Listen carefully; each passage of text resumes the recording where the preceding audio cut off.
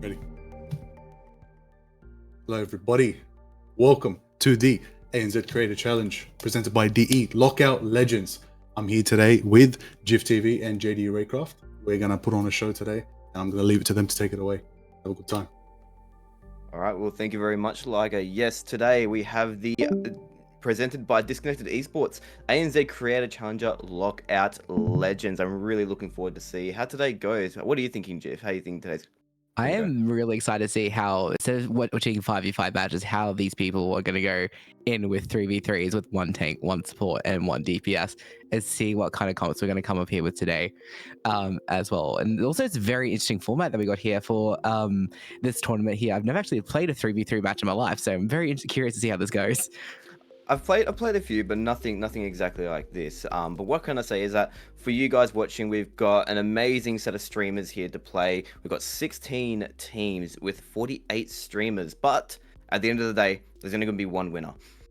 Yes, only one winner. Only one winner for this. It's gonna be interesting. The format today as well.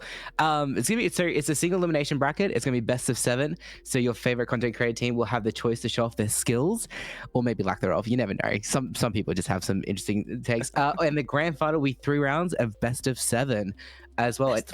Best of 7. That's a lot of matches where they get 3 rounds. So it's literally a best of 7 of a best of 3. Which is gonna be interesting. And every single game today will be streamed here on the Disconnected Esports Twitch channel. So making sure, go tell your friends to go to twitch.tv/disconnectedesports. Very, very exciting. And also, one thing to also discuss is the current map pools that we're going to be using. As we know, we usually do talk about the map pools that are in your normal status of maps. But because we are doing 3v3, it's a little bit different. So what we're presenting for you guys today is matches going to be presented on Black Forest, Necropolis, Echo Point, Ayot. I've never known how to pronounce that. How do you pronounce that one, Jif? Ayuthia? Ayuthia? Yeah. We're going to work for production. It's Athia. And then we got Castillo as well, to round off there as well.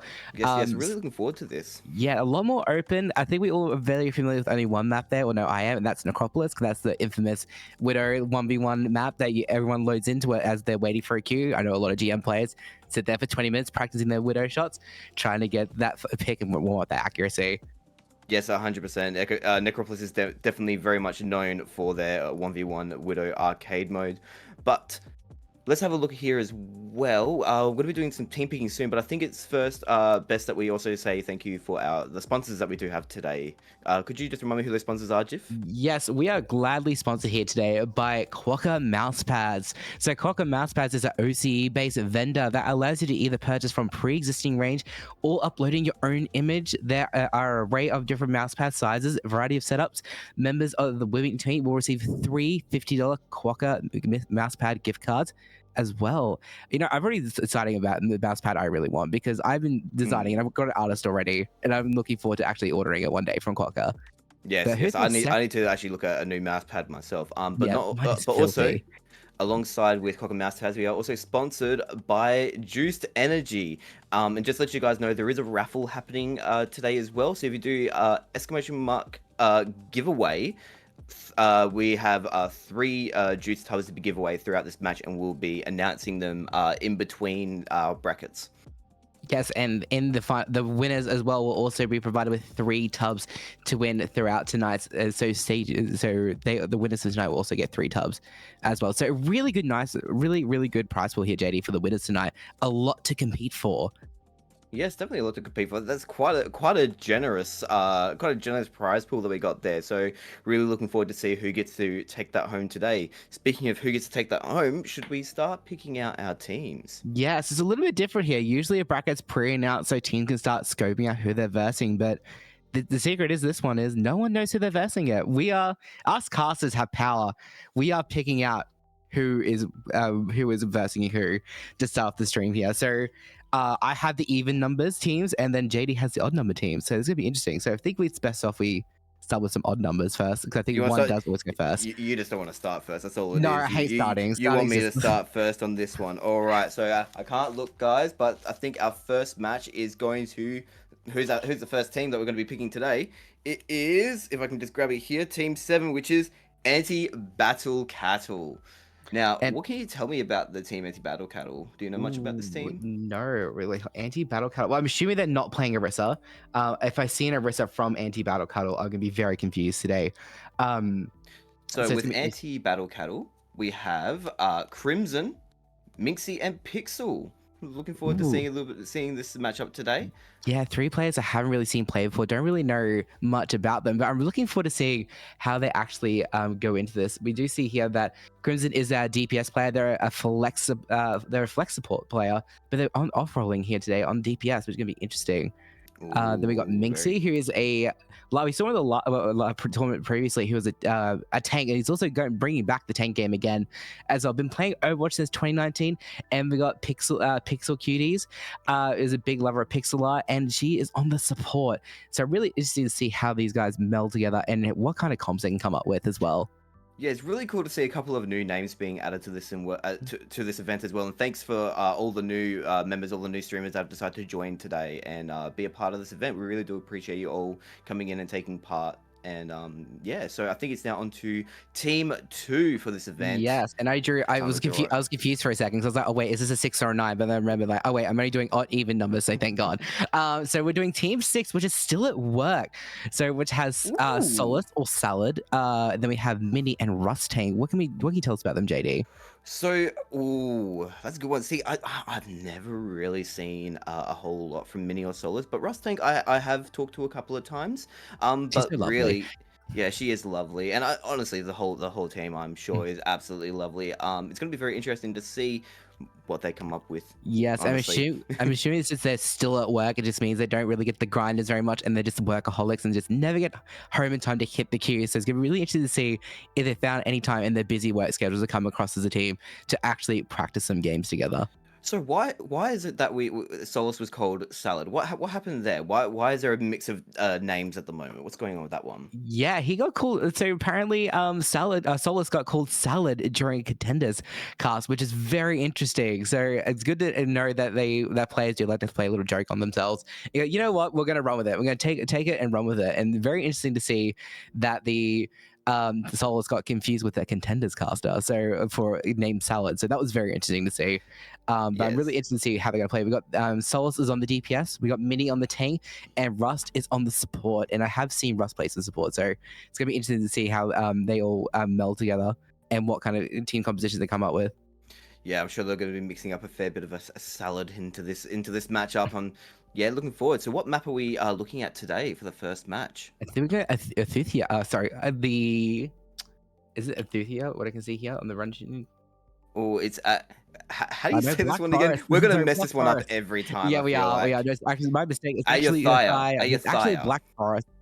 It's actually Black Forest is on the first rotation. I can see Oh, it's here. Black Forest. My Black Forest. That's my apologies. bad. I misread somewhere. So yeah, it is Looking at the Black wrong run Forest. sheet. Firstly, yeah, wrong sheet. Yeah, Black Forest is gonna be our first map here as well. What I remember from this map is very like a few indoor maps. There's places that go underneath as well. Very dark. It's gonna be interesting to see how these guys actually pull together, and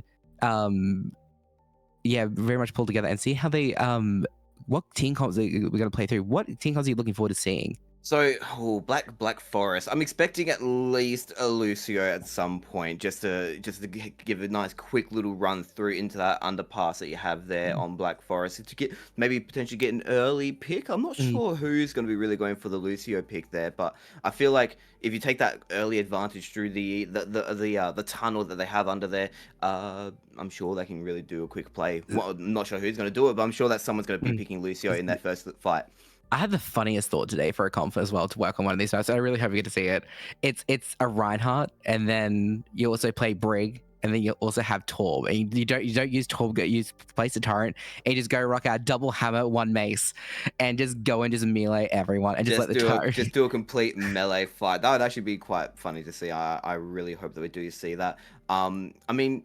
Or another one could be maybe some Metro teleport in somewhere as well with that instead of having the Torbjorn I could think of. Yeah, I think we're also going to announce all the matchups so all the teams know who they're playing as well. So I think we're going to keep drawing names as well. So what we heard. So if you want to join our next team for the odd people, I'll join for the evens.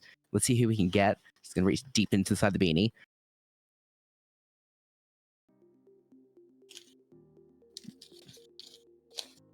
So I've got, oh god, we should write these in pen. I got team 12, so we're gonna have team 12 is gonna be on B. Is going to be a second match, and that's going to be team Dead End. Here as well, who Ooh, is also going to be Killy. We're going to have Blaze, and we're going to have Vivid. Vivid is back for as well. Blaze is in another tournament on the tank, and Killy. We've seen Killy a few times in tournaments as well. Yes, in quite a really few of good the teams, yeah, yes. really good DPS player. What I remember, JD. You've been on team with Killy actually. I have, and honestly, Killy is a very phenomenal player in these matches. It's very much known for getting some quite good Symmetra plays as well as good Pharah plays, so maybe we'll see some of that again, I'm sure. Yes, and a former tournament winner as well. They're on the Yes. Mega Brain Mercy main. See, I remember team names as well. So looking forward to seeing that. So and a fun fact here, because I also did this when I first castled that I used to kill a Mercy, but then I realized it's actually remember Killer that. Mercury. I do remember that. I think all of us on production sell Killer Mercy the whole time and never corrected ourselves once. So yeah, so I've also known Blaze as a very phenomenal tank player. Can be very forward there with the Reinhardt, very aggressive, and I know Vivid's Vivid's trace is just insane. What I remember from what I've watched and from previously, her trace is just insane. I think I did hear about that as well. I think I did hear about Vivid being really good on the hit scan characters. So looking forward to seeing what comes out of that one. All right, so I believe I'm in charge of the other team that they're going to be up against. Is that correct? Yep, if we can. All right, let's have a little look-sees. Oh, let me take out anti-battle cattle because they've already had that one. And we've got here today Tricycle. Oh god, we know this team. Do we know this team? That's the real question. Do we know them? We know that they're all friends of ours. They're all friends of ours. So on this lineup, we have Fruitcake on the DPS, Punch 9K on the tank, is probably one of his most favored roles, and then we've got Enigma on the support. Yeah, it's gonna be interesting. I've never actually seen them play through as well. So it's gonna be interesting to see how these three actually meld together. I'm presuming they play a lot together. I'm pretty sure they're all close friends here as well. I've also heard that we also need to hurry up. We're taking a bit too long. Yeah, we need to push on with the next lot of teams. We do. Yeah, let's quickly just move on to the next team. I believe you go first, JD, for the odds. Yep, no worries. All right, so for the next matchup, we have, let me just have a little look-sees here. All right. Oh, sorry, I accidentally put that one back. Hold on. Okay. Oh, we got Team 5. Wazza! Oh, we love Fluke. We love Maelstrom and all that as well. And I managed to pick up Team Rocket. I am a big Pokemon fan, so I'm actually glad this as well. So I got Wifey, Kickflip, and Cuzbot, which I've never seen any of those people play. I'm really interested to see what they're going to do here as well. It's going to be a very interesting matchup. We got two, Fluke is an insane DPS, and we know Visage is a Roadhog main, so it's going to be interesting to see how they work together. And what I can see here, Kickflip is a Doomfist main, so that's going to be interesting as well. It's going to be interesting to see that as well. All right. Now, you're going to be picking the next one? Yeah, our next match is going to be Team 2 is going to be on the B side, and it's going to be the Three Musketeers. We're going to have Fresh, not the Fortnite Fresh, different Fresh. So we're going to have Moon, so Moonish, it's gonna be, and we got Sazza, and we all know Sazza as that Ana, the Ana of OCE, one of the Anas of OCE. Yes, I'll who are they going to be versing? Soon, I promise. What? No, nothing. Anyways, on to the next team. We love you, Zaz. We all do. All right. The next team for going up against the Three Musketeers is the Best Buddies Club, Team 1. Ooh, Drop Bear. Not bad. I remember stumbling upon Drop Bear around randomly one day at work when I was looking for Overwatch players for our first one we organized. I managed to scope him in as well, which is good. Aiden as well, which I've actually never seen. Also, I can see here another Doomfist player, and then and Peapod. We know Peapod. Peapod's lovely, super lovely. Our favorite Lewis impressionist. I've never heard it. Oh, it's amazing. Trust me, you'll hear it one day. I'm sure. She's lovely. She's amazing. Maybe next time in a voice call, I'll have to ask the question. Yeah. But yeah, our next team after this is going to be Team 8 is going to be coming on to the next team, which is going to be Team La Zombies, which has Harry B, my other co-caster. I casted quite a fair bit. Pi, who is super lovely, and Lex as well on the DPS. It's going to be interesting to see how these guys play together. I think Pi and Harry have played a fair bit together. Lex is, I think, is the new person coming into that duo, so it's going to be interesting to see how they meld together. Who are they versing, JD? La Zombies is going to be versing against Team 13, Crush Nuts. That's going to be exciting to see. Yes, So we've got Twoootles and Twoootles. Duck. The dynamic duo is back together. I don't know if you know their famous series on TikTok. There's the Australian Lion King as well that pops off. And we also got Shin there as well. It's going to be on the tank. So it's going to be really interesting. Two very chaotic energies in that team. So all I can imagine is that voice call is going to be full of lots of laughs and lots of funnies. So yeah, so we're next going to be versing. That next team is going to be Team 14. Which is going to be the Plug Walkers. The Plug Walkers. Yeah, so we got Demons, which is our friend Harlot, got Yerzi and Vortx. So I'm looking forward to seeing how these guys meld together. I know that Harlot plays a really good Mercy and a really good Ana. I'm not sure, and Yerzi and Vortx. Haven't actually seen those people play, so I'm really interested to see how these guys meld together. Yes, and with them melding together, they're going to be up against 9-9. Ooh, Brooklyn. Some more former winners for some of our previous ANZ events. Yeah, Andy Sandberg, are you here? Are you here at the tournament? Please. No, we wish. There we go. Yes, Tris, your two previous teammates, my previous team members, Tris and Tayla. Ooh, that's a scary matchup already, alongside Fallen Angel, who I'm sure is going to be very phenomenal on that tank. So really looking forward to seeing that one. Yeah, so we all know Tayla is a really good Mercy pocket and Fortress as well. So that's going to be a lethal combination, very lethal combination. Our next match is going to be Team 10. Which is going to be Team Powerpuff Girls. Another person here as well. We got Martos here, another winner of the Mega Brain Mercy Mains, with Moonie and Finch as well. And who are they versing, JD? They're going to be versing the Lavish Locks Legion. Ooh, fancy name. I sadly am not a part of anymore. So for the Lavish Lock Legions, over there we've got Tawny and Kivanchy and Chardae, all people with luscious locks. We've seen it, we know it.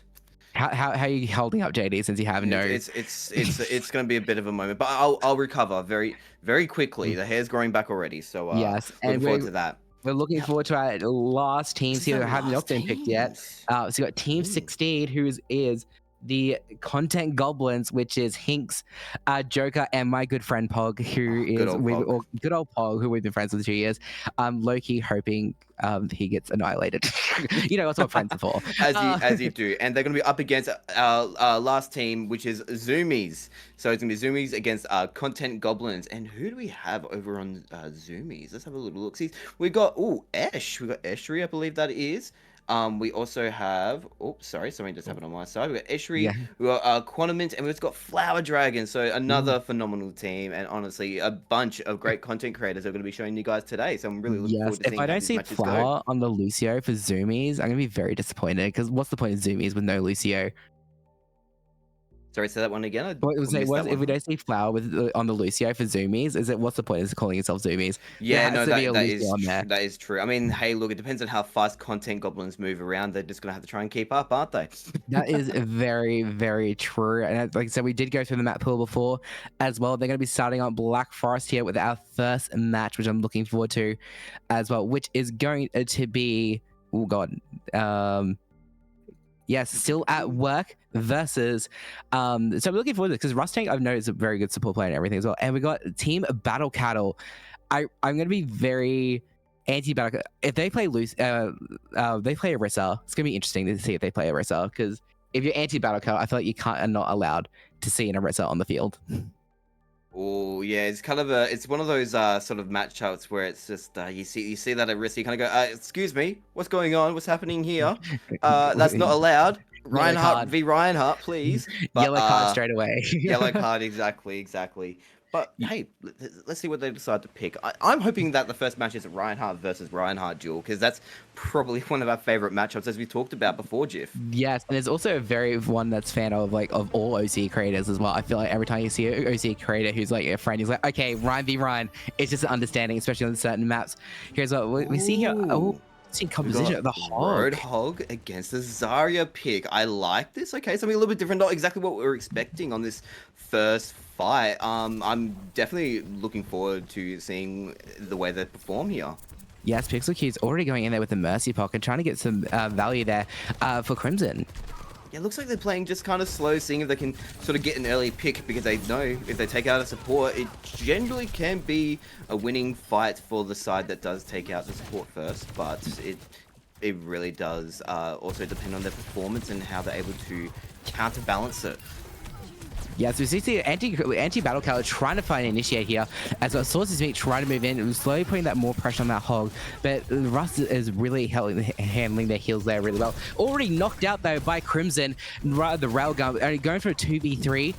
Then we got Crimsyn trying to come around and clean up that Soul. There goes down Soul, just Mini here on the Roadhog. It's going to be interesting to see if they can survive, at least get one single pick, running away, trying to keep doing the take a breather, JD. It's both supports are down. It's only up to Mini now. Is Mini going to be able to sustain and stay alive in this fight just with the breather alone? I'm not sure. I've got a feeling that too much damage is going to come out for Mini, and Mini's just going to be overwhelmed by the damage. They played the best they could and got that breather working. It just wasn't enough as going up against anti-battle cattle.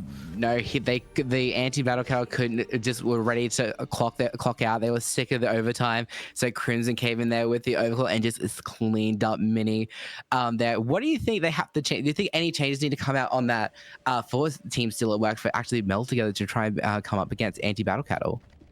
Well, I feel like they might require some form of rush. I'm expecting at any point to see a Lucio Junker Queen just come out of these fights. It really does depend if they want to try and stick to Hog, or they've decided to go the Diva route with Kiriko, which honestly I think that's a strong pick here. Especially they don't know it yet, but Sauciestminx has decided to go Roadhog this time, and I feel like Diva is a very strong pick against that. Do you feel like with these 3v3s it does somewhat come down to the tank?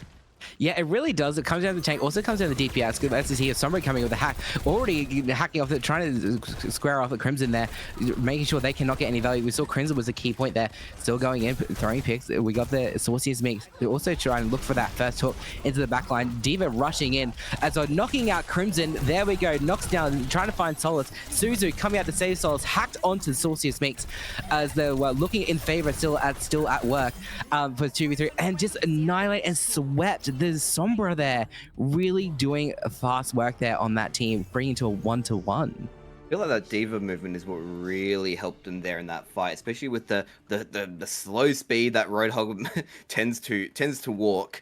But now it just we know that we're not going to be really seeing much of a Roadhog. We're not going to be really seeing much of a Diva. Not going to be seeing much of a Zarya. Although, you know, what do you think? What sort of team comps do you think they're going to be coming up with this time? Yeah, so it's going to be interesting to see what tanks do come out, because they keep losing tank picks and also losing the DPS picks. I feel like the tank, like you said earlier, the tank pick is definitely the key. So Mini is coming back on the Hog. Both of the Hog is coming out this time. So look at the battle of the Hogs, the Solace there on the hit scan. It's going to be interesting to see how they do this. Very nearly mirror comps. Yes, but I do also like seeing Pixel Cutes on why can't I not think of names here? But basically on the Kiriko with that Suzu, it's just going to allow Sauciestminx to just keep up and stay alive and not really have too much done to him. Although Mini going for that early pick. Yes, looking for the early pick. There goes, throws in. There we go. Manages to pick off Pixel Cuties.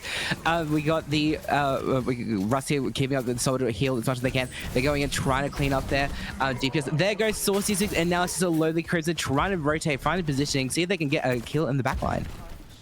Yeah, I kind of got to eat my words there. I was just talking about how the Kiriko is going to be able to keep up Sauciestminx, but honestly, this Suzu wasn't enough. But although Crimsyn is able to get that early pick onto Solace, and now it comes down to a 1v2, is it going to be enough against a Roadhog with a Moira? Yes, it looks like they're pulling out the Call of Duty tactics, running away, trying to find positioning, taking high ground, and just poking along the way there, JD. Yes, he's just trying to. Crimsyn's just trying to keep that safe distance, just making sure that Mini cannot get that hook, just staying as far away from just getting yoinked off the map. But Crimsyn's got to really think about what his possibilities are. Yes, Crimsyn's doing really well. They're playing some DBD, looping around the trees, trying to get damage where they can. Managed to knock out Sauciestminx, but was finished off by Mini.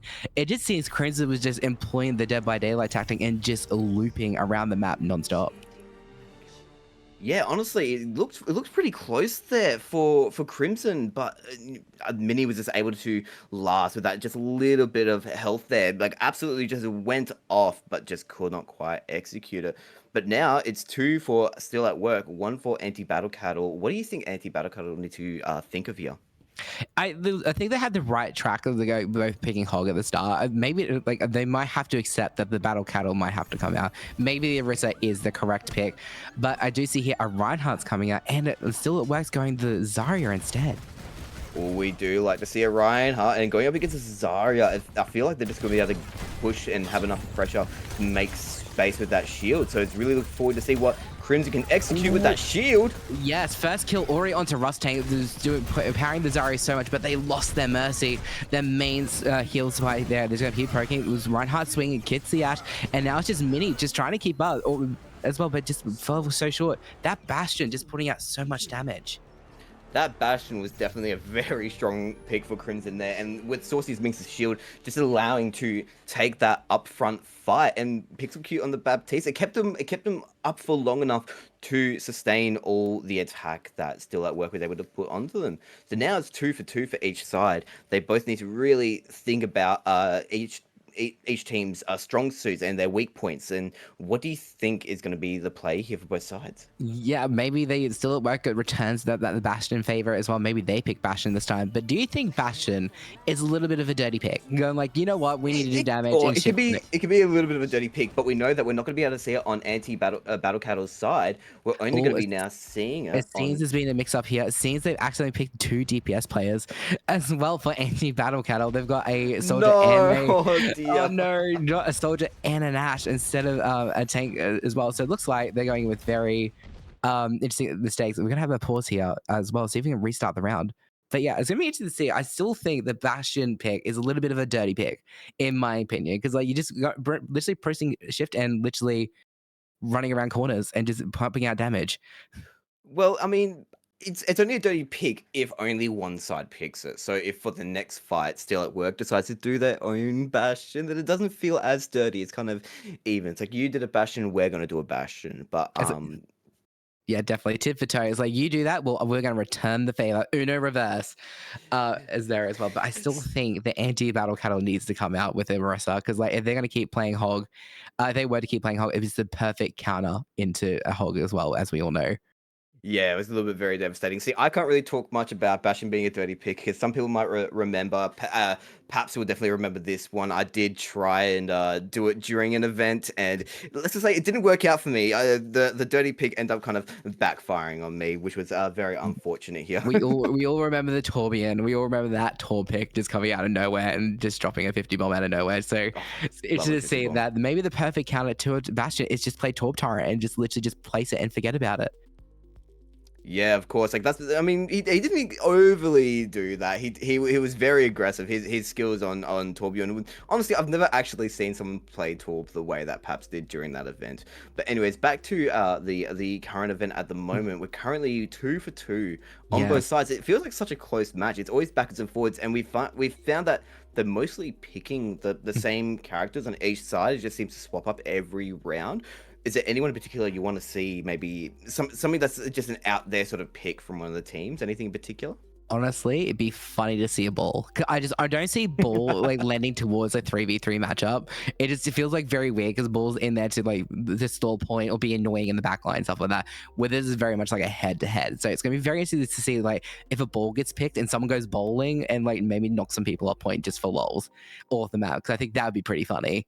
But do keep in mind as well is that even though it is generally a bit more head-to-head on fight, then they're not going to be expecting that flank. So it could be an advantage if they do play ball. I'm looking forward to see a Symmetra. I feel like Symmetra is very strong on Black Forest, and it's a pick that I will sometimes go for.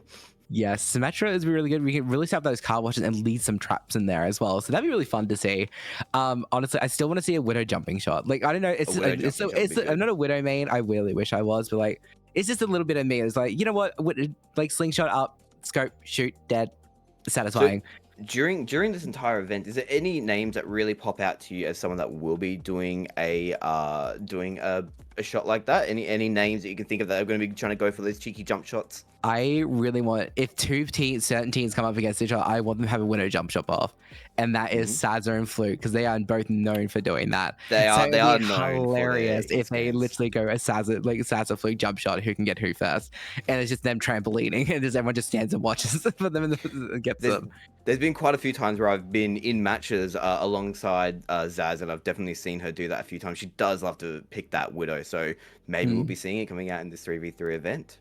Yes, hopefully it's going to be on Necropolis, because that's the infamous map. But is there anyone here that you're looking forward to seeing? Anyone that, or any team comps you are theorizing that you thought of, like, oh, I hope we see this today because it'd be interesting? See, it's really hard to theorize, because a lot of these players, we do have a rough idea of what we will be seeing them play. So I'm expecting to see a lot of Doomfists, a lot of Reinhardts, a lot of Roadhogs, and there might be a Sigma in there, but like our overall roster of people generally do consist of that in terms of their tank line, and then we do have a lot of hit scan players as well on the DPS throughout these matches. So I'm expecting a lot of soldiers, a lot of widows, maybe even some Hanzos from a select few people. God, that word. That's it just made me cringe. It just made me cringe. I don't want to see Hanzo today. I'm sorry for all one shot heroes today. Please, no one play Hanzo. I feel like it's like the cheapest pick. Just like waiting the Sonic arrow, waiting for the peak corner, and then just insta dead. Like there's also so close quarter combat. It's just not fun. It's not fun for anyone. Yeah, exactly. I think we all can agree. It's just no fun for anyone. But support, I feel like there's a lot of diversity in the support. How do you feel? Like there's a few people that aren't a main, but then we've got some Zen players, we've got some Lucio players, some Moira players, Mercy players. Like I feel like we've got definitely a broad spectrum when it comes to support players during this competition. Yeah, a huge spectrum. It looks like we're coming back in here. Okay, map. Okay, all right. So I think they've made the decision that basically because of the incident, Sauciestminx has had to jump off the map. Yes, and looks like Solace is just coming with a full cleanup. It looks like the victory is going to go to Still at Work, and it looks like that last pick managed to cost them the round. Do you think Anti-Battlecard could have won that if they picked the right thing? There could have been a potential for Anti-Battlecard to have won that is for sure. It was just very unfortunate for that last minute pick there. Maybe we need to see if we can extend the time. I don't know. We'll have to see what comes up into the next matchup. Are we moving to another matchup? Is that the plan, or are we doing one more round? I think we go into, I think it's just, they play one round. So it's like one round at 7, what do you call it? Best of 7. Then we move on to the next team by the looks of it. So next one could be Necropolis by the looks of it. It's going to be interesting to see. So I'm really, I hope there's Widow. Like we all know Necropolis is very Widow focused. So there better be somewhere on the high ground. And if it's a Hanzo from the top, I'm just going to be very upset with these content creators. I'm very upset. Well, look, I'm going to be honest. I don't mind a little bit of Hanzo, but when you're in a match where it's just instantly headshot after headshot after headshot, Hanzo is never fun to be up against. So, but again, it's one of those sniper maps, so we will have to see if we do see a few snipers. I mean, hey, doesn't mean there won't be an Ashe in there somewhere, you know? Yes. I'd rather an Ashe over a Hanzo any day of the week. I've been enjoying quite a fair bit of Ashe lately on stream and stuff with it as well. It's slowly morphing into, maybe it's my step back into the Widow shoes. But I'm interested to see, like I said, a lot of high ground there. So do they play a lot of hit scans, or if they see a far echo and like they on the high ground and see if they can demolish that way? Just really depends on what they end up going with. So with the high ground, I feel like we're definitely gonna be seeing a lot of dive, and that's one thing for certain, is that every time we go into Necropolis, there's going to be a lot of dive, and I'm expecting Winston Thievers and Dooms, especially Dooms. We have a lot of Doom players across the board. Yeah, that word also makes me cringe. But don't forget. Necropolis, there is that hole in the very middle of the map. We could be seeing a hog as well, trying to pull them and doing a little bit of a cheeky situation there. I would love if it's a Doomfist like about to jump and Hog's like, nope, over the well, and just drops them in there like, denied. That would honestly make me laugh so hard. That would be hilarious if we get some sort of kill like that. 100%. But I'm also excited to see maybe even a bit of Lucio play here. We do have, as I said, the hole in the middle of the map, as well as the outside edge, which is a bit of a danger area. So if someone does happen to try and sneak around that one side, let's hope there's not a Lucio trying to just do a bit of a sneaky play there. Yes, yes. Who is versing on the side? I'm just thinking now, a lot of places are fall off maps, and we all have that one friend that always jumps off the fall map, and we all know one and unanimously jumps off the map for quite a fair bit. I know I'm one of them. I'm guilty of randomly fading off the map as Moira. I'll openly Well, admit I have a I problem. can think of one particular person. I believe they're known as Full Off the Map Vivo, if I'm not mistaken. Is that their name? Yeah, I feel like there's their name actually starts with the M, but it's around about M? the same. Yeah, yeah. We know the Vivo is definitely the one unanimously for falling off the map. Not Fair few sponsored by times. Vivo, by the way. Yeah, I forgot about that. Not sponsored by Vivo. So I'm interested to see if we do have like maps so they can fall off. Will anyone fall off a map today? I feel like because it is a 3v3, there's less room for error, but I have been proven wrong before. Ooh, do dare give the story about that one. Well, yes, I have, I was on New Queen Street. This is the last tournament. I was like, you know what? It's so hard to fall off the map. Yeah, I hit fade. I faded too far to the left, and I went straight over the map. And I went, oh no, oh no. I had a moment. I got like, oh no. I thought I was safe, and yeah, never underestimate how far the edge of the map is. We can't lie. All of us, at least at one point, if you play Overwatch and you've been playing for a long amount of time, you've at least fallen off the map once. No one can say they haven't. It's almost guaranteed. Whether they're pulled off the map or they've accidentally jumped off, it has been guaranteed to happen. You can't say otherwise. That is very true. It's one of those like Overwatch hidden rules. Is like if there's a ledge, you must jump off it. You must jump off it eventually at one point in your life. Yes. Yes, in one day. It could be a comp game. It could be a a quick play game. But you can never know. It looks like the Black Forest here again. It looks like we're going to go into it again.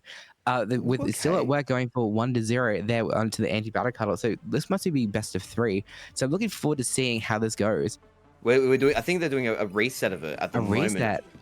Yeah. So let's just see how this match goes. And we've now can see we've got Sauciestminx onto the Sigma, Mini onto the Zarya. This is gonna be an interesting matchup. I'm looking forward to seeing this one. Crimsyn on the Soldier, Pixelcutes on Kiriko. Yes, Solace on the Pharah and Rusttank and Mercy. Yeah, it's gonna be interesting to see. We got the Crimsyn here just poking at the Zarya very closely, and that's just looking for that first kill with trying to get that Pharah from the high out of the sky. Yes, playing the pharmacy is a very it can be a bit of a delicate pick when you see a soldier, but at the same time, Crimsyn doesn't really have a mercy to sort of damage boost here. So is Crimsyn going to be able to battle this on his own? He's going to have a little bit of poke help from Sauciestminx and a little bit of poke help from Pixelcutes, but is it going to be enough for this pharmacy? Yeah, it's gonna be, like I said, it's gonna be interesting to see if they have enough poke help here as well. I think the Sigma is a bit of an interesting pick. He's very slow, very like high behind walls and just poke and look for a pick. Whereas here, it's like very fast, so very 3v3. But there's not much on the field other than probably Crimsyn there on the Soldier that can charge up the Zarya. Yeah, both teams are playing very, very safe. No one wants to get picked off early, but they want to try and find the early pick to be able to execute a fight. I feel like Solace might need to do a few risky plays in order to get an early pick, but Crimsyn is just putting so much pressure. There's not very much here that Solace is going to be able to do. Yes, it just seems to be going poking back and forth here. It just kind of like it's looking at who can get who pick first. So it's going to be interesting to see who is going to get that first kill. Yes, and again, they're just all playing safe. I've got a feeling here that once minis are all filled up, they're going to have to really push in, but Ooh, the Crimsyn attack fire is amazing. Clip Solace's wings off there as well. We got Mini trying to go in there as Zarya melee back there to Crimsyn, and now it's just a lonely old Mercy going into Val with the Glock and a hope with no hope there to give. That was unfortunate for the pharmacy comp. They were able to have enough time to build up for that visor, and it was honestly a very good play done there by Crimsyn. Yes, a really good there. Crimsyn did a really good job there. So it looks like we're going to go into 1-0 into the anti-battle cattle here as well. So do we think the Solace is going to change up from the Pharah? Do you think the Pharah was a bit of a risk tank since Crimsyn is you've seen how good Crimsyn is on the hit scan? Well, it really depends, because they could always just try and give it a second go and see if that's going to be enough for them to hopefully get out of the mindset of Crimsyn, but looks like I might be wrong on this one. They're not going to be going for the pharmacy again. This time they're going for Hanzo. We were just talking about this. Yes, it needs to happen again. And it happened again. Yes, and Sauciestminx has gone to another DPS player again. So, but yes, they picked the Hanzo, which is... like Hanzo, I know my respect. This is unfortunate for Sauciestminx. Yeah, it's happened again. Did not lock the hero in time. So it looks like we're going into another pause here. This is going to be interesting to see how we go. Yeah, it's like the Hanzo like is really good, especially going into an Ashe into an Ana. You just know they're both going to post up, so you know that this one Sonic arrow and just aim and just go for it. Yes. Do you think do we just continue the match here? Is that what we Yeah. do? Do you think? Looks like we're just going to continue the match here as we go out. Apparently, I had a team comp by the looks of it there as well. So it looks like Solace looking there for the first pick. We got the Echo, Sauciestminx on the Echo. Solace there finds the first pick on Sauciestminx, goes in trying to find the Ana, looking for it. Ooh, knocked out Crimsyn from the sky. Now Ana's trapped in a corner with nowhere to go. That was quite unfortunate for the mix-up on the teams. But hey, look, they're all good sports. They're all content creators like each other, and they decided to. We're just gonna go ahead. We're just gonna play out this match, and then we'll hopefully fix it up into the next one. So now, hopefully, this match we do see a tank, a DPS, and a support on both sides. Let's hope that we don't have any further issues with this one. Yes, I'm really interested to see how how you're gonna like counteract that if Souls goes back onto the Hanzo or they switch to something else as well. So it's gonna be interesting to see how they go. I hope we don't see another Hanzo, but I feel like I'm gonna eat my words there. But he was 3 HP in a dream, so you never know. I feel like Crimsyn, as it looks like Crimson's going to be sticking to that Ashe, definitely sticking to those hit scan plays, but Solace is also going to hit scan themselves. Yes, and looking at Mini here, is going to the Zarya, and Sauciestminx going to that Diva, really good to dive into that Ashe.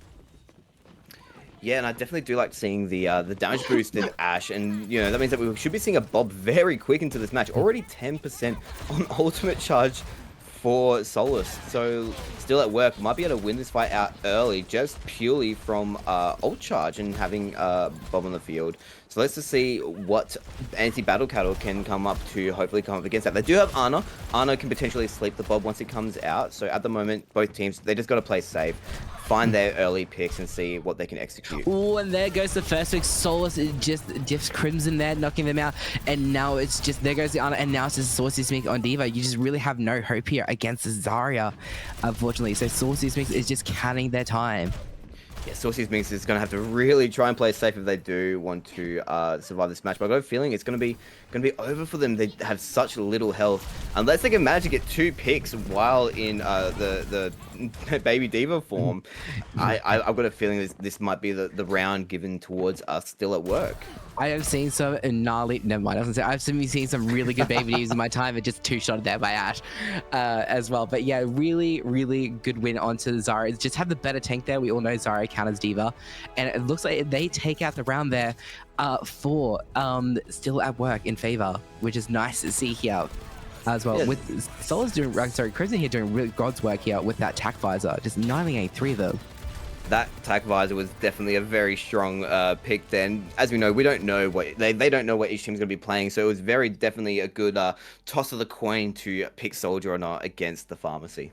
Yes, it's going to be interesting to see. Now, we've seen those two play. I'm interested to see what our next team's going to bring to the fight here as well. And I think I'm pretty sure we're going to a map change as well. We do head to the Necropolis as well. And as we talked about, there's a lot of high ground. There's a lot of things they can give out to people as well. So I'm really interested to see how, if we're going to see a lot more dive, as you mentioned before, or is it just going to go straight to the Widows and stuff like that. And they're just going to be Winston dive onto, or Doom dive. I'm definitely expecting Widows. But I'm also definitely expecting Dooms. As someone who does play a bit of those hit scans, as well as playing a little bit of Widow myself, if you're going to be doing a 3v3 on Necropolis, I feel like it's a safe bet that you're going to be seeing a Doom or a Winston on those fights. And knowing the teams that we have in these matchups, Doom is an overall strong and consistent pick. I feel like if it's not Doom that you're going to be seeing in these matches, I feel like you're going to be seeing a lot more Reinhardt. But on Necropolis, Doom. Yeah, I still really dislike that sentence. Saying Doom is really strong. I'm sorry. As a support player, I've played with some really bad Dooms in common, and it's left a bad taste in my mouth. Oh no, and I do hear, but especially when it comes to these sort of maps, when it comes to high ground maps, Doom can be very good with taking advantage of that. But it does definitely come down to what does the enemy team then do to counteract it. So looking forward to see what matchups we see here. You know what? I hope we see a Doom Fist, and I hope there's a lurking Sombra, and Doom dives over the hole, and he just gets hacked out of it and just falls down to his death. Like just a little guilty pleasure of mine. Little guilty pleasure, just hacking. So hopefully we see a Ana sleep, Yes, as yes. biased Hello, as we are. hello, teams, please play Sombra. Please play Play Ana. Sombra, Please, play Ana, play please. Orisa. Oh no, not Orisa. No, no, Reza, no, no. Please, just please. No, we're anti-battle cattle today with that team. Please, Anti-battle just cattle today. anti-battle cattle. Just please make sure to sleep the Doomfist over the hole. Give the casters a giggle, and it was something they demanded. Yes, yes, of course. Is there anything in particular? So we know that we want to see a bit of Widow. We want to see a bit of anti Doom potentially. Anything that you're really looking forward to seeing on the sport line? I still want to see a little bit of Lucio play. I feel like on this map, it'd be interesting to see. It'd be interesting to see how that plays out. I would love to see the Lucio give it a game. Honestly, I would love to see a break. I don't know why. I just imagine like someone playing break today. Cause I just want to see them just go full like play break Reinhardt and just that old like duo like going in it together, just shield bashing and just swinging the mace with the Reinhardt protecting and swinging the hammer. Just that sort of duo combo would be really great, and just the DPS being something that can support them really well. Whether there be, like as I mentioned earlier, a Torp turret just off of the corner to keep them protected from maybe a Tracer or a Sombra coming into the back line. Yes, of course, of course. Now the question is who are our next teams that we have in this next fight? Yes. Next teams, by the looks of it, is going to be. It's Or going are to be we on the see, same teams? We're going to say yes. No, I think we're on a different teams now. I think we're moving on as well. They've had their best of 7, and now we're moving on to a different team altogether with a different map. It's going to be interesting to see what teams we're going to be versing next to each other. We've got Dead End versus Tricycle. Ooh. Or is it Zoomies versus Content Goblins? Oh, okay. Sorry, So one second, guys. Let us just catch up here for a second. Oh, yeah, my apologies. It is Zoomies versus Content Goblins. Our good friend Pog here is coming out on this match. Is here. Do as well with Content Goblins, and we also have the Zoomies here. So I really hope with Zoomies we do see a Lucio. I feel like it will be criminal if we do not see a Lucio on Team Zoomies.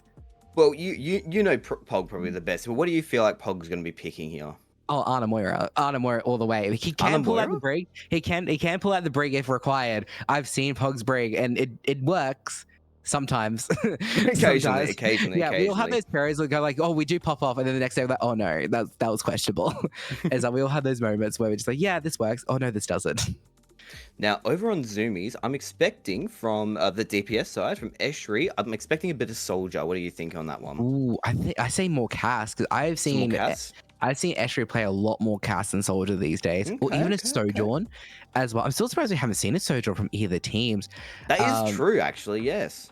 Because the Sojourn's a very, very like good 1v1 DPS hero as well. It can build up that right click so quickly and just annihilate and clean out, especially with Overclock. Maybe we'll expect something a little bit different in this matchup. Maybe we will see a Sojourn popping out, either from Hixx or from Eshri. This is gonna be interesting. We also know Joker is also a famous TikToker who does a lot of Reddit Lucio TikToks as well. But they're on the tanks. I'm really interested to see what they're gonna bring to the table as a tank player. I have played with them, and last time I played with them, they were playing a lot of Zarya. Well, I was thinking that you said they did a lot of Lucio, is that correct? I mean, if that's the case, we're expecting a lot more movement. So I'm expecting your Divas, your Winstons, your Dooms. So I guess it really comes down to their preference on tank. Oh, a little bit of ball as well. We still need to see some ball. Come on, teams. Where's that ball play? We just want to see what will come out of it. That's all it is, just experimenting.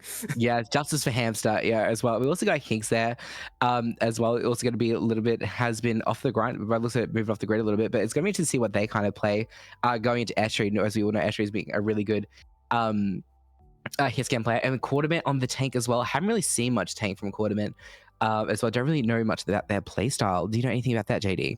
I'm not too sure. I've seen their name floating around, so I'm looking forward to seeing how they perform and how they show themselves up here in this match.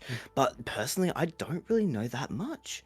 Yeah, we all know Flowerdragon is a little bit of a moth mercy. We all know their Glock comes out when needed. We saw it in the previous tournament where they won as well, so making sure they did really well pulling out that Glock and just annihilating the enemy team when required.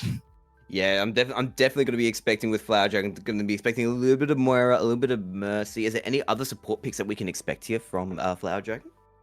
I've seen the Moira as well. I know their Moira is also pretty deadly, so I'm interested to see how that goes along as well. Yeah. If we ever Moira 1v1 in the end, we all know that's always the most interesting thing to watch in Overwatch is the Moira 1v1, just right clicking and tactically throwing orbs at each other all Well, the who time. knows? Maybe we'll end up getting a 1v1 fight if the DPS and the tank are taken out. We get to see a bit of a support 1v1. You don't get to see Ooh. that very often in matchups, do you? No, we don't. And I hope if we do get a support 1v1 today, it better be both Valkyrie Mercy just going ham at each other.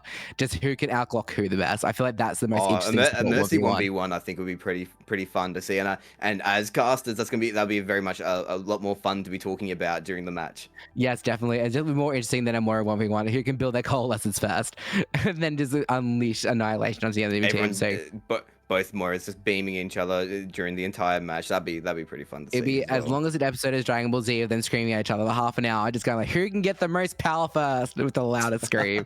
Literally, that's what it's going to be with two Moiras just ulting at each other. Well, see, you went to Dragon Ball. In my head, I'm thinking D&D. I'm thinking Eldritch Blast. You know, that's just one big Eldritch Blast is coming towards your team. So it's really who can be the best Warlock in that situation. That is very true. Alright. Yeah, as we load in here to a Necropolis as well. So I'm really to see what they're going to pick here. They've got like 10, 15, 14 seconds on the clock. So what do you think you're going to come out with, JD? So I definitely expect on Zumi's side, we're going to be looking at a potential of a hit scan with maybe some damage boosting from a Mercy or just assisting with healing orb. Oh, there we go. As I said, Eshery on that hit scan, Flowerdragon on that Mercy, and then Hixx on a Widow and Pog on Kiriko. Yes, I hope we get the jumping shot from Hixx there as well. Looking for it, jumps up and no jumping shot. It was already perched there as well, looking for their first pick. Yes, and we also got Sphericjoker here on the Doomfist, already going in for an early punch, trying to see if they can take out Eshery. Eshery just now needs to focus on the... Oh, and Wayne got too aggressive and was annihilated by Eshery. Eshery just cleaning up on Cassidy, already taking out 3. Eshery just carrying that with her 6-shooter. Just, you know what? All you need is 3 bullets, done. Eshery just didn't want to hide anything. She just wanted to come into this tournament and be like, hey, I'm here. I exist. Let me introduce myself. That's what Eshery did right there. My goodness, they went down so quickly. They did a really good job. Eshery's like, you know what? I'm picking Cassidy, getting quick 3 kills, and going back to the saloon for some more whiskey, and showed it right there with those 3 quick taps there onto Team Content Goblins. I think Sphericjoker might need to know who to put an extra little bit of aggression on now, which can be in a bit of favor, because sometimes from that first match, you are able to learn a lot. And look at this, all our predictions are coming into place. We've seen a Sojourn now, we've seen a Widow, we've seen the Doom, and we've seen Sphericjoker on the ball. Now Samurai on the Winston as well. Yeah, this is all. They listen to the cast and they just like, okay, what do the casters want? We're gonna play this now. Oh no, the cringe. No, not what's the happening TikTok. here? Oh, the cringe. It's no. They're waiting for a little bit of noise. They're waiting to see if they take a little bit of damage. But once again, both teams, they're playing slow. They're playing safe. They don't want to get picked off too early. But as you can see, with Zumi's up here on that high ground, they've already got a little bit of an advantage if they are able to hold that. It's really up to Sphericjoker and Pog to try and hopefully just jump on top of them. What do you think is going to be happening here? Yeah, but it looks for Zumi's to rotate. It looks like they're just playing Ring a Rosie at the moment. They're just rotating around each other, JD. We got Sphericjoker going, and they're looking for the kill on Eshery straight away. Knew who to pick, way too low, and picked them. Knocked out Eshery. Now it's just the Winston and the Flower on the Moira as well. We got Sphericjoker trying to roll away. Is a little bit trapped there. Hixx coming in there got the emo save there as well. We got Flowerdragon, Content Goblins looking to take control here. Knocked out Flowerdragon as well. Look, Zumi has just got the Winston on lock. Can they survive? No. What happened there was they did really good rotations there, JD. They're playing a ring around the roads for a fair bit. Once Eshery was alone, they went in and attacked and made sure to kill off that key DPS player. Yeah, Content Goblins definitely knew that once they were able to close down that gap and not allow any distance for Zumi to take advantage of, especially with Eshery on that Sojourn, they were able to close in that match and close in that fight and not allow any distance between the two. Because the minute that you're too far away, especially on a wrecking ball, when you're too far away from the enemy that they can just do enough damage to you, there's not a whole lot you can do. You really got to be shutting that down, and they really did respect Eshery there and really made that their focus.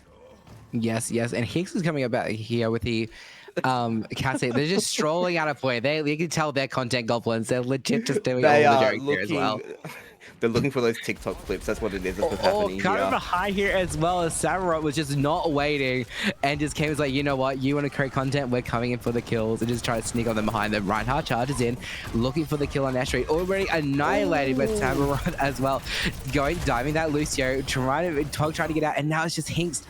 Do you think the content goblins took a little bit too much time there trying to create some I've got a feeling they took a little bit of time. They were doing their emotes, they were tabbed out, they were getting their clips ready, thinking this is gonna be the one for TikTok next week. This one's for YouTube Shorts on Tuesday, and you know, Instagram Reels. I think they took a little bit too much time, just like waiting to see what sort of things they can gather for their next few weeks of putting out content. But overall, it was still funny to see what they were able to do there. Yes, and that's what we're all here for a bit of fun here. It's not a sweaty tournament as well. Just seeing that someone saying I forgot in the chat, which is hilarious. As well, we got Sphericjoker now on the hog, so let's hope we get that hook over well, JD. Ooh, but at the same time, have a look over at Zoomies. They are playing that Bastion as well as that Ana. So Sphericjoker really needs to play safe. Make sure he doesn't get picked out early, because they got Zoomies is such a damaging comp here. So what's Sphericjoker going to be able to do to fight this off? Because he's going to be the focus. Ooh. Yeah, Flower already knocked out there. So there goes their key support player. There's where Astro already nearly knocked down, already down low. Hatred Samurai also nearly knocked down, annihilated by Joker. There with the hook, and it's finished off by Hixx there as well onto Astro. Even though they had the damage advantage, JD, they just couldn't capitalize. It was a very smart play, because I'm not sure if you've noticed, the first pick that went down was the opposing Ana on the Zoomies side, so therefore they couldn't take advantage of landing that anti-grenade onto Sphericjoker's hog, and they were allowed to just put as much pressure as needed onto it. Yeah, it was, honestly, they've just been looking at the team cards like, okay, who do we need to pick off first? They saw Flower on the honest, like, okay, that's who's keeping the team up, that's who we need to go first. We saw it on the other time on Ashray, when the Ashray just knocked him down the first time. Okay, Ashray is our target this time. So it seems content goblins are doing really good to adjust and plan out. Do you think they're going to be doing an emote out of spawn again? Do you think that's going to be their play? Let's have a little look-see, see what content goblins are up to. They're being cheeky. I don't think so. Sphericjoker back onto that Doomfist, but Flowerdragon is also back onto the Ana. Hopefully Flowerdragon's going to be able to execute something here when Sphericjoker jumps in. Yes, there we go. Punches into the back line there. Did not really do much, and got a few stuns there as well. Stun onto Astray again, knocking down Flower, knocking down Astray, and now it's just a Winston, and that is all she wrote there. Hixx there. They really played an anti-Winston comp there for content goblins, and it showed. Very well played here by content goblins. And now 2-3. Whose match is it going to be? Is it going to be for content goblins, or are we going to see a 3-pointer on Zoomies? What do you think is going to be happening here? I think if content goblins keep doing what they're doing and just adjusting to the plan of the Zoomies, they could come out winning here, but we'll have to see how they adjust, JD. That's a big thing for me. Zoomies could come back and turn this around and go like, okay, we need to play against, we're trying to think one step ahead. It just seems content goblins always seems to be a chess move ahead at this point. Well, we know that content goblins isn't going to be on that Doom again, but we are now seeing a D.Va and a Reinhardt play here. Both teams with a hit scan. I honestly, I've got a feeling that Zoomies might be able to bring this back. We're once again seeing that Ana and that Bastion. That's a lot of damage, a lot of anti, a lot of stun. There's so much that can be made there by Zoomies. Yes, a lot of there as well, as we see here, poking in between that doorway. And so the D.Va Matrix coming out there, eating all the bullets there from the Bastion in Turretfall. And so D.Va almost demeched there, managed to get out there, the heal beam from the Mercy, keeping D.Va alive. Demeched there as well. Sphericjoker's got to try and repeat as quick as they possibly can as well. This is the time for Zoomies to go in, trying to clean up.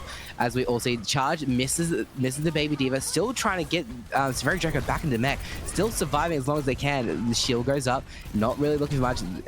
Recreate comes out, managed to get a switch kill onto the Reinhardt. And Sphericjoker just coming in and cleaning up onto the team. I never thought we'd see a squish kill in this competitive game. That was honestly such a close match. I was expecting with the damage output from Bastion, they wouldn't be able to stay alive, but Sphericjoker getting that slam. Oh, that was that was amazing to see, but also so unfortunate for Zoomies. Honestly, well done to the content goblins. Oh, and look at this Esh replay once again. This is what really stunned us at the start of the match. Yeah, just quick clean up there as well on Ashray. Just managed to get 3 kills, point off the bat as well. But JD, do you think JD that they content goals knew they're on the match point and they're just like, you know what, we need to end this with a meme.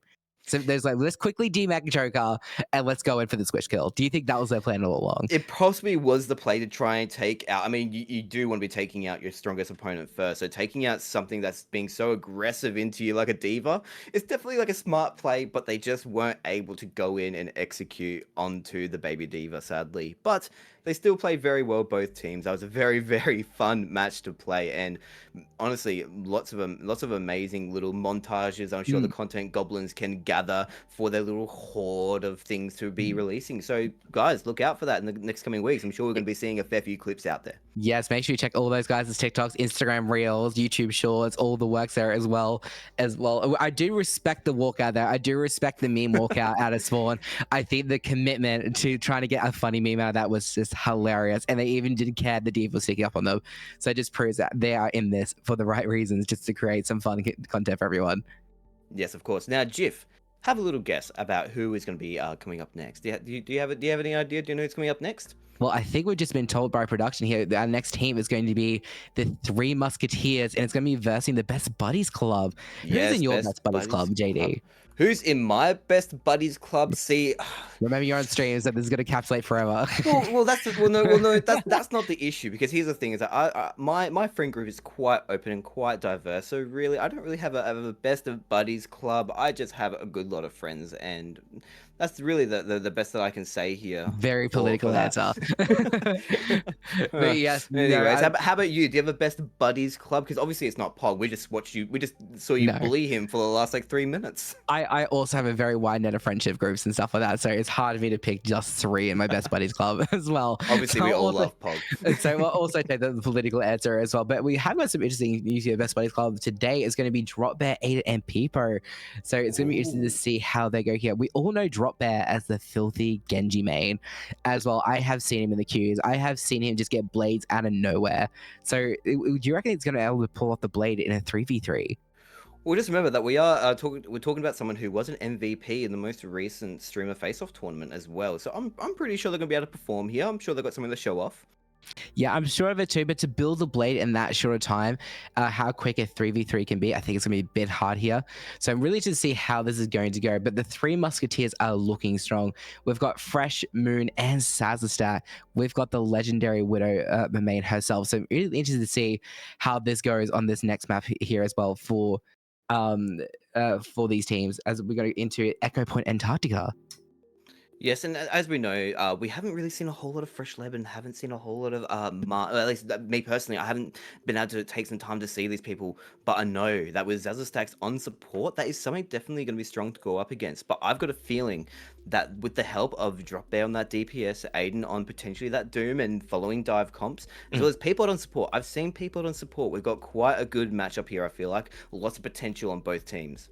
It's going to be very interesting. And I know Echo Point is also a very enclosed map. It's very close quarter. It does not much for long range as well. So that's going to play some thinking into these teams' compositions as well. Maybe we'll see a lot more Reaper, a lot more May as well, built for that long range run. They focusing on those hit scan characters. Do you think we're going to be seeing much Lucio here? I hope we do. I feel like this does lead to a little bit more Lucio map because it is like so grouped up. You can always switch between heals and also speed quite easily. So we could see some Lucio around here, which I know we're all big fans of. See, now, I personally have not seen Zazastax on Lucio, but I have heard that Peapod does like to take advantage of that. So if we do see a bit of that dive comp happening with a Lucio, that could be quite strong. That's something to look out for. Yes, either a dive comp or it's going into a bit of a brawl comp as well. It also could be really quite strong there for that team. So it's going to be interesting to see if they go more brawl rush style for this map because, as I mentioned before, Echo Point is very enclosed. There's a lot of like enclosed doors in rooms and stuff as well. It doesn't really lead to many sight lines. So it's going to be hard for Ana to set up as well because there's a lot that can block your LOS to all your teammates. Now, before we go into this next match as well, just a little reminder that we are doing a giveaway. If you do exclamation mark giveaway into the chat, we are giving away 3 juice tubs. And I believe they have a new flavor out. I'm not sure what flavor it is, but there is a new flavor currently out. Do you remember what it is, Jiff? I can't remember. Unfortunately, I don't remember what it is, but I know our good friend Lager knows what it is, and maybe we'll get a message in the chat. We'll have a message in chat there, yeah. Yeah, we might have a giveaway, might mention it later today. But yes, they have got a brand new flavor out. So what if you're interested in trying the new flavor? This could be your time to win a fresh new flavor of Juiced Energy. Yes, yes, yes. Have you tried Juice Energy yourself? I've been meaning to. I'm thinking about putting some money in myself. Yeah, I quite like it. I've played the blue lemonade. That's a really good one as Ooh, well. blue I've lemonade. always wanted to try the grape one though. I've never bought it as well because I'm always a bit. I always try and stick to my favorites. I don't really strive very much. I'm not really good at trying new things as well. So I've always been tempted to grape because grape's like one of my favorite flavors in candy and stuff. So I feel like that'd be really good. Really hit the spot. Grape's a good one. I feel like do you know what would be a really cool, right? And this is for all those Ana mains. I'm gonna be a little bit biased here, but I think it'd be really cool to see a juiced flavor that is Ana's Nano Boost, and it's a blueberry flavor one. I think that'd be a cool one to see out there in the future one day. I don't know why when you said Ana, I was just gonna like, oh, wait, Earl Grey tea flavored, like Earl Grey tea. just a tea flavor as well for Ana because the little old granny lady as well. So yeah, it's gonna be interesting to see how these teams, Three Musketeers and Best Buddy Clubs, are all gonna play against each other today. Yes, of course. Now, here we go, over to Antarctica. Now, we've got Three Musketeers, and we've got the Best of Buddies Club. Now, who do you think is going to be really favoring on this map?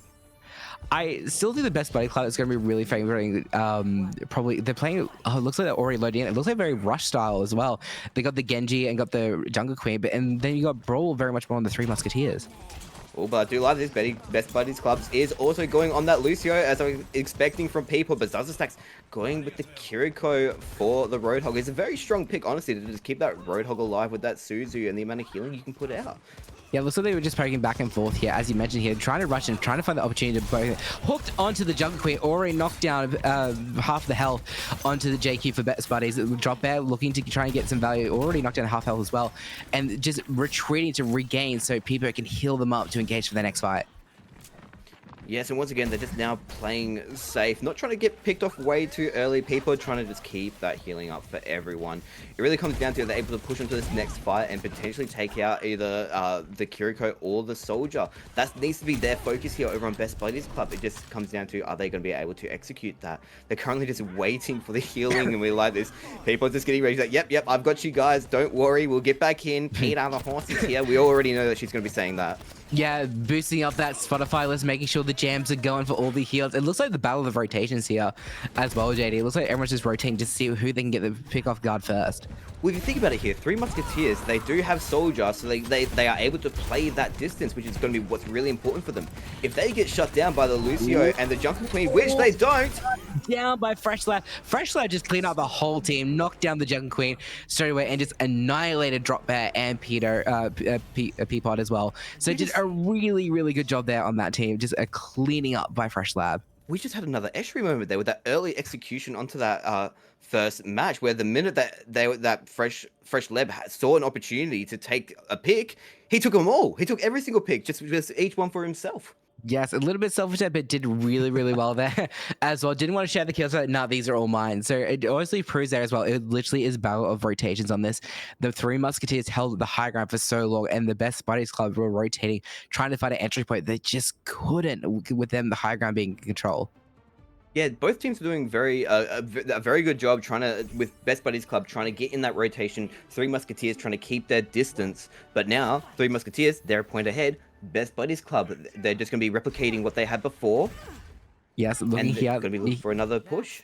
Yeah, so the switches up here. Saz on the Mercy, kind of pocketing that Sojourn here was going to be very interesting. And Drop It, they just stick to the same competitor, the same comp. Oh, and look at this. We've got the push coming in from Best Buddies Club. Yes, okay, pushing in, looking for it, and looking to hunt down that Sojourn straight away, but the Mercy Pocket just keep them up. And Freshleb taken down by the Jungle Queen on Best Buddies, annihilating Saza, and now it's just a loading old Sigma, and just annihilated there by the Axe as well. Really looking forward. They played really heavy rush there, and it worked in their favor. Now, Lucio and Jungle Queen, we know, is definitely a very strong comp together. We've seen these in scrims, we've seen these in tournaments, but now they're not going to have that in their pocket anymore. They're going to really have to change up things here. I'm expecting to see a Mercy. I'm expecting to see, if they're going to be continuing this sort of dive potential, I'm expecting to see maybe even a Doom. Drop Bear, we know, is good on that Genji. What else can Drop Bear bring out into this fight? Three Musketeers, they won that first matchup, but they were just wiped there again. What can they now bring to the table? Yes, this drop bear switch off the Genji now because now it's not so much of a surprise and goes to more of a hit gameplay, or maybe pulls out the Junkrat for that bit of spam to knock down, annihilate the tank a little bit more there as well. But drop bear onto the Tracer. I don't think I've seen Drop Bear play Tracer. Have you? No, I haven't seen much Tracer here as well, but oh no, someone called the anti-battle cattle. We got an Orisa on the field. We got an Orisa. Someone called the anti-battle cattle quickly. Sound We need an emergency. Sound all the alarms here as well as we see Doofus try to look for getting a pick. Already annihilated to half health. Just looking forward to a first dive. This Doom is going to have to play so safe. You're going to have to wait for all the utility to come out from both the Bastion as well as this Orisa. Are they going to be able to take this space? Are they going to be able to shut it down at all? We're going to have to just wait and see what they're going to be pushing onto this. Yes, drop bag looking and going to tickle a bit more of the Bastion, but the Saz attack was right there with all the heals as well. Pod keeping them up, keeping everyone up on the Kiriko, which is really anti. The Bastion comes, so the Orisa comes out, really trying to pressure down. Drop bear falling on by Freshleb with a Bastion grenade there as well as Saza jumping up and down, keeping their team up, looking for Pod and the Doomfist as well. We're trying to keep their pressure onto them. Yeah, this Doom really needs to stay safe. It's either the Doom or the Kiriko. That's the only two people they can focus on. The minute that the Kiriko is down, it's going to be so hard for this Doomfist to stay up. Best Buddies Club, what can you do here? What is your last opportunity to take? What can you do to defeat such a strong comp? Yes, yeah, 3 Musketeers holding the high ground again, so leaving out Best Buddies Club a bit of a disadvantage. And at the retake, here goes Amplification Matrix comes out from the Baptiste. Not really a good angle there. They still have to push it as well. They go Pod nearly just managed to swift step out of there, keep the heals up as much as they can. Doomfist is getting quite low. There goes Pod. Now it's just a matter of time for this Doomfist. Low HP, trying to find their pick. It goes in, capturing point as well, and didn't quite get there. They got killed by the Orisa. That is such a hard one to try and play. See, even in that situation, I wouldn't really know what to do. The only thing I could think of is try and take on their support, because the minute that, if you're in that situation where you have a Kiriko and a Doom, you're going against 3 other players, you want to be going for that support and just having that advantage of having the healing on your side. They weren't able to execute that, sadly. So now we've got 2 points for 3 Musketeers, 1 for Best Buddies Club. It's going to be interesting to see what Best Buddies Club does come out with here. And honestly, what are you expecting? Do you think they're going to be repeating this comp? Well, they could repeat it again, but again, if we do see another Orisa, I will be calling the anti-battle color brigade, because I feel like that's just not allowed in this tournament. If we see an Orisa, I feel like that number has to be called. But it'd be interesting to see if Best Buddies Club do actually manage to stay here as well. But the fire is coming out from Freshleb and the Sazak pocket. That's looking very interesting. I mean, hey, a Mercy Pocket with both a Diva and a Pharah, I don't mind it. I find that very good in matches. Best Buddies Club, they're copying the same comp as last time. What are they going to do here? What's going to be their focus? They're going to have to try and take out either the Pharmacy first or just go straight for Diva. They've got really no choice. Yeah, it's going to be really hard here for Drop Out to try and take out everyone as well. They have no hit scan, so Best Buddy Club is going to have to really try and focus at Mercy as much as they can here as well. Doomfist reaching out, trying to get the kill as well, but managed to knock out Sazasak as well. Pod managed to Suzu save Doomfist as well for Best Buddies Club. The United in Friendship as well. Doom going for the dive onto the Pharah there as well. It managed to knock out the Pharah and cleaned up by the Doomfist. Who knew that Doomfist was an anti-pharmacy comp? Look, I've seen many a clip from some Doomfist players that do go for the Pharah, go for the Mercy, especially from some very popular names we might know from. We've got Punch 9K as well as Masters Viva, who are known for doing those Doomfist plays, and now we've got another one to add onto the board over here from Best Buddies Club.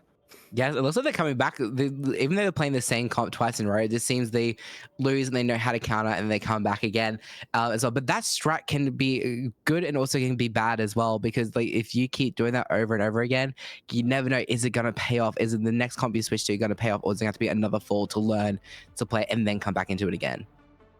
Yeah, it's definitely going to be interesting to see what Best Buddies Club can come up with. I mean, Peapod onto the Baptiste, just overly strong support output coming out from that. You got a lot of damage, you got a lot of healing, but Zaza stacks onto that Illari, really good for that long range poke. Let's see if you can really take advantage of these picks here.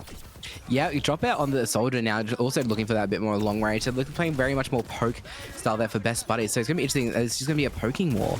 The teams almost look like mirrored in a way. You know, you got your hit scan, you got your strong support output, and they just got a Sigma, which is overly a very strong tank at the moment. Yes, looking at poking back and forth, rocks both coming out, didn't really quite click anyone. The immortality field already been used by Pod, annihilated. As a rock comes out, misses Saz's stack, as well back into poking back and forth, trying to figure out get their first kill. They're keeping that pylon down as much as they can. As well, first kill onto drop there, a soldier. Didn't quite get there, didn't quite get the value there as well. Now it's just, there goes Pod, and now it's just the Sigma stall. How long can it stall for? Freshleb just jumping over. Their tank's also knocked down, so this is still doable. Sigma can still annihilate, but doesn't quite get there. Sazstar with a shot to the Sigma for best buddies. We've already seen how Freshleb does perform on these hit scan characters, and we also know that Sazstar is also known for the hit scan plays as well. We've seen Sazstar on that Widow. So going up with something like an Alari, it's something to really look out for. Best Buddies Club need to realize that, and let's see what they can do to counteract how strong these players are. I mean, Best Buddies Club, they've got strong potential as well, and they do have a chance to win out this fight. What are they going to come up with here? Well, as we've seen before, Best Buddies Club usually just run the same comp again when they load into the game. So whether they're going to keep to that same strat or just going to quickly do a switch up as well. So it's going to be really interesting to see. We have got this, and see if they keep doing the same Sigma ults as well. We got the Sigma into the Zarya this time, but they've kept the same comp again, JD. They're still employing the same strat.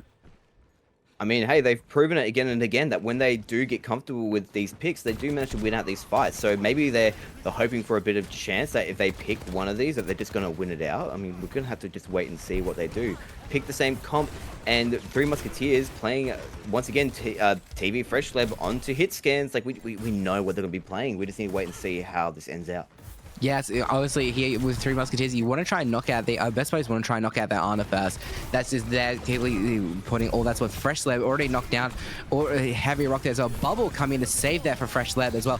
Knocked by the Sigma coming in, trying to do a quick cleanup there as well. There goes their main source of damage, trying to do a cleanup there. Pod just trying to keep their soldier up alive. And as we expect as well, Best Buddies clubs are basically, they have the advantage here in terms of player count, and they're just playing the exact same comp as they were before, and they win out the match as expected, taking on Zaza Stacks on the last pick there. It's just what they needed.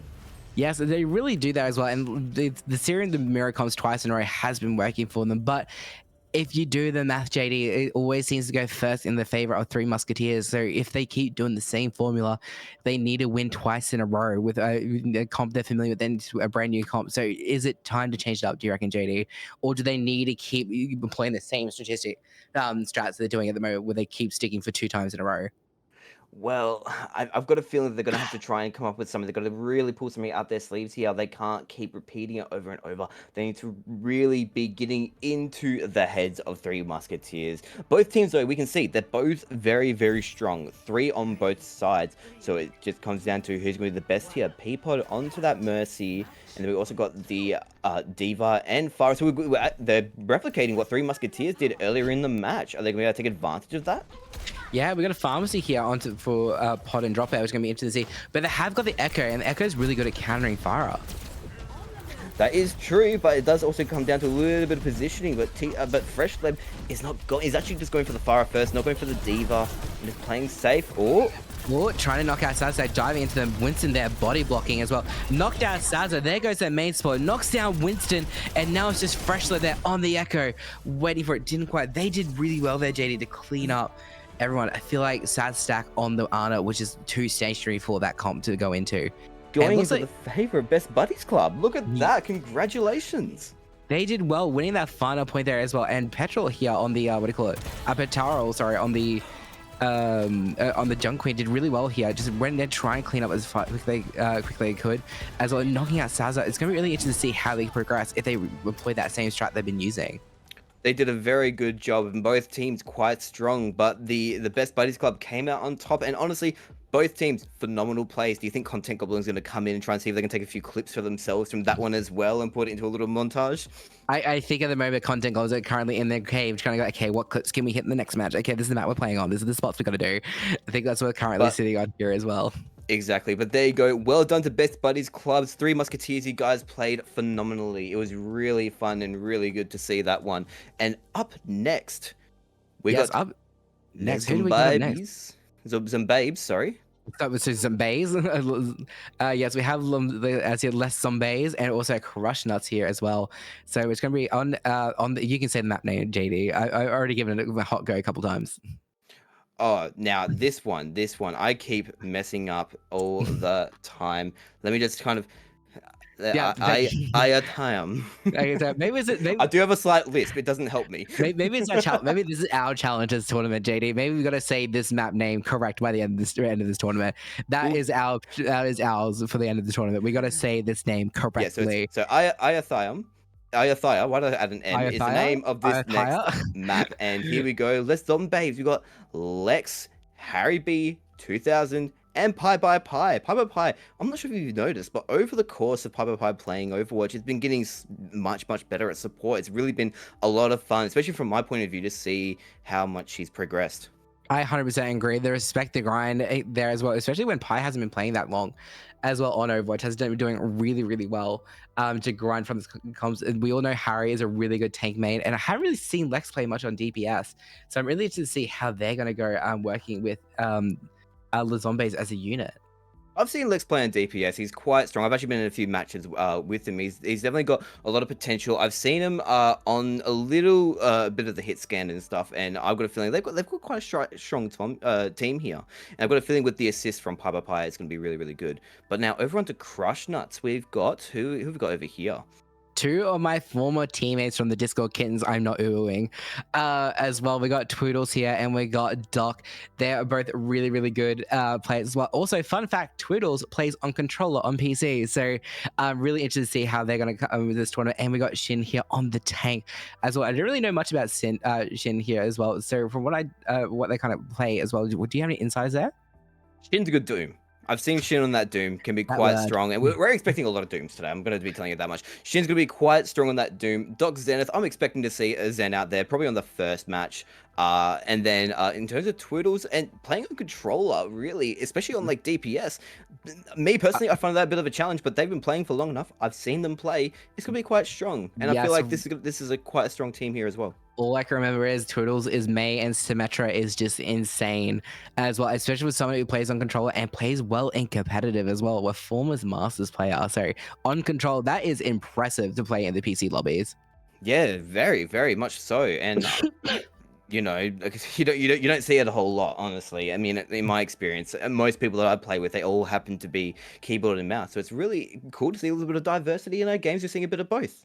Yes, I haven't really seen Athea, the map very much. I can't remember what it quite looks like as well. I don't think it's the one I'm thinking of, because the one I'm usually thinking of is probably Callisto more than that. So do you know how Athea looks like? Honestly, it's been a while since I've seen any gameplay on Athea. So, oh, actually no, I was playing on this one the other day with the big elephant right in the middle. This actually, it's such a pretty map. A few little vibrant spots here and there. I really do like this one. I have played on this map, and this map was, I remember when it was Bob and Weave from when Life Weaver got announced as well. So I do remember playing on this, and I remember being very awkward coming out either side. So it's going to be interesting to see how they come out here. Do they pull out the Life Weaver just for some old tricks for the old game mode? I mean, look, there's a lot of safe high ground spots that would definitely be good to have a bit of a life over here, but knowing some of these teams, I don't think we're going to be seeing it. We're going to be seeing a lot more Mercies, a lot more Lucios, a lot more Kirikos, just because that's just the general matchup that we have here in these teams. And as I was saying before, if you look here, Pi by Pi and Doc Zenith, Lucio, Mercy, and we do see a Junker Queen again and a Junkrat. Oh, we've got the two Junks on Crush Nuts. Yes, the Team Australia just going really strong there as well. Twoootles knocked down already by the Pharmacy on Lex and Pi as well. We got Doc here trying to take inspiration from Frogger, trying to escape on 1 HP, doesn't quite make it out, and it's just the poor little old Shin on the salute there to Junk Queen, maybe as he try and rotate around. Harry try to cut them off. Oh, Shin's got to really try and just be a little bit stealthy here, trying to see if they can get a pick. The problem is, everyone's flying. Shin is just stuck on that low ground and is going to have to just rely on the healing that you can get from the knife. Honestly, what do you think is the best bet here? Yeah, I feel like you just gotta try and play smart and get out of here. I almost wanted to jump in and get that jungle queen direction. Like, this is the best way to escape. This is the best way. I know you're trapped, but just trust me. There's a secret portal somewhere. Unfortunate there To for escape. Shin. Having to take the safe bet. Just, I'm not sure if they did purposely jump off the map, or if it was just the boot. It looked like there's a bit of both there. Just taking the safe route out. But I mean, hey, look. We got another fight coming up. They might be able to adapt. They've gotten a bit of an idea of how Les Zombabes play. So looking forward to seeing what they do push out. What are you expecting? I'm still expecting Doc Zenith to bring out the Zenyatta soon. I think the Zen should come out here from Doc. I hope maybe Shin plays a little bit more, less of a vulnerable tank. Maybe we see a little bit more Reinhardt, or maybe a bit of a Hog as well. Or let's say go the Doomfist. And as we just saw, Doomfist can counter a Pharah. Maybe Shin can do the same thing if Lex and Pi keep choosing to do Pharmacy. Well, just remember, it's a lockout stage. So if they've won the match, they can't do that pharmacy. And I was honestly expecting that with the Zombabes. I thought Pi by Pi was going to be picking the Kiriko, because that is one of their saving grace characters. But maybe they're saving it for later in the match. Yeah, maybe say later from that. We got Pi here on the Hana, so which could really good be pocking that Winston as much as they can. And Doc here on the Moira to apply some more damage. I've never seen Doc on Moira. That's going to be interesting to see. But Twoootles, I have seen on that Junkrat, can be devastating. I'm looking forward to seeing how they utilize his kit, utilize his ability.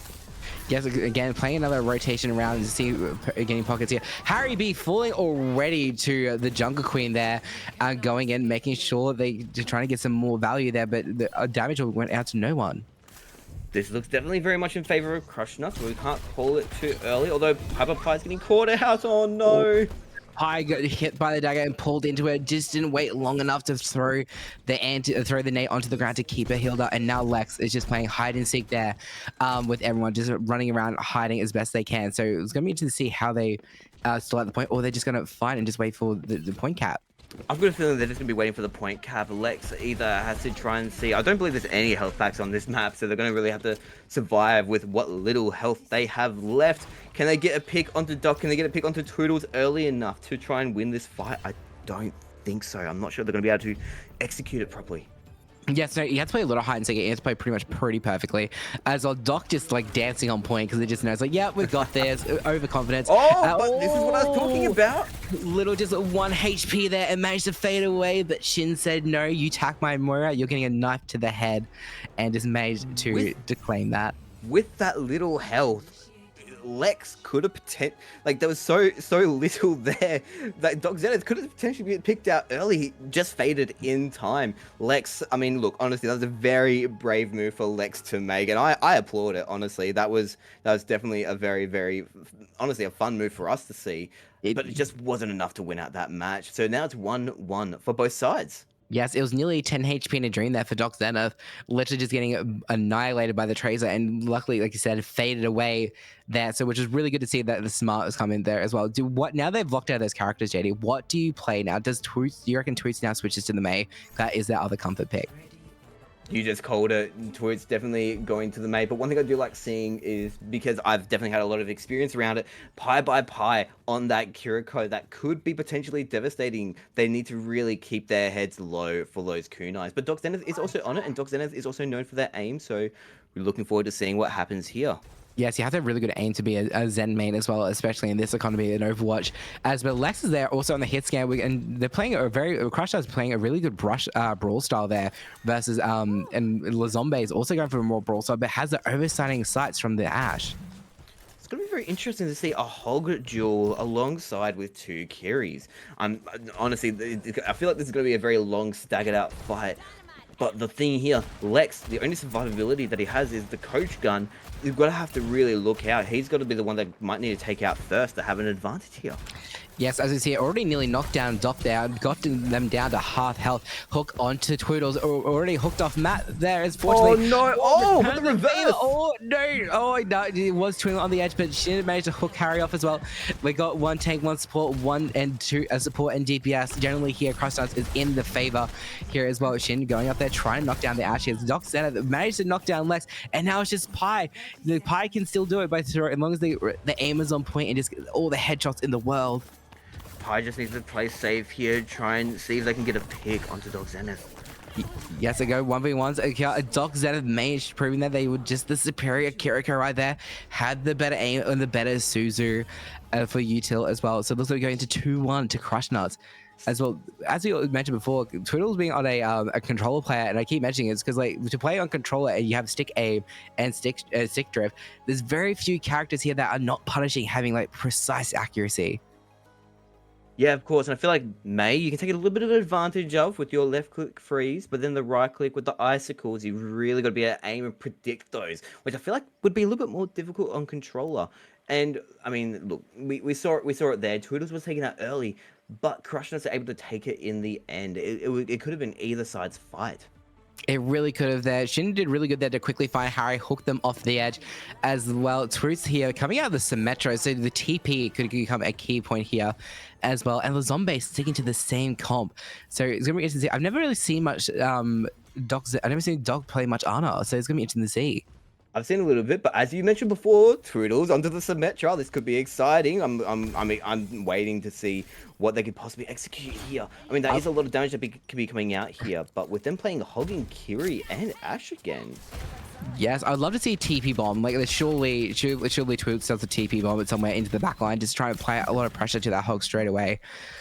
As well, especially if the hook comes out as well. We do see here Harry just trying to go into initiate here. Slapped by Doc Zena is stopping that push there. The horse comes in and called the anti-battle card, trying to push point. The ledge stopping there for Harry, then trying to hook as well. Both tanks swapped and traded. Now it's back down to the supports and DPSs.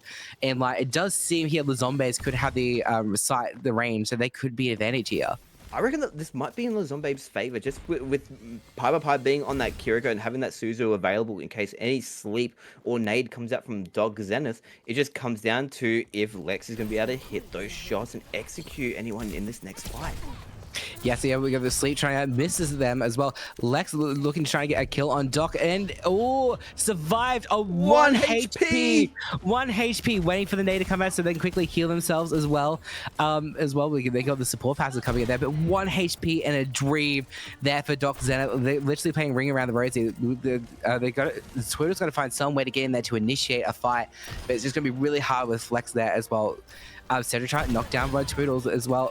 They're on fire. Twoootles on fire. Coach kind of away as well. Another Cedric taken away. Twoootles coming around the corner by knocking down Pi with the anti-nade there as well. And a clean up onto Cruel Crush Nuts as they're in favor as well. Managed to play out time to give them the advantage. The zombies do win the fight, but Crush Nuts won the war. Even though they got picked off in the very last second there, they were still on the point and managed to cap it. That was very unfortunate for the Zombabes. It was such a close match there. Like, honestly, this is where the Zombabes need to think about their picks here. What do you think they're going to be coming up with? Yeah, it's going to be interesting to see here. Like I keep mentioning, like the pool for Crush Nuts is going to be very, very limited. I feel like the Zombabes also need to make a few swaps.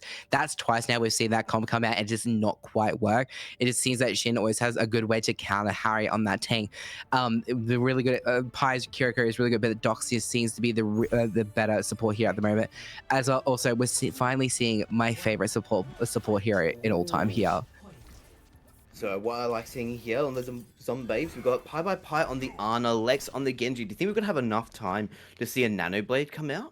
Well, with the Winston in there as well, that's a lot of healing. So you can build up the ult charge really quickly here as well. But Doc Zenith here on the Life Weaver can also get that pull. So if you do see a Nano Blade coming out, the Life Weaver can come out and just pull you into safety as well. We do see here they're looking for a quick poke and back and forth. Battle of the Winstons here. We love Battle of Monkey Supremacy here as well. This is also match point here for Crush Nuts as well, going into 3-1, JD. This is definitely very exciting to see. I do kind of want to see this match go out for a little bit longer, so let's hope that the Zombabes can keep it sort of going. But at the same time, we know that Crush Nuts have very much potential here, but Shin taken out so early by Harry. What are they going to be able to do here? Yeah, Shin taken out so early there. The dive trying to get Pi there as well, but they managed to nade themselves and keep them alive, and Lex just diving straight away. They did a quite good peel there as well. We do have Twoootles there trying looking for that Genji again and just jumping around. Life Grit away from by Doc Zena. They managed to get them more survivability as well. Coming around, looking for Lex coming in as well, knocking out Twoootles, and Harry knocking out Doc in the favor, going back to 3-2. Are we looking at a reverse sweep soon? possibly a reverse sweep. It wasn't the Nano Blade that we were expecting, but I think the Ana with the Winston was definitely a very good, very strong pick. And those little bits of poke that Lex can do on that Genji, definitely very strong as well. Able to look out for that Bastion, able to also look out for that Winston. Generally, you know, when you're playing Genji, you kind of want to look out for the Winston. Sometimes you can catch him by surprise. Yes, and now the zombies have got that Genji locked out though. So how are they gonna if Twoootles does play Bastion again, how do you counteract that Bastion as well, who just pumps out so much damage into your tank or into your support? Well, look, I don't like to say it, but if they do decide to play a Hanzo or an Ashe or something that can just really poke into a Bastion, I feel like that's going to be their saving grace. But hold on, instead of that, Lex is going for the Bastion themselves. Pi and Moira. Okay, this is looking interesting. Harry on that Sigma, very very strong pick here. But they're gonna need to look out for that Sombra over on Twoootles. Yeah, the hack there from if they can build a quick EMP there on Twoootles, that can be a game-winning point for them as well. Doc there on the Lucio, looking at trying to bait some people into the point as well. We do see here going in for that hack onto the Sigma straight away. We got the Lex coming out as well. Twoootles dropped in front of the point as well. The shield coming out, trying to block as much of the point. Hack back onto Harry B. We're pushing as we give up more and more point. Pi staying close to Harry, making sure they stay healed as well. It looks like it's just going to keep being pushed and back. The tug of war turning into more of like a one-way push. Oh, it's going to be very interesting here. We're seeing the... Oh, I was going to say, we're talking about the Vroga Zenith, but Lex taking out Twoootles early into the fight there. Yeah, with a rogue grenade as well. As another grenade onto Doc there as well. And there goes, knocks down that, and knocks down Shin as well. It just seems that we're playing it like heroes that had minimal health, and going up against Sebastian can be a mistake. Could just annihilate you with damage so quickly as we head here into final point. Lex just came into that match, and Lex is just like, I am Bastion. I am Bastion. That's all that Lex had to do. Just come in and just show that off for a moment there. 3 for both sides. It comes down to this match. This is the final score. Who's going to take it? That's a good question here. Crushnaz does have a good chance here as well. But I think what Lex is having in his head, we all know Bastion's favorite song when he goes to the ult form is the Ride of the Valkyries as well. So I feel like he just is like, Lex is like, yep, Ride of the Valkyries in a Bastion's coming out today. So just apply all that musical energy into the game. As we saw, it just paid off there. Yes, now we're looking Pi by Pi, as I expect, onto that Kiriko with Harry. Onto the Junker Queen. This is a very strong combination with Lex on the Reaper, but at the same time, I have seen Shin play that Ramatra. Twoootles back onto the Sombra, Doc Zenith on the Baptiste. Both are such strong teams. This could go any way. I'm really looking forward to seeing this match. This is going to be so close. Yeah, Twoootles playing on the Sombra is going to be really good here. We're trying to hack that, hack the Junker Queen out of her ult there as well. Lex going in, applying pressure straight away to the Ramatra. Knocked down straight away. Doc gone down too. Down is just Twoootles. And just seeing the raw comp from the Zombies just managed to win it for them in the end. Going 4 and 3. Really well fought there. That Reaper pick was definitely their saving grace against the Ramatra pick, and honestly, Lex really did show themselves to be phenomenal in this match. I mean, look here, even on the pharmacy, it was very, very good to watch. It was really good to watch here, as we saw they just worked really well as a team here, and Pi was coming in clutch there as well with a lot of their supports here. Even when Pi got dove, the whole team peeled for Pi. It's like, we cannot do this without her, and it honestly paid off there. You saw the synergy there for the Zombies, so it's great to see them all work together and really know how to peel for each other. You could definitely see the teamwork was very strong on that side. But now we move on to the next match. Well done to the Zombies. We move on to the next stage, but the show must go on. We must continue. It is now on to Dead End versus Tricycle. Yes, as we see, we got 2 really good friends here as well on Tricycle, but Dead End, I'm looking forward to seeing how they play as a team as well, looking for how they come together for this. We got Killy, Blades, and Vivid. I know Blades and Vivid work well together. They play a lot of Overwatch together.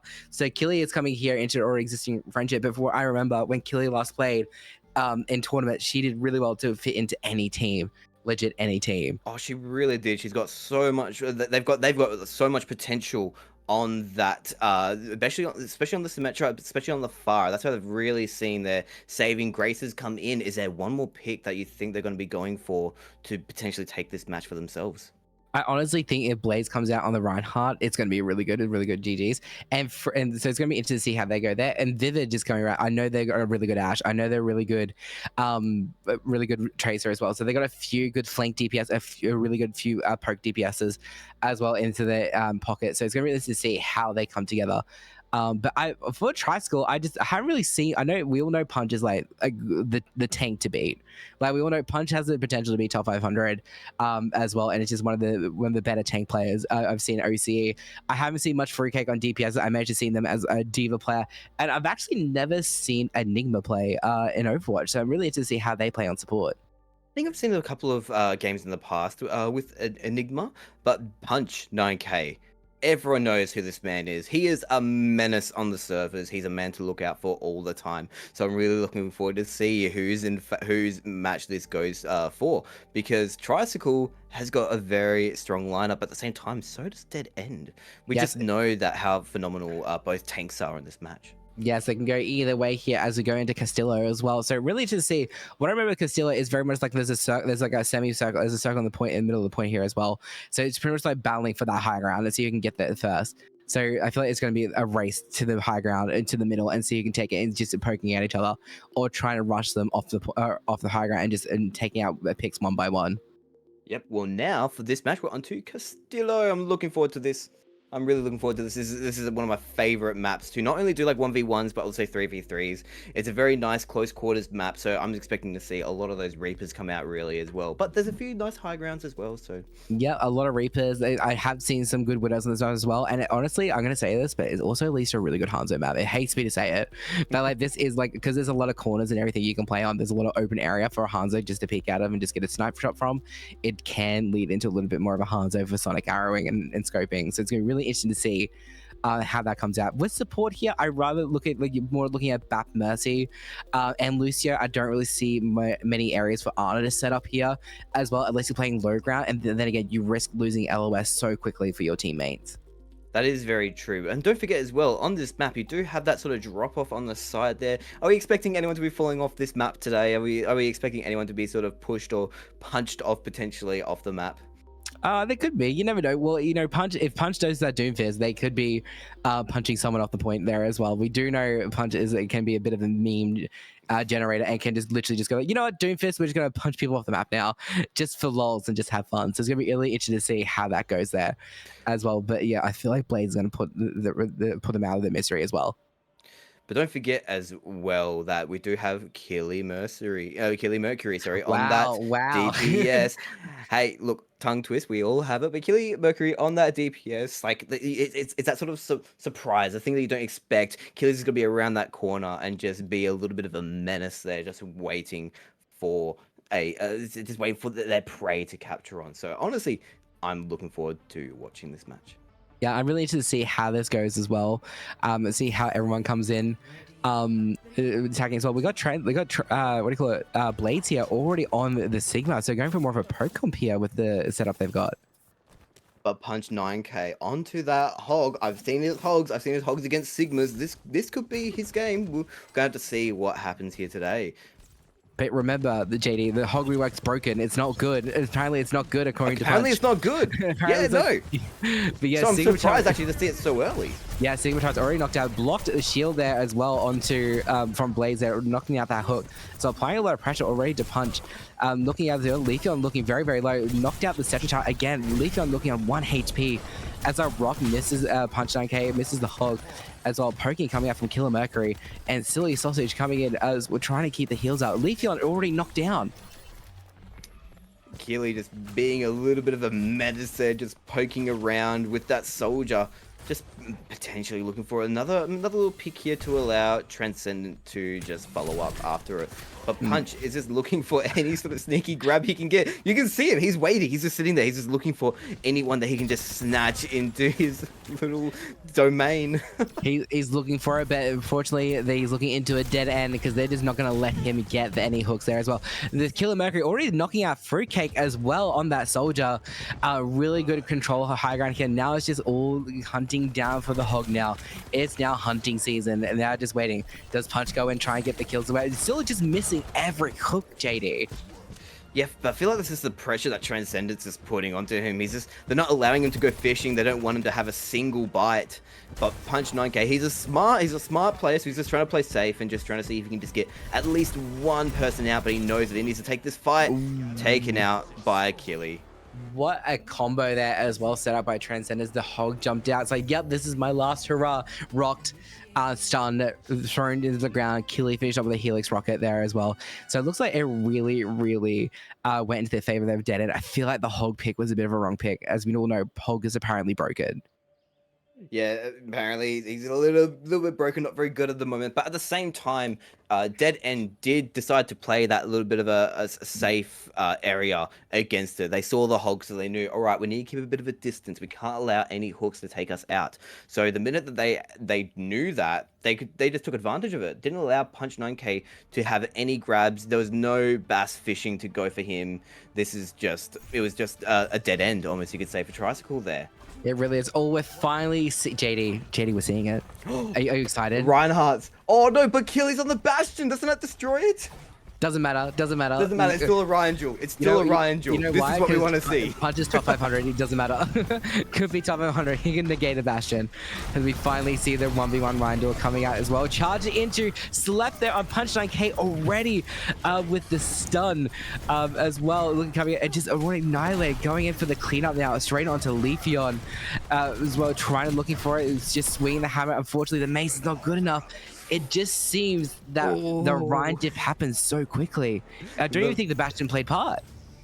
The Bassy B. It's I get a little bit of I feel a bit of pain when I see my fellow team go Reinhardt, but the enemy has a Bastion. It's like, no, that one hit me in the gut. But honestly, it's a 3v3. You gotta play for the wins. You know, like you gotta make those picks, make those fights. Yeah, it's quick decisions here come in handy here as well. And if you know you're playing Reinhardt, it's good to have a Bastion behind you to deal out that damage because you know your shield will melt in this mode really quickly with the amount of open area there are on these type of maps. Really hoping that Punch 9K might go for this Doomfist because I always like to see his plays. But do I step away from my computer now? Is he on the horse? Yeah, is this what I'm seeing? I just did a sigh of disappointment there because I never thought the Punch 9K would be on the Orisa as well. Call the anti-battle cattle. We are just a no-go here. The Javelin comes out, doesn't quite hit anyone as well. Punch 9K already whittling down so quickly here as well. Leafeon trying to keep them up there as on the Mercy. So, and Transcendence trying to look and try and go in for the kill. Battle cattle coming down here. Javelin spin doesn't really collect much. Anti onto the Orisa straight away as well and just annihilate. Oh, knocked out Killer Mercury.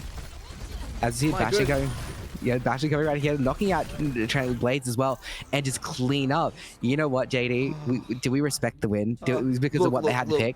Being that Dead End did go for a Bastion in that last fight, I'll take it. I mean, look, it was a little bit aggressive going both Bastion and the horse and Orisa, but look, at least both sides can't do Bastion, all right? That's what we can at least say here.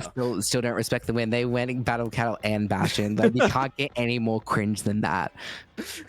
They decided to go and just go, Peter, the horse is here, and just absolutely annihilate, trample across them, you know, like they were the Stampede in that fight. But now, what are we going to see? Are we going to see maybe an Orisa over on Dead End side? Are we going to be seeing a Doomfist from Punch? What are we going to be seeing? The Doomfist could come out here. No, Punch is going on the Junker Queen here, and Transcendence is going on to the Winston here as well. It looks like a little bit more favor here on the Tricycle because they're playing Junker Queen and Reaper.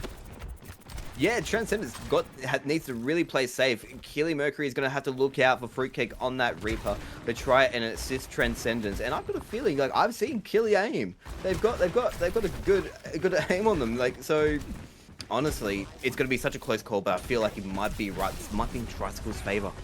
Yes, a bit of poking back and forth there. Reaper jumping down there, already knocked out Killer Mercury here. Now just focusing on the Winston, trying to annihilate all their shots, trying to knock out their Ana. There goes Ana, and now it's just Blades here on the Winston. Now he's just trying to jump away. He's just stalling out the time. The inevitable falling to the Reaper.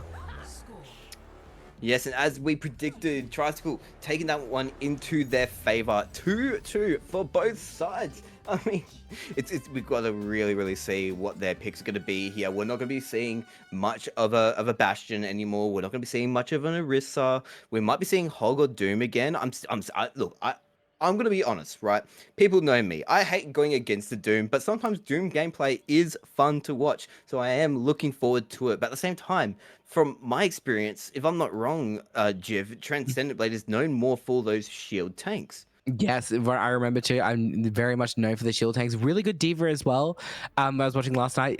I think they can pull out the Orisa when required, but it's gonna be interesting to see. They've knocked out a lot of the shield tanks. They've knocked out the Sigma. They've already knocked out their Reinhardt, and now they're going in with the diva again. And looks like we're looking at the town map to destroy the town right there. Yeah, but look at this. We've got a bit of a diva duel going on both sides. I have seen Punch play a little bit of diva, but not enough. So I really don't know in terms of the tanks who got this one in favor. Killy, though, on that Cassidy, that could be devastating for Tricycle. We're going to have to just see how this turns out. Yes, it seems like Tricycle has more of the range compared to Deadend here. Deadend's got more of the range more than Tricycle here. Sorry to correct myself. But as they go here, just poking back and forth to the diva by Killy, just down the road, knows what they have to do, just trying to get that pick as well. Just looking at regrouping there for the diva, just looking for their next fight. Yes, now it looks like that Deadend is just trying to play safe, not get anyone to pick them early, but Tricycle's shutting down the distance. Yes, China just is charging up to the Mei as looking for that, melting down that kill as well. Looking anti onto Punch 9K can make it easier to demech the Brave Wizard. He comes out as well, demeching Punch as well into Baby Diva form as well. This is now Deadend's time to clean up as well. Knock down Leafeon. There goes their support player. Looking for Punch 9K, looking for Fruitcake as well. Diva remech coming out here, didn't quite do anything as well. There goes Fruitcake, but Punch managed to knock down Killer Mercury, and now it's just the battle of the Diva. Diva versus Ana. It does look like in favor of Deadend here as well. We got Punch 9K looking for that, looking for Vivid there as well. Looking for Vivid, literally just chasing around the point as map as well. Demech as well. This is going into and just a flashy nano at the end. The nano to just execute Punch. That was so unfortunate to see. Okay, look. Punch, we know you. Everyone knows you. We're expecting you to play it. We know you got to bring out that Doom. We want to see it. We want to see how you can fight up against Deadend on this one. And I've got a feeling, right, if Transcendent does know that, though, maybe they'll go their own Orisa, because we haven't actually seen an Orisa on that side of the field yet. No, we haven't here as well. And it'd be really good to see the Orisa versus Doom again, because then we'll see if Punch can actually go and maneuver around Orisa and just deflect it, because I've had numerous times that he reckons he can do it. As well, it just depends on how they play. So really interested to see if we do see an Orisa Doomfist matchup. Well, when it comes to Doom against Orisa, it really comes down to if the Orisa plays safe and doesn't just mash out all of their util. Punch on the right out. Okay, this I don't mind as well, because generally, Orisa counters Ryan, but Ryan's a good enough Ryan can counter an Orisa. Yeah, this is going to be really good to watch. So as we saw here from the Avatar Lager as well, we've seen him counter many Orisas. We have the Killer Mercury here on the Sombra, on the Symmetra here as well. Transcendence here. We got the Moira going with all the heals, but the Fruitcake on the Hanzo trying to get that just random pick out of nowhere. So it's going to be really interesting to see it. Now it's just a poking game. See, Punch is looking for the charge, going into the backline there. As well, managed to hit a Fire Strike, but didn't quite knock anyone down. We got the Sentry Turret set up, just walling them off. Honestly, if Tricycle want to try and take back this fight and get an extra point, they're going to have to look to take on an early pick on at least the support or the DPS. Going head on into the Orisa is not always the smart play. Unless they can somehow execute it, they really just want to be going for either the Moira or the Symmetra. Yes, really exchanging Fire Strike with Javelins as well. The Microwave coming out there as well from Killer Mercury, looking to melt down that Reinhardt. Reinhardt, really good Ryan counter of the Symmetra here. As Ryan just retreating, knocked down Fruitcake. So now it's just, we got Leafeon and Punch 9K here trying to sustain as much as they can. Yes, no, Punch is now forced to play the safe game. They don't have that DPS poke coming from Fruitcake anymore. They just need to try and see if they can, as I was saying before, they need to get that support pick. They need to get that Symmetra pick. Otherwise, this might be the match over for them. But Punch, he is a clever player. He might know how he can lead his team to victory. Enigma is going to have to play safe there, but no, silly sausage! No, not Enigma knocked down already. Just waiting for the spin javelin as well. That's what not going to give him the satisfaction. Oh, it did give the satisfaction. Spin javelin off the point. How a way to end that round going to dead end. Yes. And as we predicted as well, someone would eventually go off on one of these maps, and we had it again. I think that's the third time we've had someone go off the edge of the map. Both teams played phenomenally, and look at this devastating play by Punch. Honestly, we're looking at two very, very fun teams here, so it's very much well done over to Dead End and Triad School. Unfortunate, but you guys, again, it was you played very, very well. I did love to watch that matchup. It was definitely we didn't want to see the horse. We didn't want to. But we saw it no twice. one wants to see the horse.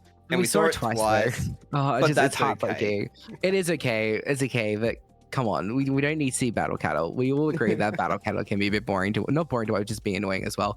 But we're going to quickly load into our next game already as well. We now got the Powerpuff Girls versus the Lavish Locks Legion as well. Is JD, I got a question. Is it too soon to ask? How are you feeling?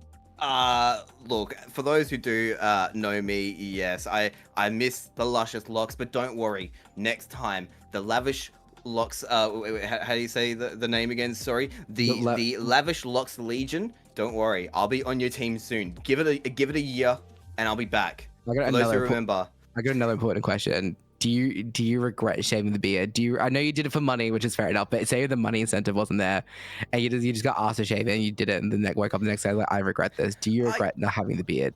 I kind of do, because beards are like a man's natural makeup. I mean, me personally, you know, when you like I've got a bit of a double chin. I'm looking down. You guys can't see it, but it hides it. You know what I mean? So yeah, I definitely do. Yep. The spy growing mine out as well. So I do definitely miss the long hair, but hey, look, the Lavish Locks. I'll be with you guys very soon. It won't be too long. I'll be back in my prime day. Yes, it'd be good to see. But I got a quick question to you for the Powerpuff Girls. I don't know if you ever watched Powerpuff Girls, but who is Buttercup? I forgot the Powerpuff Girl's name. Oh god, I was gonna make a joke. It's not gonna work. Who is Buttercup? Who are the other Powerpuff Girls in the show? See, I can't remember all the names off the top of my head either. So like I can't remember their characteristics. But I think Martos would definitely put himself forward as the prettiest girl at the party. I mean, we know that guy. I'm not sure if you guys remember. I believe it was for a charity stream as well when he got into that maid outfit. So I think he's definitely preparing himself to be the prettiest girl at the party on that one. Very true. So Buttercup is also the aggressive one. Blossom is the pretty one, and Bubbles is the ditzy one as well. So who do you think describes all three of these guys? Who is Buttercup, Blossom, and Bubbles?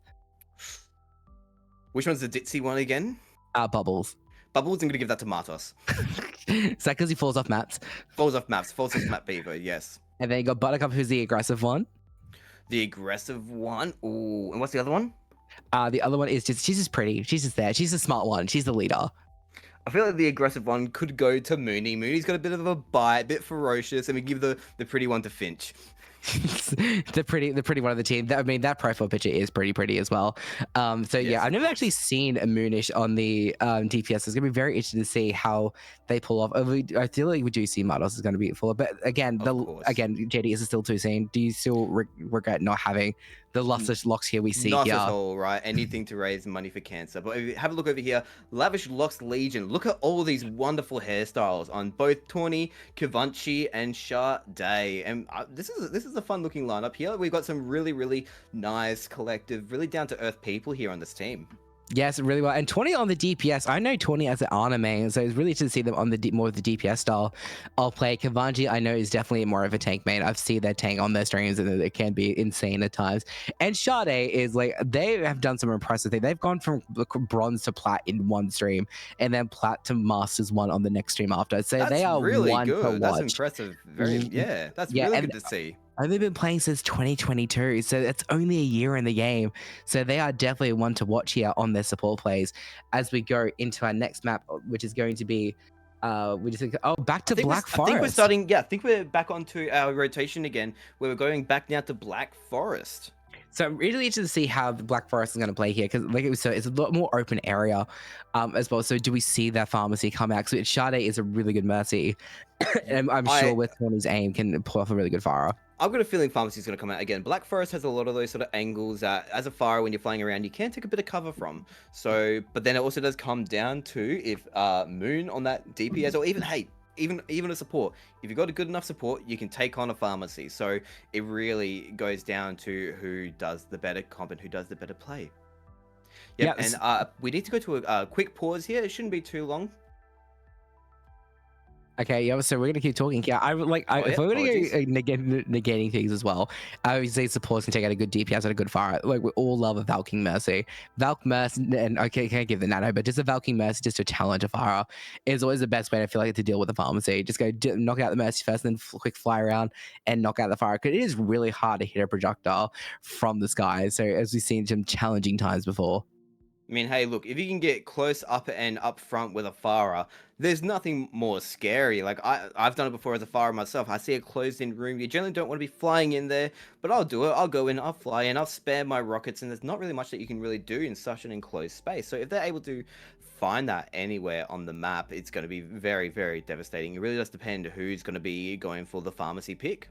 That is very true here. And I also, with Tawny being on an Ananthmahina there as well, with scoped inaccuracy being a hit scan, their Ash can easily counter a Farah from the sky. So if there is a vice versa return here as well. But I'm really interested to see what tank's going to be played. Again, there's a lot of open area here for each person. I do kind of want to see the Reinhardt dueling at this. It's going to be really interesting to see the Reinhardt coming out for this points. And just like, yeah, trying to see how the Doomfist matchup, the Doomfist, you know, you got me saying it, to see how the tank matchup happens, because that always seems to be the key pick for each fight we've seen. Well, Doom, it definitely is going to be a very common pick here, because look at our tanks. We've got both Martos and Kivanchy. I'm not sure if you play with the Kivanchy much. They do like their Doomfist, although we're not going to be seeing that on this first fight. No, a Winston dive and Tawny on the Genji. Chardae going into the Moira. It's going to be really interesting. A bit more brawl here as well. Tawny already poking out there as well, looking for that backline, just ignoring the Reinhardt, which is the correct play here. As well, dives in, looking for a shield or icicle coming out from Moonie already. As a Winston tickling down that Reinhardt as well for Mardos as well, looking for that first key pick onto Moon. There as well, managed to get there by the end. Now it's just the Lucio and the Reinhardt as well. There goes Fitch, and now it's just Mardos on the Reinhardt and just annihilated. What a coordinated Winston dive there for Lavish Locks as well. Do you think they activated their power through the prettiness of their hair? I think they definitely did. The power of their hair was a lot stronger against the Powerpuff Girls. And honestly, I was watching that match and watching Martos try and peel back as quickly as possible to help Moonish. It wasn't enough. It was a lot of movement that he had there to allow himself to get into that fight when he was being distracted on the lower ground. But it was not enough to try and fight back the Lavish Locks. They couldn't see through all that hair. They were blinded. Yeah, so blinded there as well, just locked out of nowhere as well. But the Powerpuff Girls need to do some more powering up here. So the Mardos Reinhardt didn't quite work there. Do you play a little bit more aggressive? The Lavish Locks have lost the Winston dive comp here as well. And now they're going onto the Hog, JD. It's got Hog v Hog. We've got Hog v Hog, but the thing is, the Powerpuff Girls do also have the Reaper as well as the Kiriko. Kiriko with a Hog is definitely very much of a saving grace, being able to utilize the Suzu, especially when the Hog goes onto low HP. So it really does come down to if they can take out the Kiriko fast enough or not, or if Chardae is not going to be enough healing for the Lavish Locks Legion. Yes, or they're just going to battle boost Tawny there as well, just right click and damage boost that soldier as much as they can, just to get as many quick damage. It looks like, again, they're playing around just rotating around each other. Look at trying to keep the distance, also trying to engage there as well. Do you see Tawny trying to fit us there onto the Roadhog? One thing I like is that these teams aren't trying to be selfish. They're all playing as a group. They're all playing together collectively. They're not trying to go for any sort of silly plays. Although I could be mistaken here. I do see Kivanchy trying to go for a slight bit of a flank. But overall, they are staying together as a team. And it's really good to see. They're kind of respecting each other's playstyles and trying to not get picked off early. Yes, a bit of damage to the Suzu coming out early in that fight, just trying to keep Mardos alive. Which was interesting to see. We now get just back into simply just going back in the houses, just set up shop, went back to some tea, and just waiting for their next push. We're seeing a fair few ultimates here being built up. Lavish Locks almost got that visor. If Chardae is able to also get the Valkyrie in time, that could be a devastating combo for the Powerpuff Girls. Yes, it's going to be interesting to see here. Kivanchy going down the breather, take a breather coming out, healing them up, managed to use the full equipment, bringing out to full health as well. Kivanchy missing that hook onto the Reaper, that's going to be costly. Heals coming out for by the soldier, managed to keep sustained, but Kivanchy falling to Finch as well. There's just a lone Mercy on point, Mercy and a Dream, and just fell to the Powerpuff Girls. It just seems that Mardos was the better hog. Martos was able to hook Tawny and just tell Lockout Legends, you guys need to go to a different stylist. Your hair, it's not up to peak. It wasn't enough for us, and we do apologize. We are sending you back to your stylist. Yes, and as we see here, I'd just like to point out too, because the amount of short time in each game is going, it just seems like it's a lot of based on mechanical skill rather than ult utility here, because it doesn't seem there's not enough time to build an ultimate really quickly in a 3v3. Yeah, there's not usually a whole lot, but it did seem like they were trying to stay safe in order to possibly build it. But then the Lavish Locks and Powerpuff Girls, they both decided to go, you know what? We're going to go crazy. We're going to go a little bit aggro here. Let's see what we can take. So they push in, but, oh, here we go. Oh, a Doom off? Doomfist! Doomfist roll! A Doomfist roll, but Tawny onto the Widow, probably looking to try and snipe Moonish out of the sky, as long as their accuracy is spot on there as well. But they're also playing Pharmacy. What do you call a fair Mercy Echo? Meko. Oh, okay, that's better than what I was thinking. As well, so we do see here we got going into point here as well. Doomfist pushing back and forth here. Kivanchy seems to be a bit worse aware, and they're already filled up as health. Mardos going to the backline, trying to pick off their support, separated already. Finch coming in clutch there to keep them away. Oh no, Kivanchy punched off point as well, but Tawny is taking out Finch as well. Chardae knocked out by Moonish, knocking it, and that just Tawny just getting cleaned up there by Mardos. It just seems that Mardos was the better Doomfist, the ultimate Doomfist of OCE. Balls off the map Vivo. No, it's push off the map Vivo. That's what he proved today. He's giving himself a brand new name by going Doomfist against Doomfist and just taking his opponent off the side. That was unfortunate for Lavish Locks, but very well played for Martos there. Yes, it seems they're trying to activate their inner Powerpuff Girl. It seems they're really trying to come in for, so it's going to be really, really good. I'm looking forward to seeing how Mardos does now he does have access to his Doomfist. Yeah, no, both sides, because those are the strong tank picks between Martos and Kivanchy, and I think that's why it's honestly a lot of fun to see this matchup too. Doomfist going face to face. You don't get to see that a whole lot. Yeah, it's going to be interesting to see. We now got the Reinhardt versus Hog. I feel like this is going to lead in more of the favors of maybe Lavish Locks, so they do have that Bastion pick again, as well just to melt that Reinhardt shield. They've got the Bassie B, but don't forget that you always got the Mei. Mei can sometimes be have got the characteristics of a tank with that Mei wall. Yeah, as you saw that, walled off the Hog there already. Take a breather coming out. Kivanchy's stuck there as well. The charge goes in, doesn't quite get anyone. Stunned onto the Hog. The Mei will blocking the fire strike as well. Coming in through the turret mode, coming out, putting out much pressure as well. There goes Immortality Field, taking down. It just seems Moonish coming in clutch with their walls, just blocking all the damage there, and Shudder's just sitting there battle boosting as much as they can. The Immortality Field, the Ryan Shield, and the Mei Wall, they've definitely picked the right comp to go up against this aggressive Bastion, because the Bastion now needs to focus for 3 different shields if you think about it. It really does here, and then Baptiste keeping up Mardos as much as they can. With Finch, the Bastion turret comes out, really trying to focus on that, Rhine shield as much as they can. Takes out Immortality Field to make sure they can't come into clutch. As a hook onto the Reinhardt, just didn't quite capitalize there. Just managed to keep being saved by Finch. This is a very back and forth match. Yes, the Powerpuff Girls, they're trying to stay safe and not get picked off early because they've already got such a defensive team. No, Mardos. Oh no, he took Kivanchy with him. He just fell off, but he took Kivanchy with him. So I'll forgive him on that one. Moonie comes in for the cleanup, manages to knock out the Bastion there as well. Looking for Chardae. Tried to do the Glock Valk, but didn't quite work. Honestly, I think the charge of the map was their saving grace. The minute that they take out that Hog, they can push that aggression. They really did. I honestly will give them that. I realized the push off the map for Powerpuff Girls came in clutch there. So we'll forgive that. That was a purposeful fall off map Vivo. So a really well done, a really good strat to see here sometimes.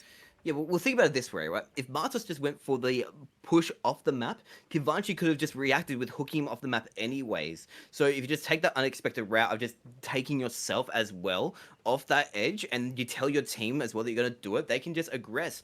I think what they tried to do, though, is wait for the Bastion form to come out before they did it to allow Moonish and Finch to be able to just follow up. Not only that, I think also waiting for the Hog Hook to be on cooldown was also a key indicator there. It's like, okay, they have no cooldowns to eliminate, but as we see here, switch onto the Ramatra, and we've got Tawny onto the Cass, and we already initiated first fight already. Martos literally down nearly half health. We managed to get healed up really quickly by Finch on the Moira coming in, making sure they're trying to get the picks there as well. Charging up Kivanchy as quick as possible. Look at already at nearly 40% charge as well, and now they're just going and poking back and forth. Now, keep in mind, Powerpuff Girls, they need to play this safe. If they win this match, they go on to the next stage. Like, that's it. They just need to win this next fight. They can't get picked off early. They need to really think about what Lavishlox is doing and seeing how they can play around it. Yes, as we see here, already nearly fully charged that Zarya there, so not looking good there for Lavishlox, so they could go in and clean up. But Moonish on the Symmetra, just making sure they cannot get any flanks, make sure they always know when they're coming around. As well, the first right click comes out for Symmetra. We're trying to apply a little bit more pressure. The Zarya is really charged up here. Martos is nearly falling down low here, but Finch is keeping them back up. Hindrance onto the Ramatra. There goes Moonish. There goes their key player as well. And now it's just Martos and the Moira. There falls Martos, and then Moira is the only one that just fades away. Yes, this definitely looks like something that Lavishlox were able to finish up. This match is keeping me on my toes. Lavishlox, this might be a bit of a reverse sweep coming from Lavishlox. What do you think? Yes, it does seem to be a little bit more reverse. So it has Martos run out of comfortable tanks he can play as well. They has to go out of his comfort zone now. Is that the problem is had? They've already got no Reinhardt. They've got no Doomfist as well. And they've got no Hog. So what are they going to do now with Reinhardt being out of his comfort zone? Well, knowing Martos, I'll tell you what, back in June, during a match, the way that he was able to win out at a tournament was making a last-minute quick switch onto Sigma. So he does have more comfortable picks in his back pocket. He just doesn't like bring them out and showing them up to face. So he could be bringing out a Sigma into this next fight. But I was wrong. He's going for a Diva? A Diva into a Reinhardt and a Bastion there as well. This still looks pretty good on the side of the Powerpuff Girls. So it's going to be interesting to see here as well as how they put these three team members together.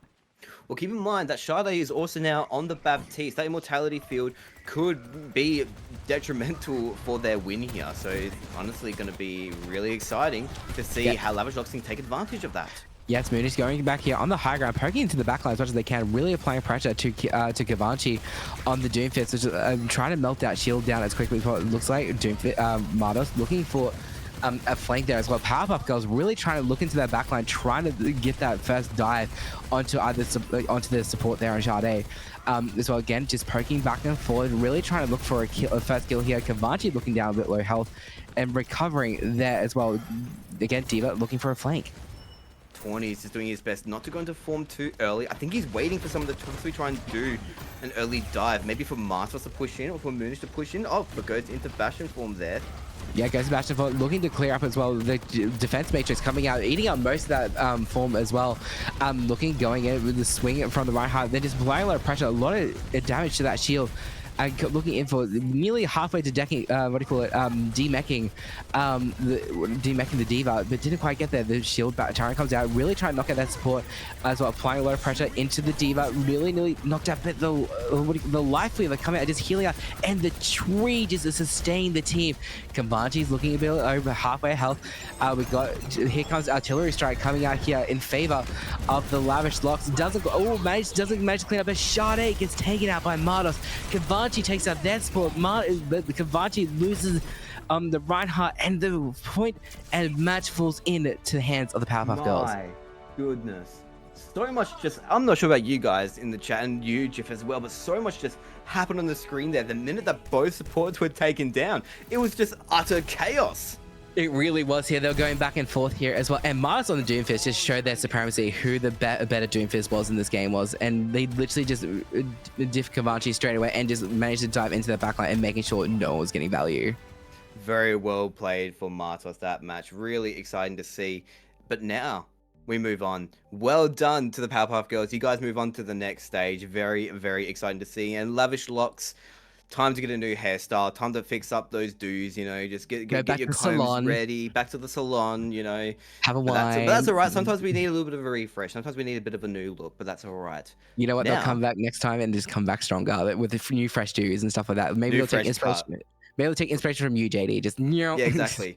See, this is what I needed, guys. I come back with a fresh cut. Things are gonna be better. That's the way to think about it. All right. All right. Now, do you know what team's next? I'm ready for it. You can do it. You can do it. The next team is Wazza. We got Wazza against Team Rocket. Yes, and will Team Give us Rocket be trouble and make it double. blasting off? That's the real question here. But Team What's Up is going to be interesting. We do see some really good plays here as well. We got Fluke, who we know is a filthy Widow maid as well. He says greatest Widow player in OCE. Am I allowed to say exit out on that one, or You know. Let's let him show it. Let's let Fluke show it. Let's when the world where I've seen Assassin's Stack Widow, let's see you put the money where the mouth is. Vestige is also a really great Hog player. Has always been always been a supporter of Hog as long as I've known him, and Maelstrom on the support. So it's gonna be really interesting to see how Maelstrom plays here, because he plays a lot of Ashe. Does that mean leave into a lot of Ana play? That could be, yeah, no, exactly. Any of those sort of long-range supports is definitely something that could come out from Maelstrom today.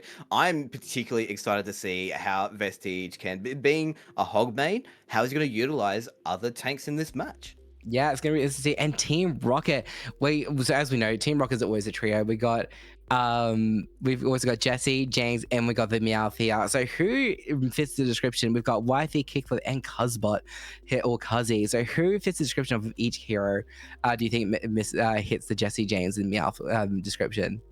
Oh, see, I haven't really had an opportunity to meet some of these people yet, because as some of you guys might know, these are some new additions to our streaming community, which is honestly amazing to see. And once again, I'm going to thank everyone who's not been in one of these events before for coming in and playing. So I'm really not sure who to give the right title to in terms of those characters from Pokemon.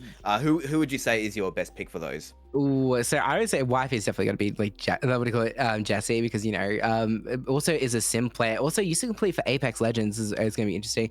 Kickflip is another Doomfist made. A Doomfist one trick I can see here, which is so more Doomfist. And Cosmo comes from Call of Duty and it's on support. So I'm trying to think what support player leads to more Call of Duty sort of mechanics. Baptiste and Ana. Ooh, Baptiste and Ana are probably going to be your strongest picks in terms of that sort of statement. But let's just have a look at this, right? So we got Kickflip, Doomfist one trick. They're not going to be able to do one tricker in this. And going up against Vestige, Vestige likes those Hog plays. Yes, if they're going to be seeing someone that favors more towards Doom, we're going to be seeing Hog. Are we going to be seeing the horse again? The Orisa, the inevitable Orisa coming back here as well. As we go into Acropolis as well, so as again, we saw at least a little bit of dive, a lot of high ground here as well, and does have that well in the middle, so can always hook into the well and get some neat kills. Let's hope we see a hook into the well this match. Yes, that is very, very true. But also with Fluke being on DPS, and we're talking about there being those high grounds again. Are we going to be seeing that Widow?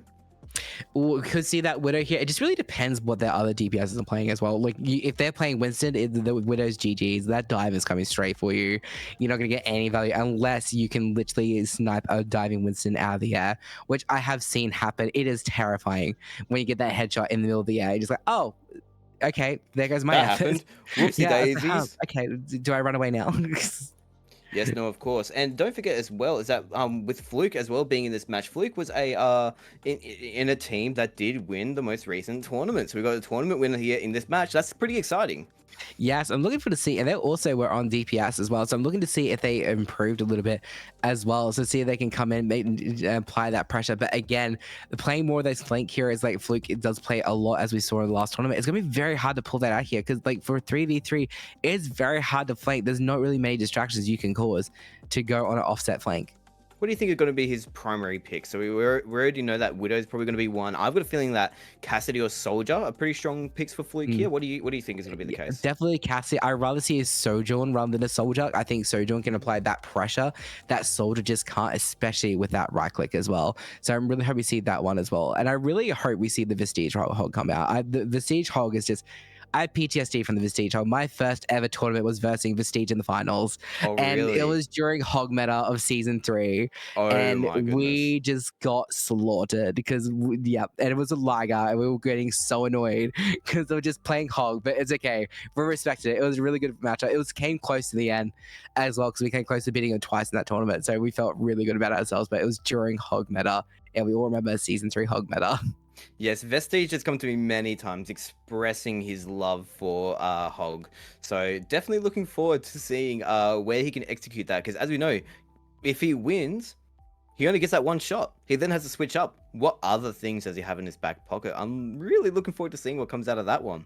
I'm the same here. I'm really interested to see what other tank heroes does he have in his back pocket, as you mentioned there. See if he does go to maybe the Reinhardt or maybe the Sigma as well. Go for that little bit of long range poke, as Necropolis is very unanimously very good for long range, and just seeing how that goes and see if it pays off. Yes, of course, but do keep in mind we do have Cuzbot on the support. That could be detrimental for those people that do like to play things like Hog, things like Doom, Reinhardt. Because if they decide to go Ana, if they decide to go Baptiste, if they decide to go Zen, that's another thing that they need to think about. That is very true, especially Zen Discord Orb. Zen Discord Orb is like the Hog's worst friend as well. I feel like it's like any like shield tank's like worst best friend. Like as soon as you get that Zen Orb, you have to try and find cover and get it off as quickly as that. But luckily now you can't be targeted within the 7 seconds. So that's going to be interesting to see as well, to see how they use cover if the Zen does come out from Cuzbot.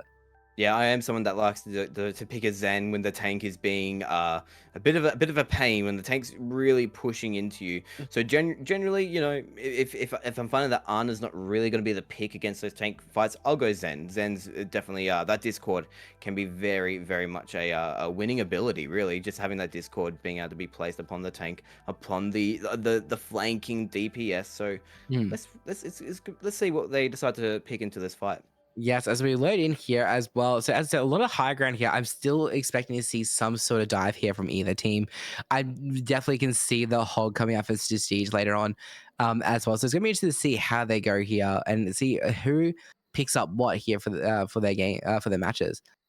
Do you think that we're going to see both Vestige and Kickflip just going on to their comfort pick of Hog and Doom early? I feel like in a 3v3 lockout, I feel like you don't go for your comfort pick first. I feel like you play on your off roll first, or you try and play something more comfortable, less comfortable to you. You pull out the comfort pick and towards the end. As a result, Vestige going here with the Jungle Queen, so going more of that rush style. Jungle Queen well. Lucio, yes, it's very strong. Yes, so here, initiating here by Fluke here. Going in for, they take it to high ground immediately, forcing Team Rocket to try and come up to the high ground as much as they can as they circle around. Vestige looking for a knife, didn't quite get it, managed to hit Reinhardt shield instead. Again, looking for 2 fire strikes come out, managed to knock Fluke down, taking out Fluke from High Wife already onto the Bastion as well, just knocking out Reinhardt, going in, looking for that Lucio. Fire strike comes out and knocking out Vestige, knocking out High Wife. Now they're carrying 2-2 as well. It does seem Team Rocket has the better support as well. The Maelstrom going and trying to bully into the backline here, trying to employ the little bit of the Reddit Lucio, trying to keep the heals up, looking for that Baptiste and trying to escape as much as he can. Now looking for their Junker Queen as well. Emofield comes out, doesn't quite manage to stall at the point a little bit more. Cuzbot is looking a little bit more low, only maybe have the shift coming back online to heal up. There goes the go. There it goes. Comes in, really applying the pressure. Reinhardt's looking quite low here as well. Vestige looking, trying to go finish up, but Cuzbot doing God's work, just keep him up as well. Knife onto Cuzbot, managed to find out and managed to knock out, knock out a Kickflip slowly but surely. Vestige playing a really good rush comp into there with the Lucio. They had some real synergy there, JD. Yeah, no, honestly, I don't know why I wasn't expecting Vestige to go with the Jungle Queen. It makes a lot of sense because Junker Queen and Roadhog have some similar sort of abilities because Roadhog's got the hook, Junker Queen has the knife to be able to pull that target in, and I think that Vestige just wanted to try and see if we could take advantage of having that similar skill set between the two characters.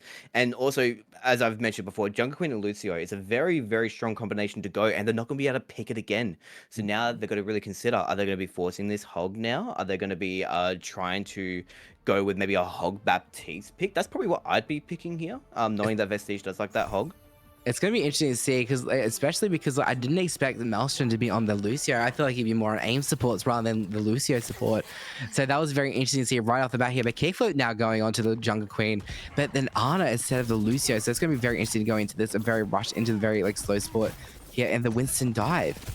Well, Cuzbot, as we know, is a former Call of Duty player. So as I was saying, Ana and Baptiste seem to be such strong picks for Cuz. So I've got a feeling to be able to take advantage of his aim in this sort of sense. So let's see if he performs. Yes, taking the high ground here, looking for the first. Fluke trying to go to the flanks, but they just stop him at any point.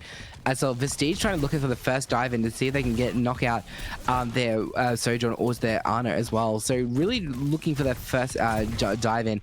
Managed to find Cuzbot, but managed to only get a tickle onto them as well. Knife just missed by Kickflip. Dives in, managed to try electrocute also. Managed to Cuzbot try to get low, but automatically healed straight away. Going in, the commanding shout coming out from Kickflip. Doesn't really charge anything. As I just back and forth fighting up the stairs, JD. They're just trying to play the safe ground. Kickflip taking on Fluke though. That knife to the Tracer just game over. Now it's just Maelstrom versus the Jungle Queen. This is winnable if you manage to line up your shots really, really well. Oh no, the axe into the Kiriko just wasn't enough and just managed to fall 1-1. Kickflip just managed to get that knife so quickly onto Fluke. I don't think Fluke was even expecting it. Fluke just wanted to try and go in and see if he could take a quick little peek onto the DPS and the support, but Kickflip just, the prediction game there was very, very strong. 1 for 1 each side. What are we going to be seeing here? Was it going to be going back onto that Winston, onto that Winston, sorry, or are they going to be forcing out the Hog? Are they going to be forcing maybe even a Reinhardt? What do we think the play here is going to be here? It's going to be interesting to see here, and that Fluke is on the Tracer, and as I mentioned before, I think Tracer is a bit of a wrong pick for 3v3, because again, you don't have much time to go on for flanks, and you can be easily spotted here. We're finally seeing the Vestige Hog, the pharmacies coming out as well, and Cuzbot on the Mercy with the Pocket Soldier.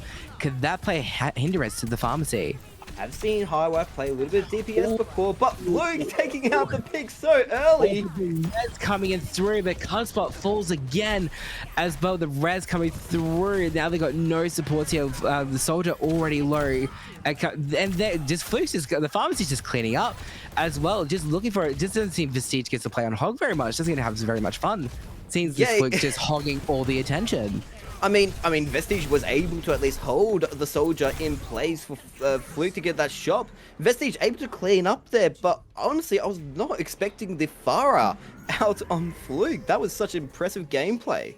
That was really impressive. Those rockets across the map managed to just annihilate already onto Highwife, but just didn't quite. The res came out from Cuzbot, but then again, it wasn't enough to stall out the point even more. You know what I'm expecting here now? Do you know what I think is going to be coming out next? What's that? I think Fluke's going to go into that Widow. I think it could be coming. I think it'll be coming in this next fight. It surely comes out. He's shown himself now twice. He's come out with that Pharah. That was just devastating. I reckon he'll come out with that Widow.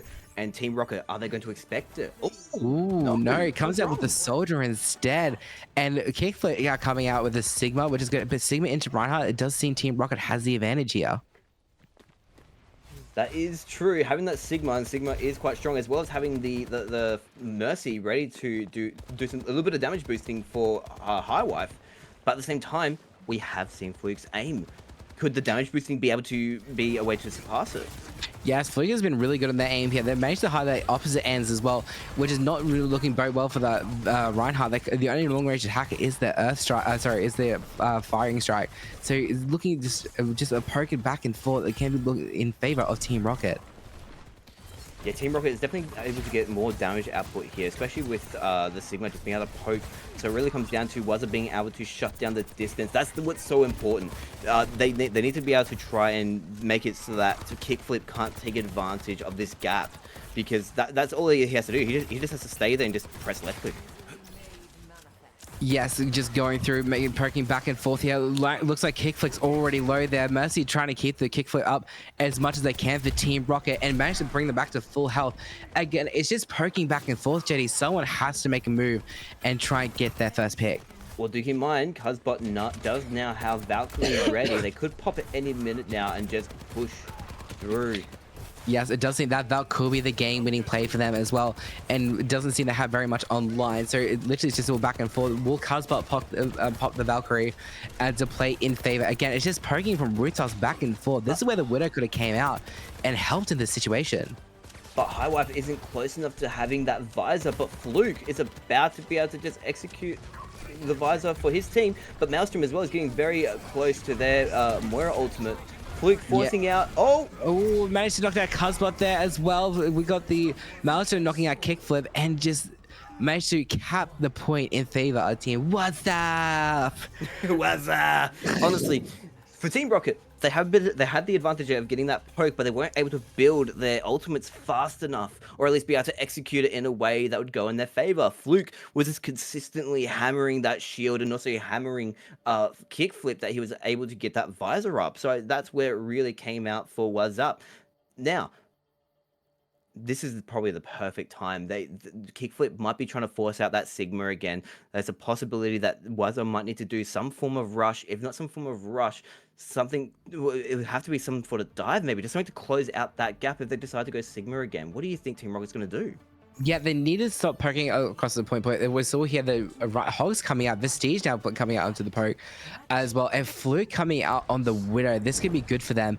But as we saw, Highwife already nearly taken down to low health. The Cuzbot have to come out, already just commit so much healing damage. All goes out from Moira, trying to get way down some energy. Comes right back again.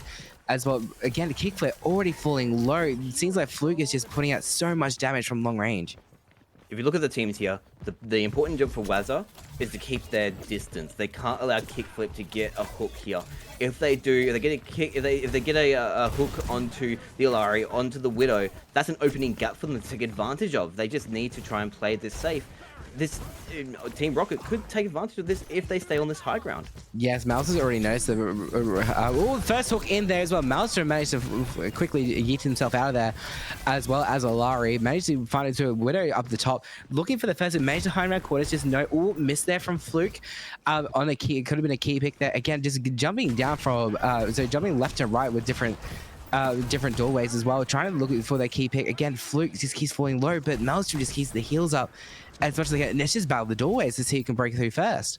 Well, almost thinking a repeat of when Punch was just trying to see if he could look out for those picks in that other match that we had before. Kickflip's just trying to do the same, just trying to look for any of the squishies here that he can just pull into his domain, into his death room. By the looks of it, the minute he get pulled into that.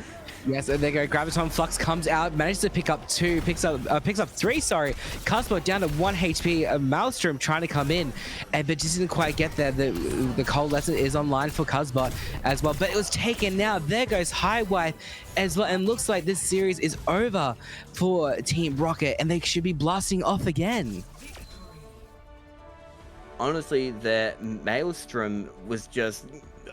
You would expect with an Illari, you'd be keeping your distance, but no. Maelstrom just stayed right up front and just showed to be an absolute danger in that fight as a support character. Just remember, it is a support character. Yes, Blizzard did create them as a support character, which I think they got their programming wrong.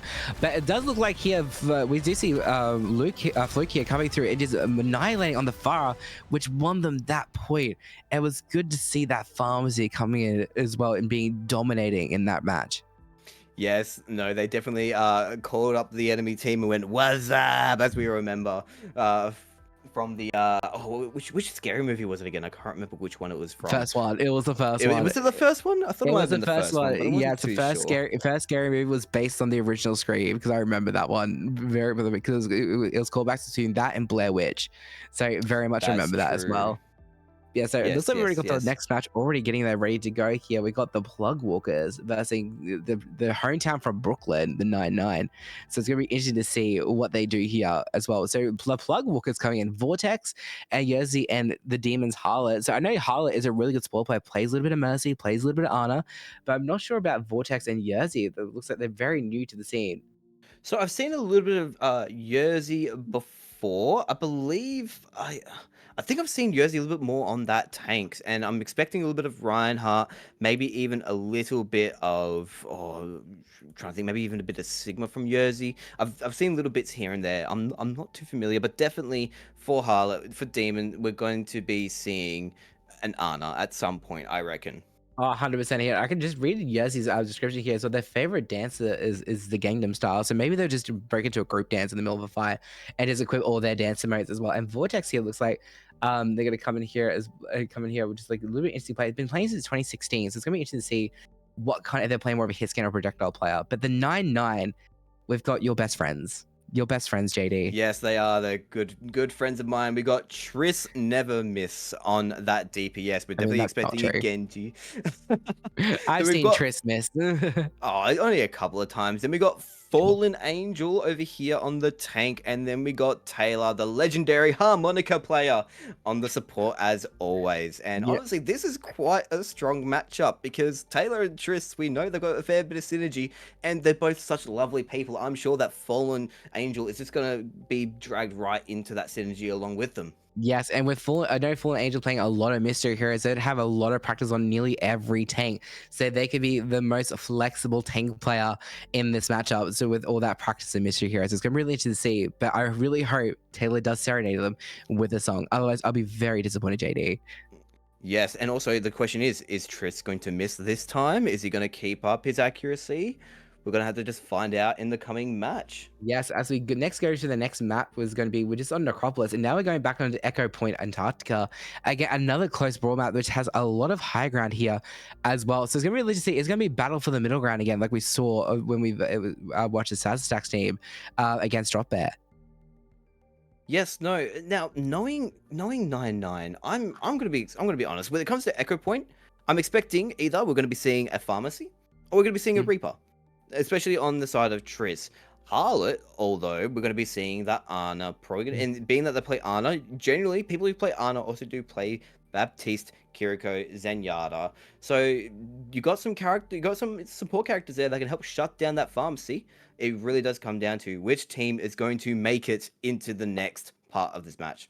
Yeah, it's really interesting to see how, like I said, these synergies do work. Because I do know that Tayla and Triss do have some synergy already, and the Fallen Angel can come in and just immediately fit into that. But I haven't really seen Harlow play with the other two kind of counterparts. So it's really interesting to see how 3 brand new players come up against an already synergized team. So it's going to be interesting to see how those team dynamics actually come into play here. But do keep in mind as well, they're not just going up against a good synergy here. They're also going up against a former Contenders player, Triss, representing for Australia way back when in Overwatch 1, and he still has that skill set behind him. So it's going to be a bit of a challenge for the Plug Walkers, but you never know, honestly. Yes, there's always a scary point. You think you ever see Tristan Mel, always you see Tristan Mel on his alt accounts going like, oh no, it's game over.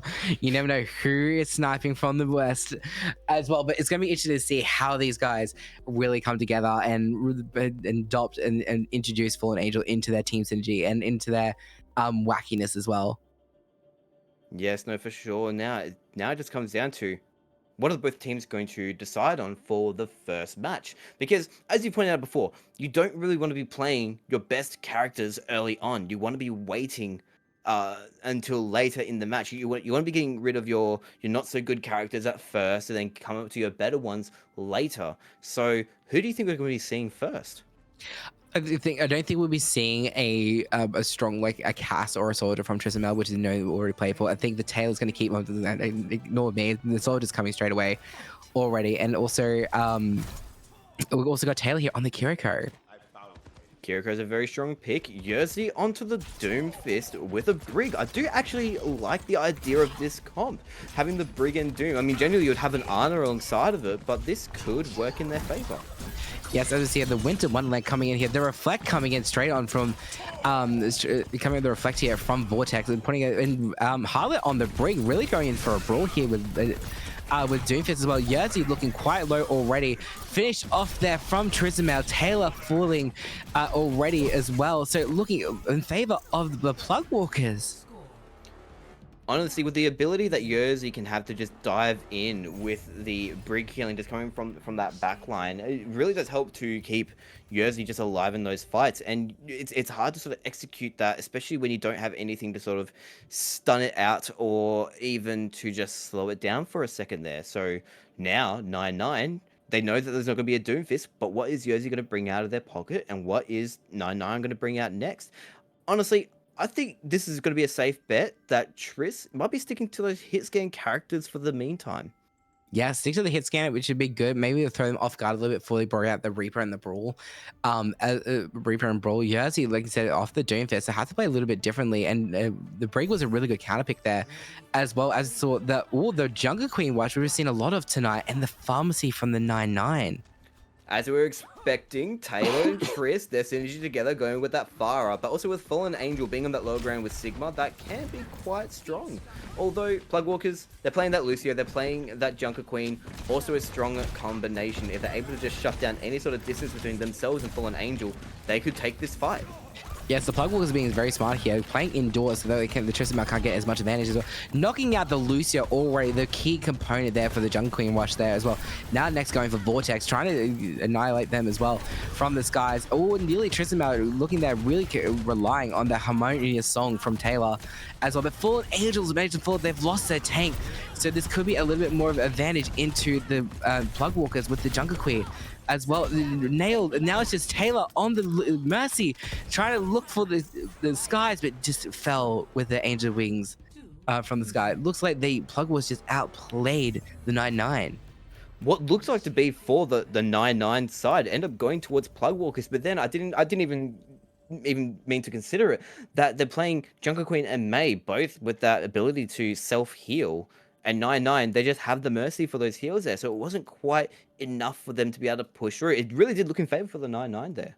It did look strong to start with, but I think the Plugwalkers playing smart, playing indoors first, so the Pharmacy couldn't get much value was really, really key there. But you know what? This is a Winter Wonderland coming in. And you know what December is? What's coming up in December generally in the Winter Wonderland for Overwatch? What's coming in for the Winter Wonderland? We have another tournament coming up, which is going to be really exciting. Ooh, as so well with a lot of streamer and content creators coming in as well. So I'm looking forward to seeing maybe some of these players play again, as we saw the Pharmacy coming out for the Plugwalkers instead, and 9-9 coming in with a bit of a brawl comp.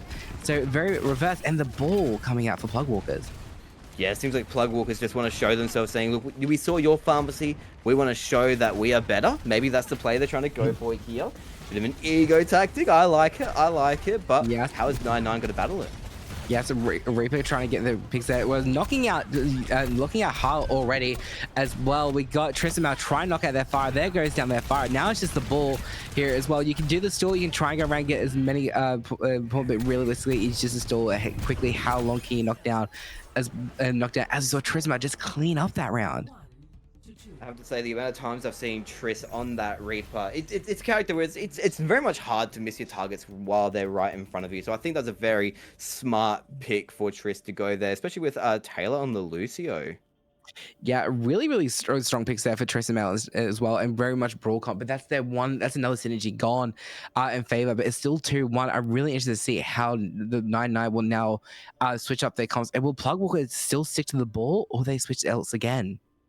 Yeah, they do. They do have that opportunity to play the same comp if they want to. 9-9 do also have the opportunity to go back to those hit scan picks that Triss is known for. But at the same time, Triss is also known for being a good Genji. We could be seeing that one soon as well. Yes, good Genji here. Now, Tristan, going back to the Soldier, your anti-nade is on the Kiriko with the Winston, and Vortx is on the Sombra, maybe trying to hack out that D.Va a little bit more. So it's going to be interesting to see how this goes as well. We got Tristan doing some long range shooting. it's going to be so important for Triss to try and get some form of early pick here, because that Sombra could be devastating. But Tayla's been taken down by Yerzi. Yes, the Winston dive already paying off here for the Plug Walkers. Already looking for their next target. The Diva hacked, so they could not even move. The bubble shield comes up.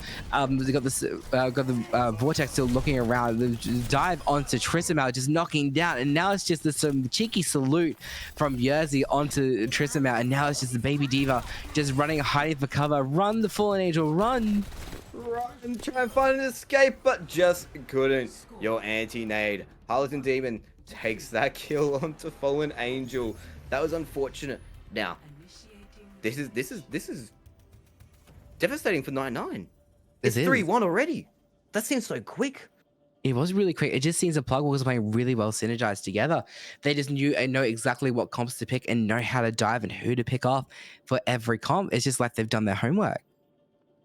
Yeah, it does seem that. I mean, look, honestly, there's a lot of people that know the synergy of Tayla and Trissamau. They're going to be wanting to try and crush it as much as they can. But at the same time, I know what Triss and Tayla are like. They have been known to come back from these last-minute fights.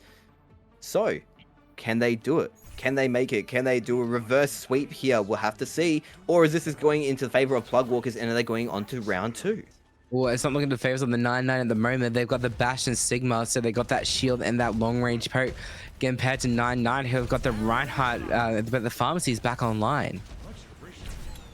Yes, no, I mean, honestly, whenever I see a Bastion, I just, and our team's playing Ryan, generally, you lose hope very early, but maybe the plan here is that Triss just needs to kind of play out of the direct sight line and just work on splash damage with that Pharah and not allow Bastion to be able to go into turret form and take on their Reinhardt. Yes, poking back and forth here. The Pharah is doing some really good work trying to get in there, but the Plug Walkers, again, are just really trying to stay indoors to make sure Triss cannot get the value that the Pharmacy are looking for.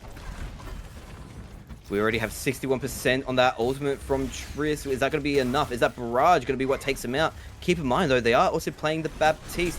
That immortality field could be their saving grace against Triss's barrage. Yes, charges in. It manages to find your anti-net already from Fallen Angel. That's a huge pick. Vortx falling as well to Trissamau. Now it's just a Sigma, and it looks like it could be a start, a reverse sweep, JD. What a massive pick for the 9-9. As I was saying before, with that immortality field, that could have saved the team from potential barrage, but they just got the early pick. There was nothing they could have done there right after the Baptiste is taken out. So now, this might be, as you said, this might be going for the 9-9s. They might be going for that reverse sweep. They need to be thinking very cautiously here about what Plug Walkers are going to do. Yeah, it's going to be interesting to see how they go here looking as well. We've got the 9-9, they've lost the pharmacy, so now you got to look at how we can counter them as well to make sure we're still into this reverse sweep. So I'm looking forward to seeing how they can take that high ground again. Yes, well, look, we're not going to be able to see a lot of the Pharah anymore from Triss, so I'm expecting him to pull out the Genji any minute now. Yeah, the Bastion comes out. You really want to see the Triss Genji. Yeah, no, you really want the Triss Genji to come out, but Triss is like, no, I'm playing other heroes tonight. I do. Do you not know about the infamous Genji guy? Does no one know about the infamous Genji guy? I haven't heard of the infamous Genji guy. As we already see Vortx playing, is poking in there with Symmetra. As well, Firestroke's coming out with Yerzi, not just really gaining much as well. Looking for that TP over by the looks of it. Trissamau on the Bastion, ready to apply some pressure. Coming into the match as well. As you said, poking back and forth. The turret's coming out to try to put the delay on JD. I mean, look, there's a lot of damage on both sides, but it looks more like it leans towards 9-9. If they're able to put enough pressure onto that Reinhardt, it could be devastating for Plug Walkers. It could be 3-3. So, honestly, I don't really know what to say here. It's just, there's so much that could potentially happen.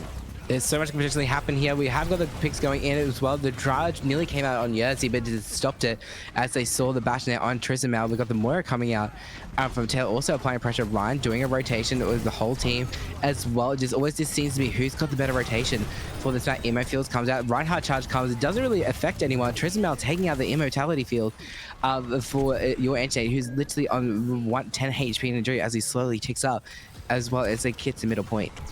That fight was so close in terms of like Yerzi being able to take out Triss. Good work on Fallen Angel being able to save that.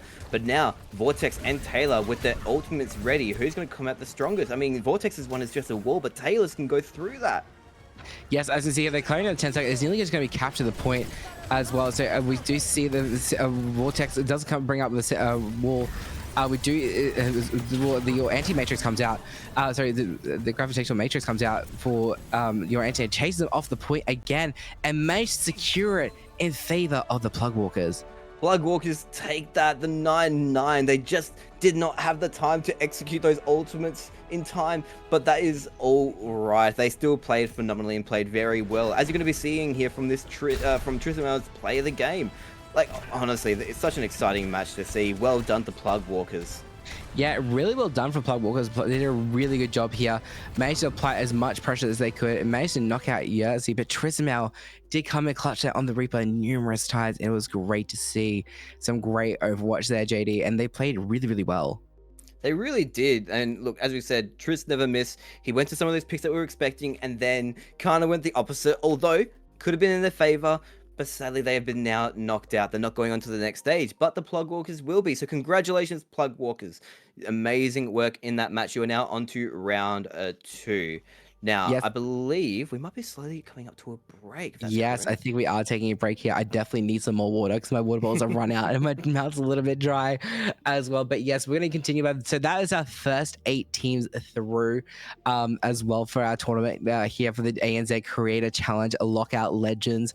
So everyone's playing really well tonight. Everyone's playing really, really well. Out of all the matches, JD, who do you think played really well out of all those matches? Out of all of those matches... Oh, that's a really, really good question because we saw a lot of fun plays, really. A lot of plays that I wasn't expecting. Best Buddies Club, I still remember that match over on Athaya. I think I said that map. I probably said that map wrong. You probably said it wrong. That is okay. I'll be smacked on the hand later. But I think Best Buddies Club, someone that really showed out, who we haven't really seen a whole lot of because this is one of their first events. But I feel like Peapod really showed a lot of skill and a lot of ability on that support line for their team there. I do agree with that. And then rushing into there, really going in with that JQ really showed them and actually really carried that to their victory there. So I do agree. Peapod actually deserves it. Their Lucio was insane, and also their whole support line, just like, hey, I've never seen them play. They did a really good job there, especially because this is their first tournament. Yeah, exactly. So very well done to Peapod. You played exceptionally well on that Lucio for your team, the Best Buddies Club. Before we go into break as well, just a quick reminder, if you do exclamation mark, was it giveaway again for what is it that we're giving away? Yes, we're going to give away some Juice Energy tubs here on the stream, and we'll be announcing our winner when we come back from our quick little break here as well. We're going to give production a little break, stretch our legs. So yeah, so exclamation point giveaway into the chat if you'd like a chance to win something from Juice Energy. Thank you very much.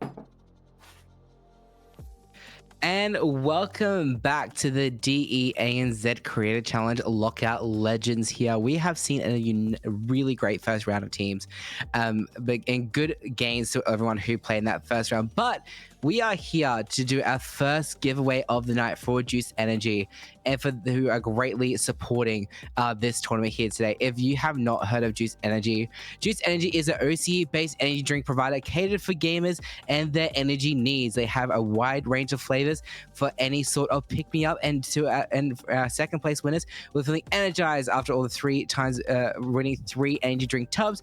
In addition to this, we have 3 tubs to give away to the chat tonight as well. But JD, who is the lucky winner to our first tub of Juice Energy tonight?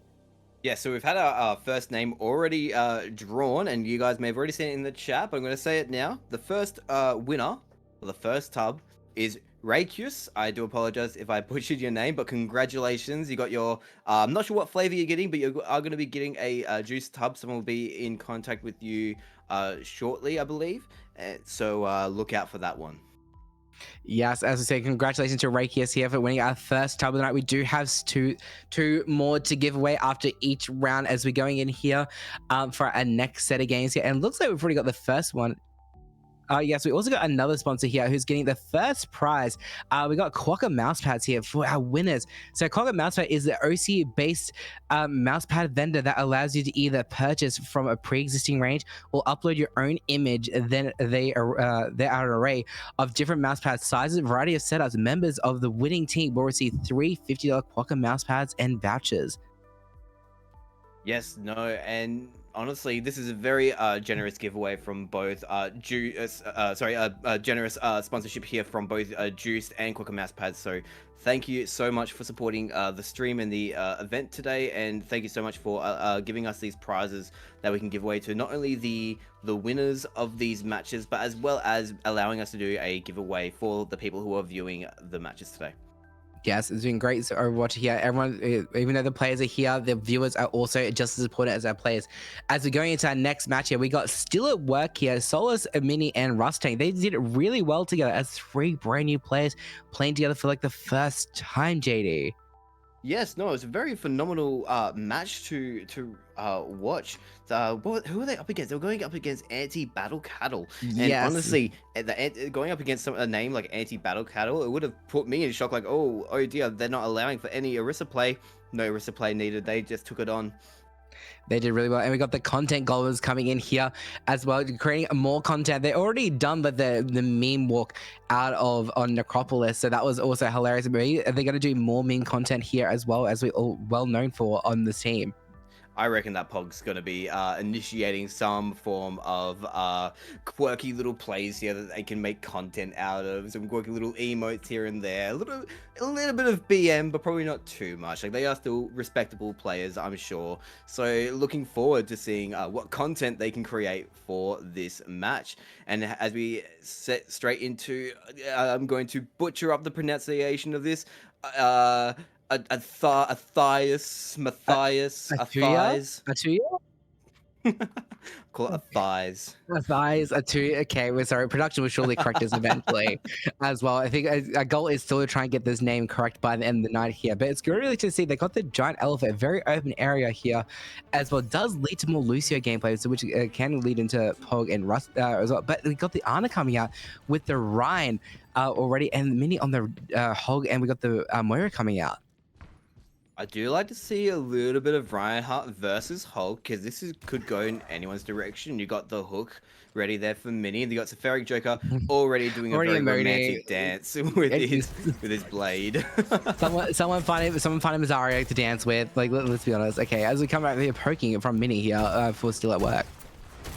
Yeah, everyone's just playing slow, playing their distance. That's one thing I've noticed, that people are starting to like understand the 3v3 and how it works. You got to really play your distance and try and go for at least one pick before you can commit to anything. Yes, the hinder is there onto Solace as well for still at work. Rusttank falling quite low, but managed to quickly heal themselves with it all. Sphericjoker looking a bit of trouble. Pog trying to get their LOS against, trying to keep Sphericjoker quite back up. As well, we got Solace going in, looking for their kills. And again, playing long distance. This is reminding me slowly of Overwatch 1, is how everyone slowly is playing. As first pick going down, a Pig Pen coming out, knocking down Pog and Helix as well, and Sphericjoker just cleaning up there. Hog is not overrated. Hog is actually balanced once again and not broken. Content goblins, the content goblins, they're sitting there just going delete clip. We can't use this. We can't use this for content. This is not gonna make us look good. They're just sitting there, just spamming that delete button and just saying, look, the next match we got to get a clip. We got to get that TikTok ready. Yes, the editing's coming out here as well. I don't know about you, JD, but I don't remember the days of Overwatch 1, how slow it used to be. Does this kind of remind you of Overwatch 1, just like forever poking, and then looking for that first key pick and then moving in as well after you apply enough pressure? So the thing is, with Overwatch 1, you had double shield. In this case, you generally will have 2 shields, but they're on both either sides. You don't have a double shield comp, you just have 2 shields fighting one-on-one in these sort of fights. Unless you're going Zarya and Doomfist. Yeah, the Doomfist Joker came out and played really well last time when versing as well, and the Hanzo coming out from that long range shot, maybe to try and knock down that long range kill potential from Solace. Yeah, no, I'm looking forward to seeing who Sphericjoker decides to go for. I've got a feeling that it'll have to be Solace, but...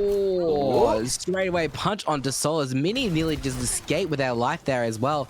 It nearly expired. Rusttank managed to get the whole team up and heal as well. Joker going for another push and looking for their mercy as well. Mini for Rust fell. Solace now falls as well. A quick cleanup for content goblins as well. Maybe they put a halt on the content creation.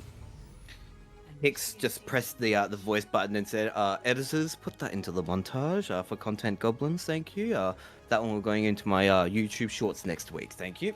That's exactly what he said right there. And still at work, they're still at work. They you know, it's one for each side. They've got some play to put into here. What can they come up with? What do you think? Yeah, still at work is looking for their second cup of coffee just to get that perk up for their the next push and next encounter fight here. So look at, you can see they've eliminated the Hog for them, and then the Joker just lost his Doomfist. So whether they go back onto the Ryan or they go to the Zarya themselves and really just counter that, but I really feel like the Team Mini just needs to not be in enclosed room. I feel like that's Joker's playground, playing in very enclosed room and just getting value and value on them as well.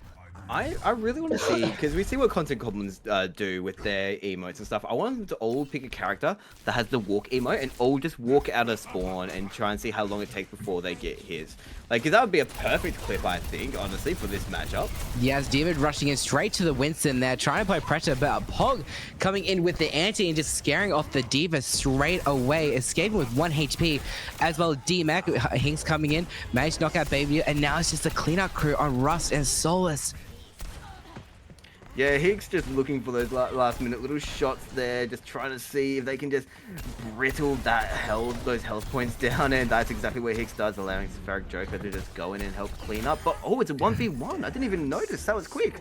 Damn, Solace there doing some real work. They managed to knock out Joker as well, but the long-range Reaper from Hixx just managed to knock out that, Sombra. Unfortunately, as you said earlier, JD, there's just not many health packs on this map, so it's really hard to self-sustain as a Sombra player here. Now, after seeing the Winston pick, I got a question. Yes. Do you prefer saying Winston or Winton? I prefer saying Winton, but because you fall into the Winton gang. I have always fallen to the Winton game, but when on cast, it is such a struggle to remember that there's an S. There's an S in the hero's name. There is an S. You have to remember that S. You have to remember it. So it's more important than people think. It really is. And I just remember my first ever cast is I kept calling him Winton, and one of the things I got from Pab and Harry, I'm like, did you call him Winton for 3 hours? Like, oh, it's like, whoops, sorry, boss, I haven't. Well, in this match, we will not be seeing a Winston, as we now see a D.Va pick from Mini, the Roadhog on Sphericjoker. I've seen Sphericjoker play a little bit of Roadhog, but with that BAP to really keep him up, this, in terms of output, looks like it might be in a bit of favor for content goblins. It could be, but Hixx already nearly falling quite low there on May, but luckily Pog's there just healing them up as well. D.Va's probably looking for a dive as much as they can. Immo and the shift ability already playing out point as well, so there's so much commitment of utility as they got still at work. They've got the high ground at the moment as well. Pog falling quite low here. D.Va Mini looking for a dive, didn't quite successfully get one, still applying pressure to the hole. May Freeze is trying to come out, trying to make sure to put a hold to that D.Va. The May wall coming out, trying for the dive as well, and the retreat for the D.Va, trying to get heals onto Solace. Honestly, they need to be so careful in that edge. If Minnie's fast enough, she can just boop them right off and it would just be game over. But Minnie is still just applying as much pressure as possible in this fight.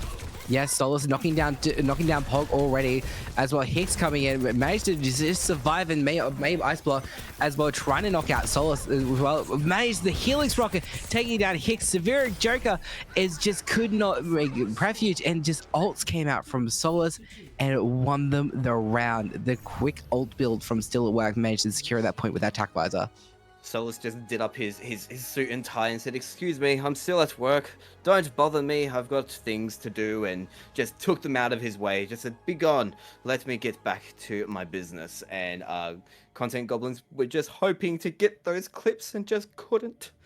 Just couldn't forgot to hit the clip button and we're like, oh no, and trying to fix up their shortcuts. And now it's very joke. Now you gotta think now, they've just lost the diva. So what can you go into now with what they have left? They have the Winston. They do have a lot of Dive Potential, which this map does lead it out to still.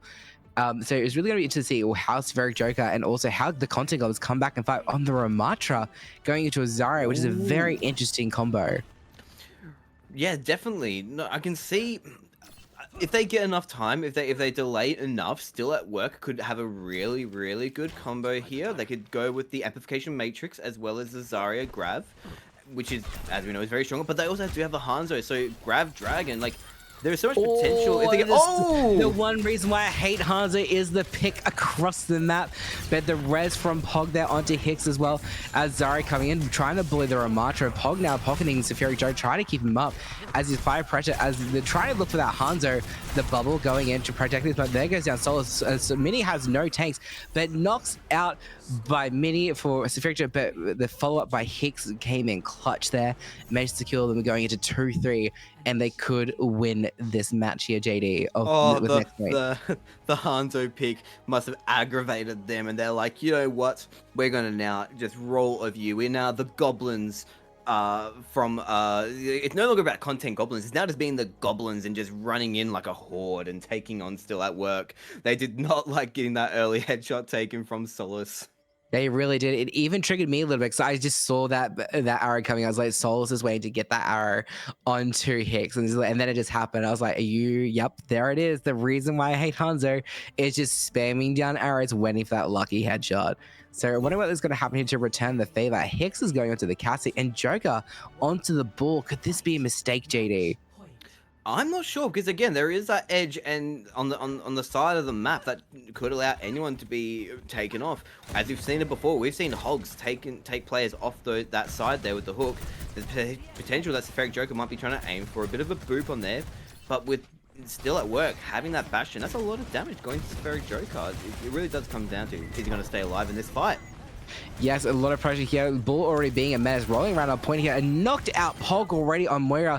That tracking on Solace also knocked down Hixx. Now it's just the ball as well. So now it's just to stall the point. Can you get as much value? But that Zarya just applying so much damage, already only not even 20% charge, and Bull just being 1 HP, falling down. My goodness. Match point, JD. What have you got to do to be content creators to secure this final point? Surely you don't pull out the ball again. Surely you go onto a much stronger tank. Look, Sphericjoker likes their movement. They might go the ball again. I don't remember. Did we see Sphericjoker already on the Doomfist, I believe? We have not on this round. We have seen Doomfist before. I know we did. They won that round. Sorry, they did win on the that round. That's right. So they can't even bring out the Doomfist again. So and both teams are locked out of certain comps. They really need to think. Maybe it might be worth one of the teams going for that Lucio Junker Queen sort of thing that we've been seeing in previous maps. It is very strong. We've seen it. Yes, it has been very strong. It has winning a lot, the Jungle Queen rush as well. Hog coming back on for Sphericjoker. We have got the Bastion coming out as well. Solace back on the Hanzo. If there's another sneaky pick onto Content Goblins, I won't be very happy, JD. Look, honestly, if Still at Work, if they decide to utilize this BAP and go a bit of a battle BAP, and as well as Hanzo possibly trying to look and just poke out the Bastion, this could go into Still at Work's favor, but at the same time, Content Goblins does have a fair bit of damage on their side to work on this Sigma. Yes, as you know, they're picking both back and forth. And Solace is really trying to look for it, but Hixx is really applying a lot of pressure onto there from the content goals, applying pressure to still at work as much as they can. Pog trying to hug the corner as much as they can. Take a breather, coming out Sphericjoker, hook onto Sigma. Doesn't quite get any value there. Immortality Field comes out. Immortality Field getting destroyed by Solace. Stun onto the Bastion. The Bastion melting. Their own Immortality Field gets deployed as well. There falls Sigma for Mini. Now is this the downfall? Oh, there goes Rusttank. Now Solace is already here. Has knocked out two. We have got Hog versus Hanzo. Yeah, this does look in favor of Hog as well. Oh, was close. My goodness, what a match. Content Goblins continue on into, I believe, the semi-finals. They've got a chance here now to create so much content for their TikToks, for their YouTubes. That was absolutely phenomenal. That was, it seemed so close, but the minute that it ended up being the Hanzo versus Hog, I think we knew where that match is going to be going today. 100%, yeah, and they got it down to half health. They could have done it, but the hook just came out and just finished off the still at work stream. So unfortunately, now they got to go back to processing paperwork while waiting for their coffee order from their local assistants here. Unfortunately, so it's gonna be interesting to see now how Content Goblins actually continue on with this series. But now, JD, we got some next one. We got the best buddy clubs coming back. It's your friend, what do you call it? Peapod coming back. Also got Drop Bear, and we've got Aiden coming back. They play really well together and Echo Point as well. And we've got Lasombes as well. So I'm looking forward to seeing Harry B and Pi come back as well. Could this be the point where Pi can prove that she can win a tournament? Because she's been so close so many times. So many times. I mean, even in the last one that she played, which was funny enough on the same team as me, we made it into those finals. It was such a close match, and I think Pi has really developed her skills and can really prove something here, especially having the assistance with Harry and Lex on your team. Like this looks like a very promising team. I honestly think this could go in some favors here, because look, Pi has done so much work on her Kiriko play. It really is phenomenal to watch both of these teams. Honestly, watching both of the teams as they play more and grow. Yes, it's been really good to see everyone just like you said, play more and grow as well as we go to Castillo. So very much again a lot of high ground in the middle, a lot of like low ground in the middle as well. Mainly playing those more like hit scan shots as well. So it's gonna be looking into the sea. Doesn't really leads into a lot more dive and a lot more pharmacy can come out here for both teams here with the amount of open ground. Do you like a bit of pharmacy? Pharmacy is always a little bit of fun. Yes, we do love a bit of pharmacy. We love What is your favorite counter to pharmacy? Because I've seen one counter that always still blows my mind, that it still works, and it's still infuriating that it still works. So I think my favorite thing to see is when a pharmacy comes out to play, you see the Pharah fly up, they're looking for a pick, and then they've just fallen down because there was a Widow in that back line ready to look for that Pharah. I find it so satisfying to just see that. Or mine is always catching us surprised is the Junkrat. The Junkrat anti-Pharah mine is just. It still annoys you to this day because it's like you're playing fire, like, yeah, I'm doing well in pharmacy. Next to Junkrat jumps up, not mine.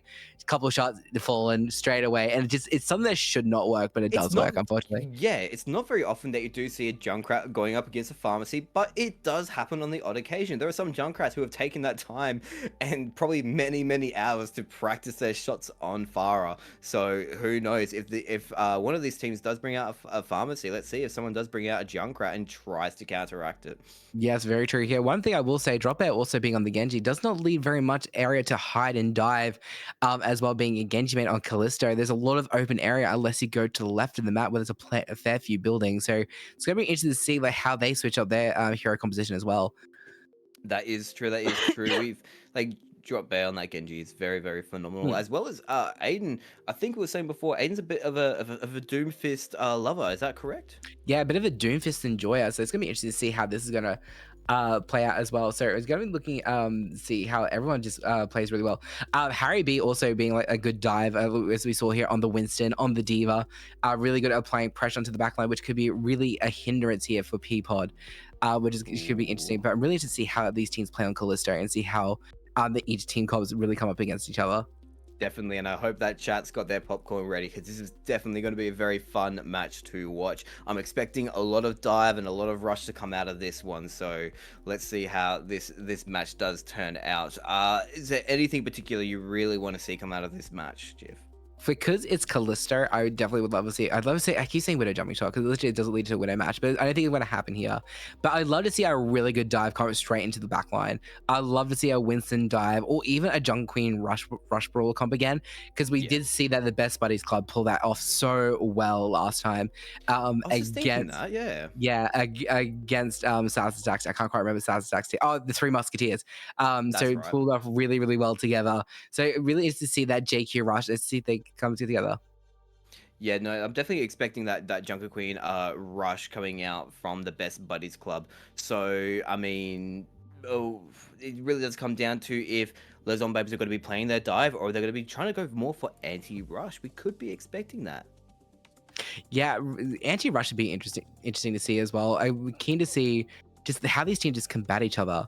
With how their team comps, because as we saw, a lot of rush did come up against big what do you call it, Best Buddies Clubs. But I think we're about to load in here, JD, and see how these team comps actually face each other on the Callisto. Definitely looking forward to seeing the picks that these teams decide to go for, because really it's what it comes down to. You got 3 players on your team. How can you utilize that? You don't have 5 anymore. What can you come up with 1 DPS, 1 tank, 1 support? We're gonna find out right now.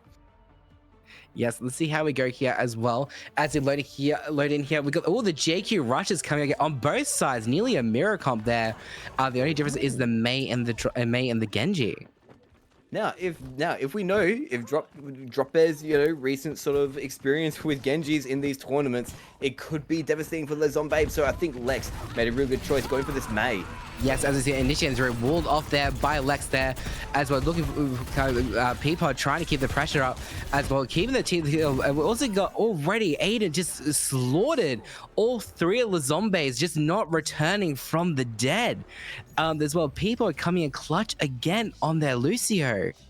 The synergy that I'm seeing on this team, it's just amazing. I'm honestly, the fact that both teams decided to go for that Lucio Jungle Queen, but Best Buddies were just able to come out on top. That was so quick. As I've been saying, Peapod's definitely been showing themselves on that Lucio pick and on that support pick as well. So honestly, I don't expect much less to come out from that one. Yes, neither do I, but they have lost one of their best comps already after round 1. So is that a smart decision there, JD? As you said, as I said earlier, like, you don't want to use your best composition on your first run in a match. You do have a point there, but at the same time, I have seen the diversity that this team does have, especially with going onto the Doomfist. Just remember that these guys did win their first match, so they do have potential even after picking their best sort of comp. Yeah, so we do see the pharmacy coming out here from Lex and Pi. The team with zombies already applying a pressure. Drop Bear trying to get the sneaky picks on Tracer, but everyone's just up in the air. It's just so hard to do. Harry managed to knock down Peapod there with the grapple, but Pi's pharmacy already been shut down. Pi being knocked out by the Doomfist. Drop Bear trying to be a hit scan from the ground. The Tracer fall off as well. Aiden going back in there, managed to knock out from Doomfist the anti-air gun from Doomfist. I just haven't seen this well the Doomfist being played in so long, JD.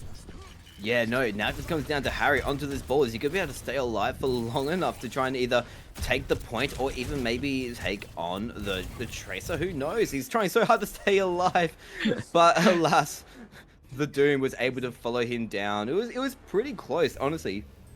Yeah, it's really, really close there.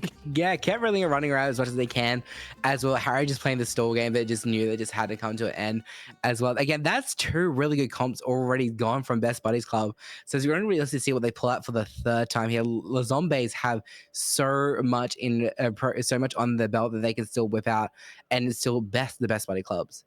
Yeah, of course. And I know that Pi has definitely something that she can bring out from her sleeves here. Whether it's bringing out that Kiriko again or even trying to go for that Mercy, she knows how to use it. We just got to see how it can work with the rest of their team. And honestly, now that Best Buddies Club don't have that Lucio or Junker Queen or Doom, they're going to be trying with the Baptiste and the Sigma with the Soldier. Yeah, going very much a hard comp here, and then the zombies is going very much still like a rush comp again, as well. We've still got that pharmacy applying pressure into the back line so the ball can go and do some cleanup. Here's a Pi already falling low here to drop air, but Lex finishing off drop air already. But Aiden says no, I'm gonna counter you first, and then now the anti-aircraft is left up to Aiden here as well. Rock into Lex into the Sombra, but cleaned up by the zombies. It's interesting to see how much that turnaround came in with the ball and on the pharmacy, just applying pressure into their backline. Yeah, no, they decided to repeat the same comp that they played before. I think this is similar to what they did last time, where they kept to their comfortable comp until they won a round, and honestly, it came out in their favor. Yes, I know the best buddy clubs did that last time. They played into the very much kept to the same comp every time until they won, and it paid off for them as well. It seems Lasombe could be using the same competitive strat as well. So it's gonna be interesting to see what changes they make now. What comp do they go on to next? Well, I've got a feeling after Harry, as you saw, pull out the wrecking ball. I've got a feeling Harry might either go towards dive, so we could be seeing a Winston come out in this next fight. And look at that, predictions. Yes, and we got Pi here on the Ana. Could be looking for a Nano Blade. Drop and Peapod and Aiden just managed to stay on the same point there as well. So maybe here we go. The Winston dives straight in, looking for the apply pressure. Already Sigma already looking for the Winston, but didn't quite get there. Lex taking down the immortality field and just looking for a cleanup and just retreating now just to heal the team. You know, that was a very, very close call there for Best Buddies Club. Now they're just going to try and play safe and play for the fight, but Lex knocks down two now. Now it's just a Sigma as well, and a nice cleanup full of zombies, bringing up the tie into this matchup. Lex just came into that fight all juiced up and ready, kind of like our sponsor. Remember, do that exclamation mark giveaway if you do want a chance to win what is left of our juiced tubs, guys. We've got 2 left, just remember that. But honestly, Lex did such a phenomenal job there, just taking out what he could, honestly. Yeah, did really well. They're diving in, managed to get Peapod out first, then drop there, and then the Sigma was just waiting to fall there, making sure the Winston was protected. But unfortunately, Pi did fall, but they did really well there to come back and make sure. Now, what do you do as the zombies to try and come back? Now you've knocked out 2 of your comps. What's your third comp you go to try and secure the victory?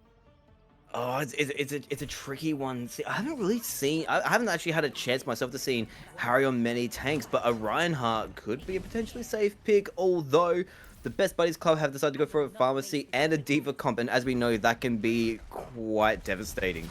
Yeah, it does seem the zombies have gone to a more brawl style, whereas Diva is now back to Diva dive with the Pharmacy included. So now it's just pretty much applying the damage. Who can get off here as well? Drop out looking to apply damage to the backline, but the Lex is just trying not to get any value, just looking for that Pharmacy, applying pressure where they can. Yeah, no, Best Buddies Club need to play safe because they know that they have a soldier, but they just can't let it pick them off. So really, Drop Bear needs to try and go for that pick on the soldier, or either the Moira, to not allow for anything to happen to him. Or, as he said, the Moira does fall to Aiden as well. And there goes Harry down full to the Diva, and now it's just hunting down Lex. Lex can still, if he manages to pull off, but no, already found by the Diva as well. It scrolls up in the other Pharmacy looking for their revenge. And Lex is trying to playing the hiding game inside, and as well, just running around the loop like ring a Rosie. My goodness. That was a very, very good play for Best Buddies Club to be playing 3 high movement characters. But now, are they gonna pick something that can really shut down the Zombies, or is the Zombies gonna try and come back? What are they gonna come up with? Like what sort of thing? Best Buddies Club have gone and done the picks that we've seen have been their strongest. What else do they have up their sleeves? What else do they have in their back pocket? What's their ace card? That's true there. It was going to be really interesting to see how they come back to secure the victory, or as Lasombe is going to bring up to a 3v3 tie. Here, it's going to be interesting to see, do you stick to the same comp as Lasombe's, or knowing that the Best Buddies clubs do have to make a swap, or do you try and risk it and do something completely different as well? But as we see, they only swapped out the Soldier for the Reaper instead. Yes, which could really help them as long as they can shut down the distance and allow Lex to go in and take up the damage onto that Sigma. But if we look here, Best Buddies clubs, they got such long range plays. Are they going to be able to shut it down? Yes, Lux already gone to the backline, already knocked down the Sigma there. Harry already knocking down Peapod as well. Really trying to, now it's just poor old little drop there, just trying to get as many kills, also trying to do the ring around and just chase the honorable way, just like, no, I can't win this, jump off that. He knew that the minute that his tank and his support were down, he had to just take the leap and play for the next match. But at least they know that they can't play the same comp. So if they wanted to, the Zombies can't play that same comp. Best Buddies Club could potentially come back with what they were just playing then. It really comes down to what do Zombies pick against it if they do decide to replicate it. Yes, this is going to come into the final point here for both teams. It's all on line so they can progress to collect those prizes from both Quokka and Juice Energy as well. So they're going to try and pull out all the stops here so they can advance to the semifinals. But yeah, it's going to be interesting to see how Best Buddy Club, do they stick to the same comp? Do they change it up, try and secure the victory? And how the Sombra is going to make change from the win as well. It does seem they're going both poke comps, except Drop Bear is going to the Bastion to apply more pressure. And Pi on the Lucio? Pi on the Lucio, yeah, that's one that I haven't quite seen yet, I don't think. Oh, wow, but that wall... That wall is scared. Though Drop Bear, though, managed to knock out Lex here. A lot of pressure coming from the Drop Bear. Knocks out Pi as well. And now it's the poor old Sigma as well. The creature coming out, trying to stall the point, but didn't quite work. Goodness. God, chat, do not blink your eyes, because I almost did and missed everything that happened there. That was so fast. It was so fast and it was over so quick. And it does seem Best Buddy Clubs came in clutch there and won it towards the end. And looks at Lex's pharmacy, really came out clutch here as well for the team and really did a nice job cleaning up for Team Lasombes as well. Wow, that was such a fun match to watch. Best Buddies Club, you guys came out on top. Oh, sorry, I'm really sorry. That last minute fight that just happened there, that Lucio push in with the May wall, it was shut down so quickly. That could have been their fight. But I think Drop Bear on that Bastion and that damage reduction that you have when you go into turret form, it just was not enough. Yeah, it was honestly literally just like it was like quicker than a tracer blink. It seemed like I blinked and the engagement was happening. I was like, where did this come from? And yeah, just seeing that went in. The Maywall was the right thought, but it just didn't seem to pay off. I think Lex dropped too soon and they was just easily picked by Drop Bear on the Bastion. So it looks like we're going into our next match. It's going to be the dead end. So we got Killy, Blades, and Vivid go against the Grateful Powerpuff Girls. We're going to see Blades here. And so we all seen them did really well with shield tanks. They came in clutch towards the end of their match as well. Killy there really doing some great work on their DPS heroes, and Vivid, Vivid being a great sport, really good at keeping Blades up as tank as well, knowing that Killy could just follow through with the kills when needed. Yes, no, and then we also got Powerpuff Girls over here. We got the prettiest girls at the party on Black Forest. Now, here's the thing, is that Dead End, they've got the comps and they're good at taking on shields, right? So we know what Martus is like. He likes playing that Doomfist, but he also likes playing that Reinhardt. Do you think that we're going to be seeing Doomfist later in the fight instead of early to take advantage of that? I think if you're playing smart, you keep your good heroes towards the end as well to either clutch up or to seal out the fight. I think you try and play your worst heroes at the start, try and get the wins and dubs that way, and then slowly work out towards it. I think that's the best strat for this 3v3 lockout tournament, because once you win on that, you can't play them again. So I think it's your best off just playing your worst heroes and trying to win up that first, and then just slowly build up and ramp up towards the end. 100%, but we know how Dead End plays. So the minute that they play that shield, you're almost forced to not want to be showing your Doomfist early. And if you make sure that they use all their shield damaging comps first, that could be an advantage for Powerpuff Girls. It's whether or not they know that. Yeah, that's a really good question here. Like, do you go as Mardos, go overconfident straight away and just throw into the Doomfist as well? And same with Blaze, do you go overconfident and throw straight into the Reinhardt? I'm surely though, since Mardos and Blaze do play Reinhardt each, let's hope we get a good Rein duel again. Let's hope no Bastions come out as well for this time. So that's the big thing. Let's hope there's an honorary Rein duel this time on Black Forest. But another thing as well to remember, because we did see this matchup with Martos against Kivanchy before, where Martos took Kivanchy off the cliff. So here's the question, and this is for chat as well. Is Martos going to be taking people off the map, or is he going to be taking himself off the map and being the famous fall off the map Vivo, as we all know and love? I low key want him to miss the Ryan charge and he forgets that you can cancel a charge and go, oh, whoopsies. If he does that, he better turn around and just go, hello. He better just accept it. I just expect a Twitter post go like, yep, I forgot Ryan shift cancel for charge and just decide to go off the map with it. So it's gonna be really interesting to see how these teams do come up against. I feel like Blades and Mardos do have very similar hero pools, but then again, I have not. The only hero I don't think I've seen Blades play is that Doomfist.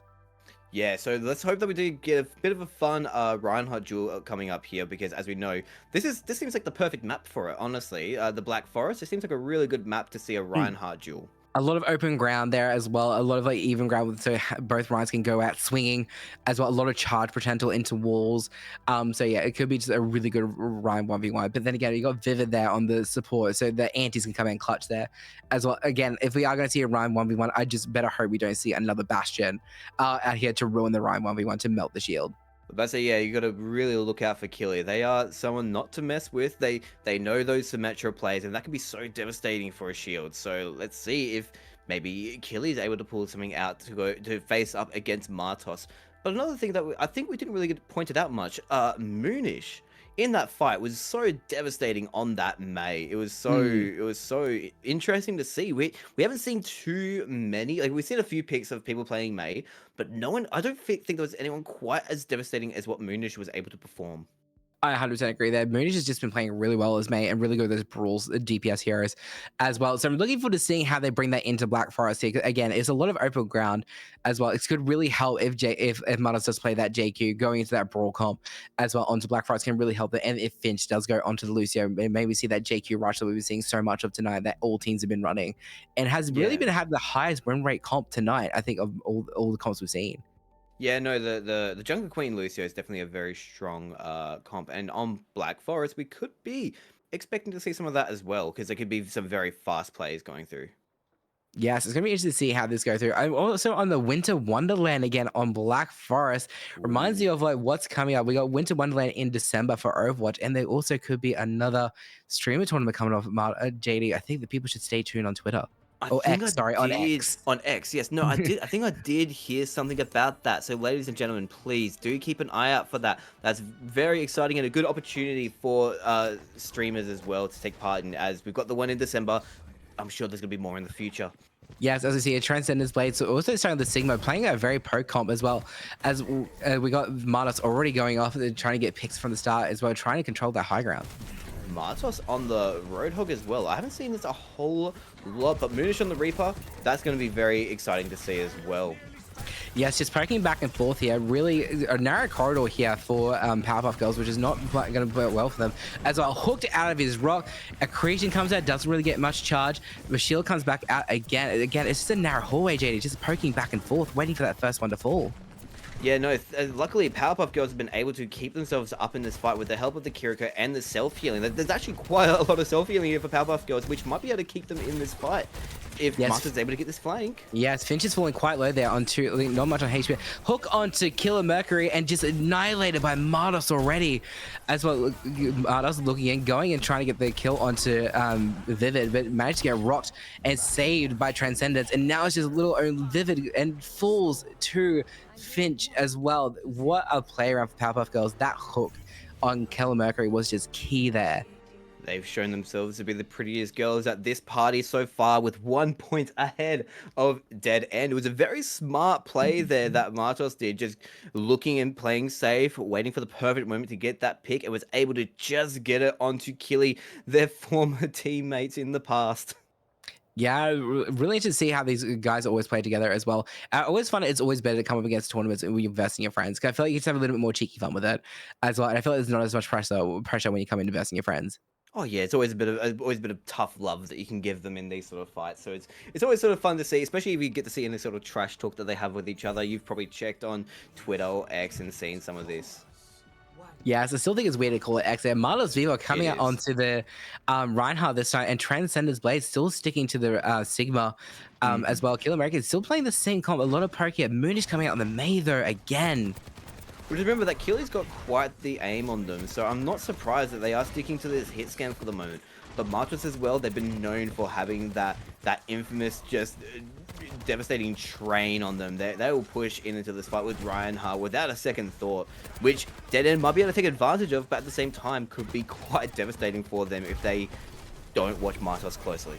Yeah, so Killer Mercury trying to get the point in the backline there, managed to try to get kills, but was saved luckily by Vivid. But Vivid was taken down by the Reinhardt as well. Immortality Field comes out, manages to save.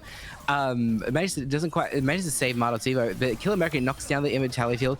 Moonie's coming out, cleaning out again, knocks out Transcendence, and now it's just Mercury manages to knock down Moonish, but did not survive the Baptiste on Finch. They did their best to hold themselves there, but clearly there was not much that they had there in play. Martwas is just showing to be as devastating as ever. Got that pick onto the support as well, and Transcendence Blade was just not able to counteract it. So they really need to be watching for where Martwas is at all times. They really do here. Now they kind of 2-0. I think it's now time. I think it's now time to bring out the Doomfist now. The Doomfist. I think you're now 2-0. I feel like now you want to try and get that 1 point up, or save it for the next point to really secure your victory and play all your really good picks here, really good heroes. So really to say, I feel like the Dead End really need to make some swaps here. I feel like that the run that comp twice now, it hasn't quite worked each time. Yeah. Now the question is someone going to be bringing out the horse? Oh. I knew it. I was just about to say it. And on Doom as the well. Horse. They knew. No. They must be watching the stream. They've got to know that we were thinking that they're going to pull out the Doom. Transcendence Blades goes onto the horse. Sorry, can you please call the anti-battle couple back? I feel like we've got an Orisa back in the game. Thank you. As we saw Transcendence still going in here. Looking for the early picks as well. Again, playing into a corridor, which is not playing cool. Empowered the Doomfist punch. So a really good stun could be coming out as well. Marta's looking for the entry point as well. Keeps punching the sticker out of for some reason. As well, this car wash is set up there from Killer Mercury. So yeah, it's really anyone's game here. Marta's looking to dive through the attic, but it manages to escape being pocket here. It is poking up the doorway, JD. Yeah, Martwas just needs to play safe and just wait for the utility to be used by Transcendent Blades, because honestly, that is the main target. That punch was absolutely nuts. That's 3-person stun, but Vivid throwing out the heal, managed to get everyone out, but Transcendence is still quite low here. Echo managed to get the points here. Marta's falling quite low here, 1 HP. It falls to Transcendence as well through a javelin. Echo being chased up to the sky, even though with the Mercy Pocket, falls Finch there as well, and now it's just a lowly Echo versus a tree. They had to pull out the battle cattle to secure, looks like the secure the victory on this point here. But here's the question though, now that Transcendent Blades has pulled out the Orisa, Moonish copying the Orisa though, yeah. trying to take on. Yeah, managed to find, but no, took the honorable way, just like, yeah, no, I'm out of here, and also jumped off the map. But yes, 1-2, managed to bring it back a little bit, but JD, they had to bring out the battle cattle. Back to my question though, they've brought out the battle cattle, they don't have the horse anymore. So here is the question, can Martwas just bring out this Doom again? Yeah, this Doom could come out very unpunished now, as well, unless Killer Mercury does play a Sombra to shut down the Doom when he dives, or to when he's in power with Punch to make sure it is useless. So I feel like you have to play really smart here. If you think Martwas is going to bring out the Doom, because like, yes, there's no more Orisa, I feel like you need to bring out the Sombra. Well, think about it. Powerpuff Girls are already 2 points ahead, and they got those 2 points straight away. Dead End will only just be able to get that win that first time, and I feel like it was mainly because of that horse pick. So, is this going to be a dead end for Dead End? I feel they could be looking at the end of the alleyway and see the Dead End. We do see the Transcendence here coming out on the Diva though, but Marta's not going to the Doomfist, managed to play on the Sigma. So Transcendence is going to look to dive onto that backline, trying to knock down Moonish or Finch straight away to knock out all the support here for the Sigma. This is some big changes that we see here, especially for that Sigma that can just allow so much aggression, especially with the shield. Yes, anti onto Mardos, already halfway damaged there as well, getting killed by Finch as well, keeping up as much as they can. Transcendence trying to look for a charge, trying to look for a charge. Accretion coming out, managed to heal, managed to provide a lot of shield there for Mardos as well. With Sauciestminx coming out with Anna, managed to looking for anti-nade onto 2, knock down Moonish. Mardos is not full shorting as well, but Finch keeping Mardos up. What a legend, keeping up Mardos as much as they can with Finch. So Transcendence about to get knocked out of mech as well, really not playing quite safe there. That pylon there coming from Clutch from Finch, and now just Mardos just playing there as well with 1v3. Man, that was such a close call there. Honestly, Finch did a lot, as you were saying, did a lot of work into keeping Martwas up, but it just wasn't enough. Martwas almost had his ultimate, but I don't think it would have made any sort of saving play for him So now, are we going to see him bring out the Doom? We know it. We know Martos. He loves his Doom. We almost expected to see it in every fight, even if he already wins on it or not. I feel like the Doomfist does need to come out very soon because it's currently 2-2. You don't want to give the lead back to dead. You don't want to give the lead to dead end. So you want to try and secure this point. You play that mental game. Go like, yeah, we're 1 point closer than you as well. Because currently is nearly looking into a reverse sweep slowly because they just won 2 in a row, JD, for dead end. Yeah, no, this is definitely looking like a little bit of a reverse sweep. Transcendent Blades really showing themselves out on that tank, but at the same time, we've also been seeing Killy being quite devastating on that damage line. So let's see what they decide to bring out. A Reinhardt with the Bastion. Okay. Ryan Bastion into the Doomfist, but can be a little bit of a mistake. You can empower that Doomfist so quickly as well. But that Bastion's going to come in quite clutch for knockout Moonie there for the anti-air gun as well. As again, we're going back to poking at this very same door every time, JD.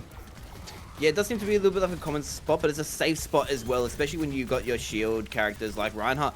But oh no! Oh no, Manos nearly falling low, but knocked out Finch from Transcendence with the Fire Strike there as well. Manos is looking for health packs, but is not going to find any as well. 1 HP, Moonish is very low as well. This could be going in favor of Team Dead End.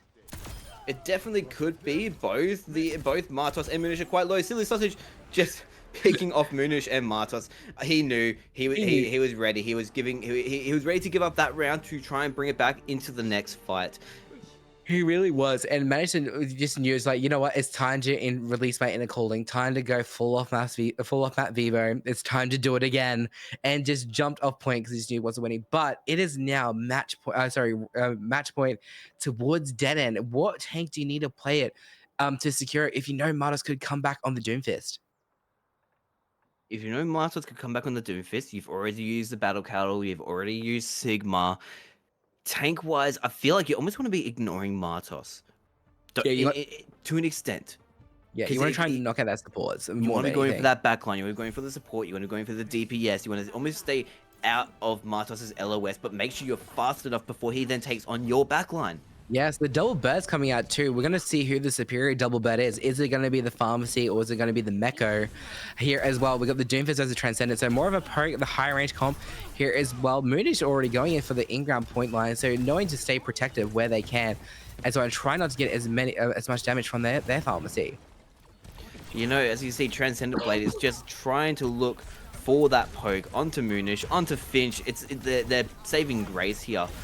Oh, Vivid already falling down, and Moonish already lost their pocket as well. Transcendence already falling quite low here as well. Looking in favor of Powerpuff Girls to bring it back to an even tie, but they've lost their Doomfist now. What does Martos play to try and clutch this now that they've lost their key player in their repertoire? Don't forget though, I don't think have we seen the May from Moonish yet? Yes, we've seen the May from Moonish. Yeah, I think they did win on that game as well. But yes, they may have the May, but the tank does all come in inclusion here. If they do play the Sigma, yes, if they do play the Sigma again though, who do you play Sigma versus Sigma? I don't think we've seen Martos on the Sigma yet. Well, actually, that's a good point. We did see Martos in the Sigma earlier, but they did lose that fight, so it could be coming down to a Sigma fight, unless Martos. We did see them before on that Diva. And remember, they won their match to get into this round, so we could be seeing them on that Diva again. Yes, that is true, but then Transcendence could bring up the Zarya. It's going to be really anyone's game. We got the Sigma. Oh, Sigma versus Diva. So the Diva dive in with a Life Weaver, coming with a Life Rate. Maybe Martos gets a bit too low as well. It's going to be great to see here. We got Killer Mercury back on the Soldier, and we got Vivid on the Kiriko. Maybe for those Suzus playing real. Again, back to the same doorway, JD. It seems like they have a dinner date. It's definitely a very, very common spot, but it makes sense because it's a choke point. It's a high ground spot. You want to be taking control of that high ground, and that's one of the best high grounds in the map. Moonish just got taken out by Killer Mercury, so Killer Mercury showing who the superior soldier is as well. We got Transcendence going in, but trying to apply pressure to the Diva as well. Killer Mercury just backing them up. Martos trying to escape, and it's now looking for the Life Weaver to separate them as well. Face comes back up as Joy. D-Max Diva comes out as well. D-Max by Vivid there. There goes Finch, and looks like this could be the end of the Powerpuff Girls' journey into this tournament. Oh my goodness, I think Dead End is a fitting title for this team because they can bring their opponents to a dead end. Unfortunate for the Powerpuff Girls, they were just not the prettiest girls at the party, so unfortunate. Yes, and we see there as well. Moonie's doing some really good work there, annihilating their pharmacy, which is really great to see. But it just wasn't quite enough to secure the round for them, unfortunately. But as we go in here to the next round here, JD, they played really well there. It was a close call. It was anyone's game. It was so close. It was a lot of fun to watch that one. It was really interesting to see some of the picks that Martos was coming out with as well there. Yeah, it was really interesting to see. They did play the Doomfist straight up, which is a great tactic there.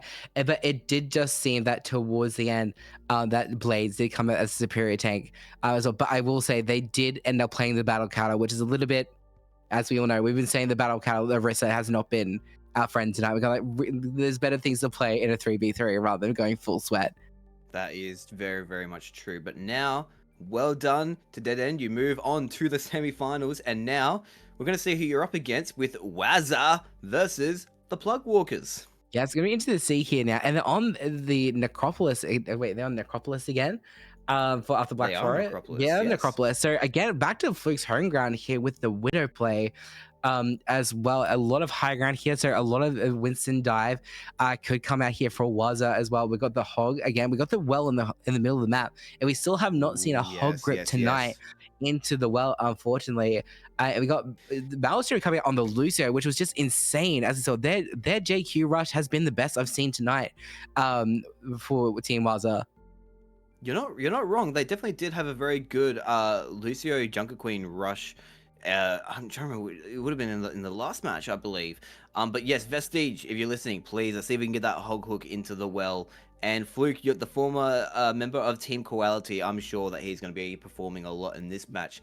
But now we go over to the Plug Walkers. These guys they played very, very well in their last match. They did well, and Harla there really playing a really good flex spot, switching between what was needed at the time. Yerzi playing a lot of pressure onto the tank, making sure they could not capitalize, and Vortx just making sure they just could not, playing so much pressure in the air that they would not allow a pharmacy to gain control. So it's really interesting to see three brand new players come together as well and just play as a really great synergy. Same, but I know Team Wazza have played together quite recently, have also been at tournaments, participating in tournaments and became friends. But Team Plug Walkers have definitely become brand new team and just learned to play together for this tournament. So knowing that a pharmacy wasn't enough to take them down, do you think that Wazza then also need to be careful about not playing pharmacy? Because as we did see in one of the previous matches, Fluke and Maelstrom did decide to do their own pharmacy themselves, and it was actually helped them to win their match. Yes, they probably have to stay a little bit of the pharmacy, as we saw with Plug Walkers did take a really good care of their pharmacy when versing against Tayla's team. But it's going to be interesting to see how they play against into this Necropolis. Again, a lot of open area, a lot of high ground here as well. So a lot of room for mistakes of falling off the map. But not only that, a lot of open area to be sniped or to be applied pressure and really good poke, or just play sniper and just really control the whole map onto your side. Widow 1v1s, are we going to be seeing that today, do you think? Or do you reckon they're just going to be playing their more close comps like they have been? Like, we've been watching these previous matches. A lot of these teams, they generally stick together and they rotate together, especially on maps like Necropolis. And you'd reckon that we're probably just going to be seeing a lot more of that again, not really much space for Widow 1v1s. Yeah, a lot more of that again. I don't think we'll see some Widow 1v1s. I think Vortx is going to stay with his comfort, their comfort picks as much as they can. And I don't feel like they're going to be changing anything time soon. I think that's all of the key focus here is try and play with your comfort picks within the remainder of the tournament, especially when we're getting into close to semis. That's what best we do. As we sit here loaded into Necropolis here, I really just to see how what's going to start. Would they do start with the JQ rush again for Wazza, or do they switch it out and maybe play the Hog at the start? I've got a feeling they might be playing the Hog at the start because it's a comfort pick for at least their tank, but their team comfort pick, I feel like, is that Junker Queen rush. They don't want to force it out too early because it's one of their strongest combinations that they can do. Yes, 100% agree with that. As I mentioned before, you do not want to play your comfort pick straight away, but they're playing straight away onto the Junker Queen rush as well. And Fluke is on, they're literally starting the same way, and they got the Diva dive there for Plug Walkers. Yeah, with the Diva dive as well as a Life Weaver. I don't think I've actually seen much Diva Life Weaver together. Although we did see it before in that last match, actually. My apologies with Martos. But is it going to be helping them today in this match? Yeah, you literally on life, you just want to play a lot of healer. You want to try and apply pressure where you can, as well as on the long valued falls, because those thorns do add up over time. That as well, everyone's just like poking at each other from across the building here as well. This is where I would have could have came in handy. Maybe just trying to get that point as well. We did see Yerzi trying to get to capitalize, but Life Grip came back and saved Yerzi. Make sure not to overcommit. Yeah, no, we're seeing this a lot now, where on a lot of these maps, it looks like people have been really doing their homework and really been watching the matches with other teams, where they know that the safe pick is either those choke points or those high grounds. But we got Yerzi trying to take an early dive. Yeah, trying to take an early dive there. Managed to put in there. Lucio coming in as well, applying the heals to the team. Managed to keep him up alive. As well, Vortx looking for the next entry point into the fight. Jumps up, just throws Shuriken. Managed to just slice onto Fluke as well. Managed to try and finish him up. Finishes off Fluke as well. Now it's just Maelstrom. Maelstrom and Vestige on Team Waza as well. Going to 2-3. The life grip onto Vortx to save them out. Yerzi looking in, trying to find the way into trying to capitalize on this 2v3 as well, but it doesn't seem they're trying to get in. There's Junk Queen and Lucio just staying close to the hip. Just remember that Lucio and Jungle Queen are so strong for their self-sustain, but it might not be enough for Vestige. No, it wasn't. Vestige got knocked down by the slice. The pedal came out, and Maelstrom fell. It just looks like the JQ rush from Waza wasn't quite enough this time. But that's okay. It doesn't mean that they can bring it back again if they decide to. But they might try and swap it up a little bit here, I feel like. They saw what Plugwalkers had to present for them. So now Waz is going to be thinking about what their strong play is going to be. So we might be seeing possibly the Lucio Junker Queen again. But we could be seeing that famous Hog from Vestige. That famous Cass or Widow from Fluke. We could be seeing anything here. Yeah, it's going to be really interesting to see how these teams go with this as well. Do you stick? That's what I think of it was, as you mentioned. Like, do you stick to the same comp as well because it didn't quite work at that time, or do you try and stick to trying to counteract as well? Well, we see here that they're playing more poke now. Fluke coming out on the Widow. Vortx is coming on the Sombra though, as well. So can go up and easily bully the Widow and just make sure they do not get as much pressure on. So the only way they can really take advantage of that is if they stay together. But I got a feeling that with there being a Widow, and as you were saying, it looks like Vortx already taking on Fluke, you have to really stay together when there's a Sombra. But they didn't know that, obviously. They weren't quite sure if the Sombra was there or not. Yeah, no, the Fluke falling is definitely a hamper to this as well. And now we got Maelstrom on the Alari, which can hack onto Vestige. Doomfist dives straight into the punch as well. Doomfist diving around the back line, already nearly knocking out Maelstrom as well. Falling low on 1 HP. We got Vestige trying to pull up and show up to the Doomfist punch onto Maelstrom. There goes Maelstrom. Now it's just Vestige as well. Falls to the Doomfist to Yerzi. Wow. Both DPS and support taken out. There's not much a Vestige could do there except just try and fight for his life. Yerzi is just playing so much pressure. Playing so much pressure. It just sees a lot of going in towards Plugwalker. It just seems they always have an answer to what Wazza's throwing out. No matter what comp they're playing, they could be doing. They had an answer for Fluke straight away. They just went straight onto the Sombra and like, okay, Fluke's on Widow. Let's go hack them and just virus them and just eliminate them straight from the match to make sure they cannot get any value. Now, there's a lot at stake for these teams. This is the last round in this bracket because, sorry, not in this match, but just in the overall bracket. If whoever wins goes into the semi-finals, they need to be thinking very seriously. Waza need to really be thinking about how Plugwalkers are playing. What can they do to counteract them? There's so much aggression coming from Plugwalkers. Yes, as we see, we have got the Vestige on the Hog, and we've also got Fluke on the farm, Fluke and Maelstrom on the Pharmacy this time. So it's gonna be interesting to see if they get the same value as they did last time. Vortx already knocked down from Fluke as well with the E ability. Winston dive trying to get that Pharmacy on the ground as well. Fluke looking and trying to look for the Moira. There goes Moira. Now it's just the Yerzi on the Winston. So now it's just pretty much just hunt the monkey down and try and eliminate as quick as possible. Hook as well and just eliminate. What a mid-air hook from Vestige, knocking out that Winston. Vestige really wanted to prove his abilities on a Hog right there, and you can see he delivered. He made a very good show of what Road Hog can do, but now we're not going to be able to see that again from him. Do you think that we're probably going to be seeing the Lucio Junker Queen coming out again? If they see the Winston though, maybe they'll try and run again. The JQ rush would be really good in favor of Team Waza if they do go to the Winston dive again. I feel like they'll play really into their favor. So it's going to be interesting to see if they do come back with the JQ rush or if they do try a completely separate comp. That is true. I'm kind of hoping that now that Vortx is not going to be able to take advantage of playing Sombra, will Fluke be trying to bring out the Widow? But no, he's going to be bringing out the Soldier this time, which, if you've played alongside him in normal competitive matches, his Soldier is out of this world. It's amazing to play alongside. It is really good. The May Wall there already sealing off Fluke and just annihilated there as well from Vortx, as well as Visage coming in for the Diva there, trying to find that May. Didn't quite get there. This is self-sustained from May. Managed to hold him. Anti-Nate already fallen as well. So now it's just May and the Jungle Queen on point. There goes May. Now it's just Visage out of mech as well. It looks like in favor of the Jungle Queen. It looks like she's about to go hunting because now that Baby Diva has to build up her mech as quick as possible. Oh no, I can't watch this. It just seems too brutal. A big Jungle Queen going up against a baby Diva. This just seems too cruel. It really is a predator on the hunt here.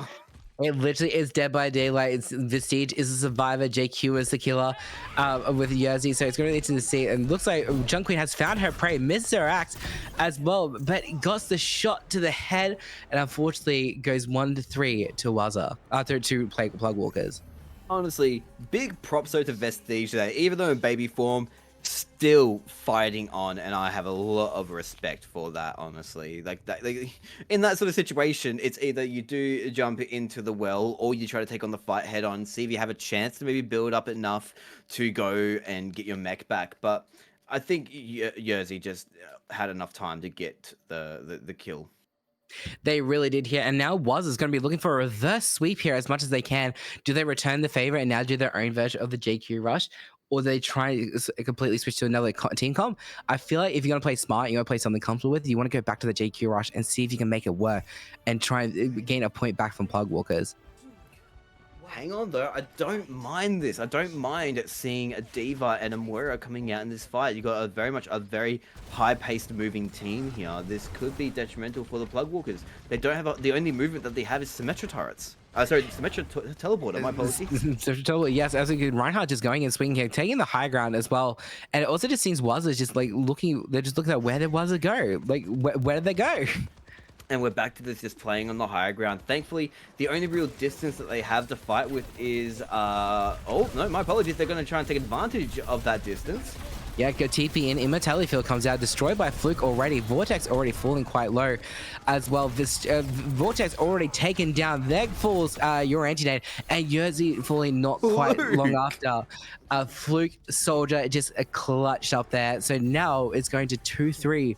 And it's going to be looking like Waza could come back and tie it all up again. What did I tell you? What did I tell you? Fluke on that Soldier is phenomenal and something you don't want to mess with. It's so unfortunate that he's used it now. He's not going to be able to use it in any more matches. It's locked out for him. It's one of his really strong picks. Like, we do talk about his Widow, but no one talks about his Soldier. It's always amazing to watch how he plays. Yes, he's really the Fluke is really good on that cast and that Soldier as well. I have seen it firsthand.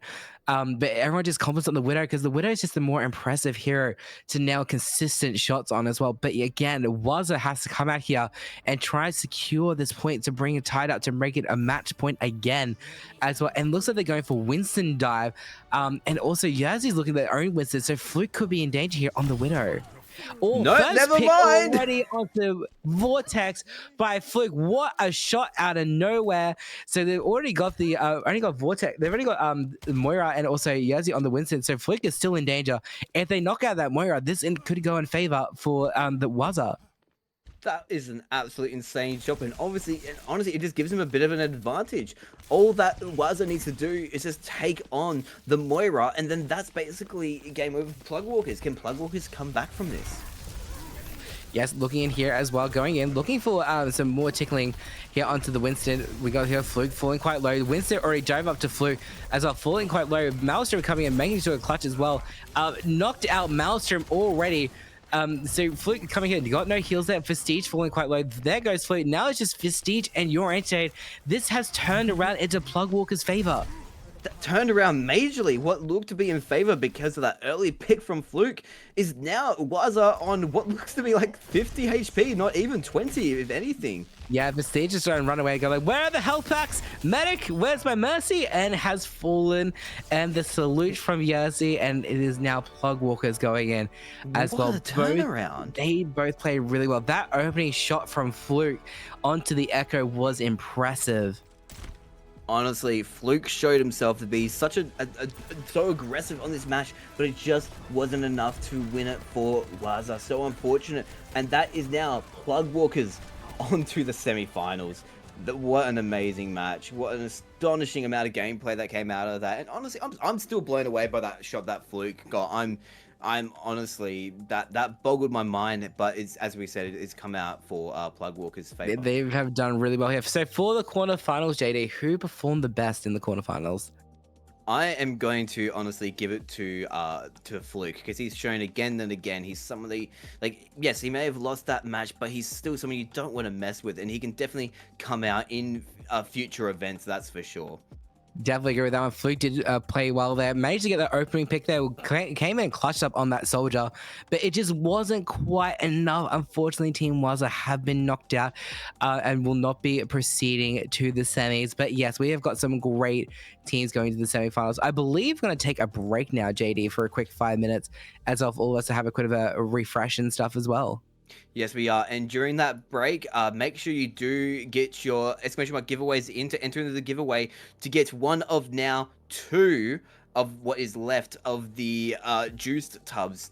And we're going to be drawing that during the break as well and announcing it at the end. Yeah, so make sure you go exclamation point giveaway during the ad break and making sure you get your shot on a tub of juiced energy. And we're looking forward to seeing you back after a quick short break. See you guys shortly.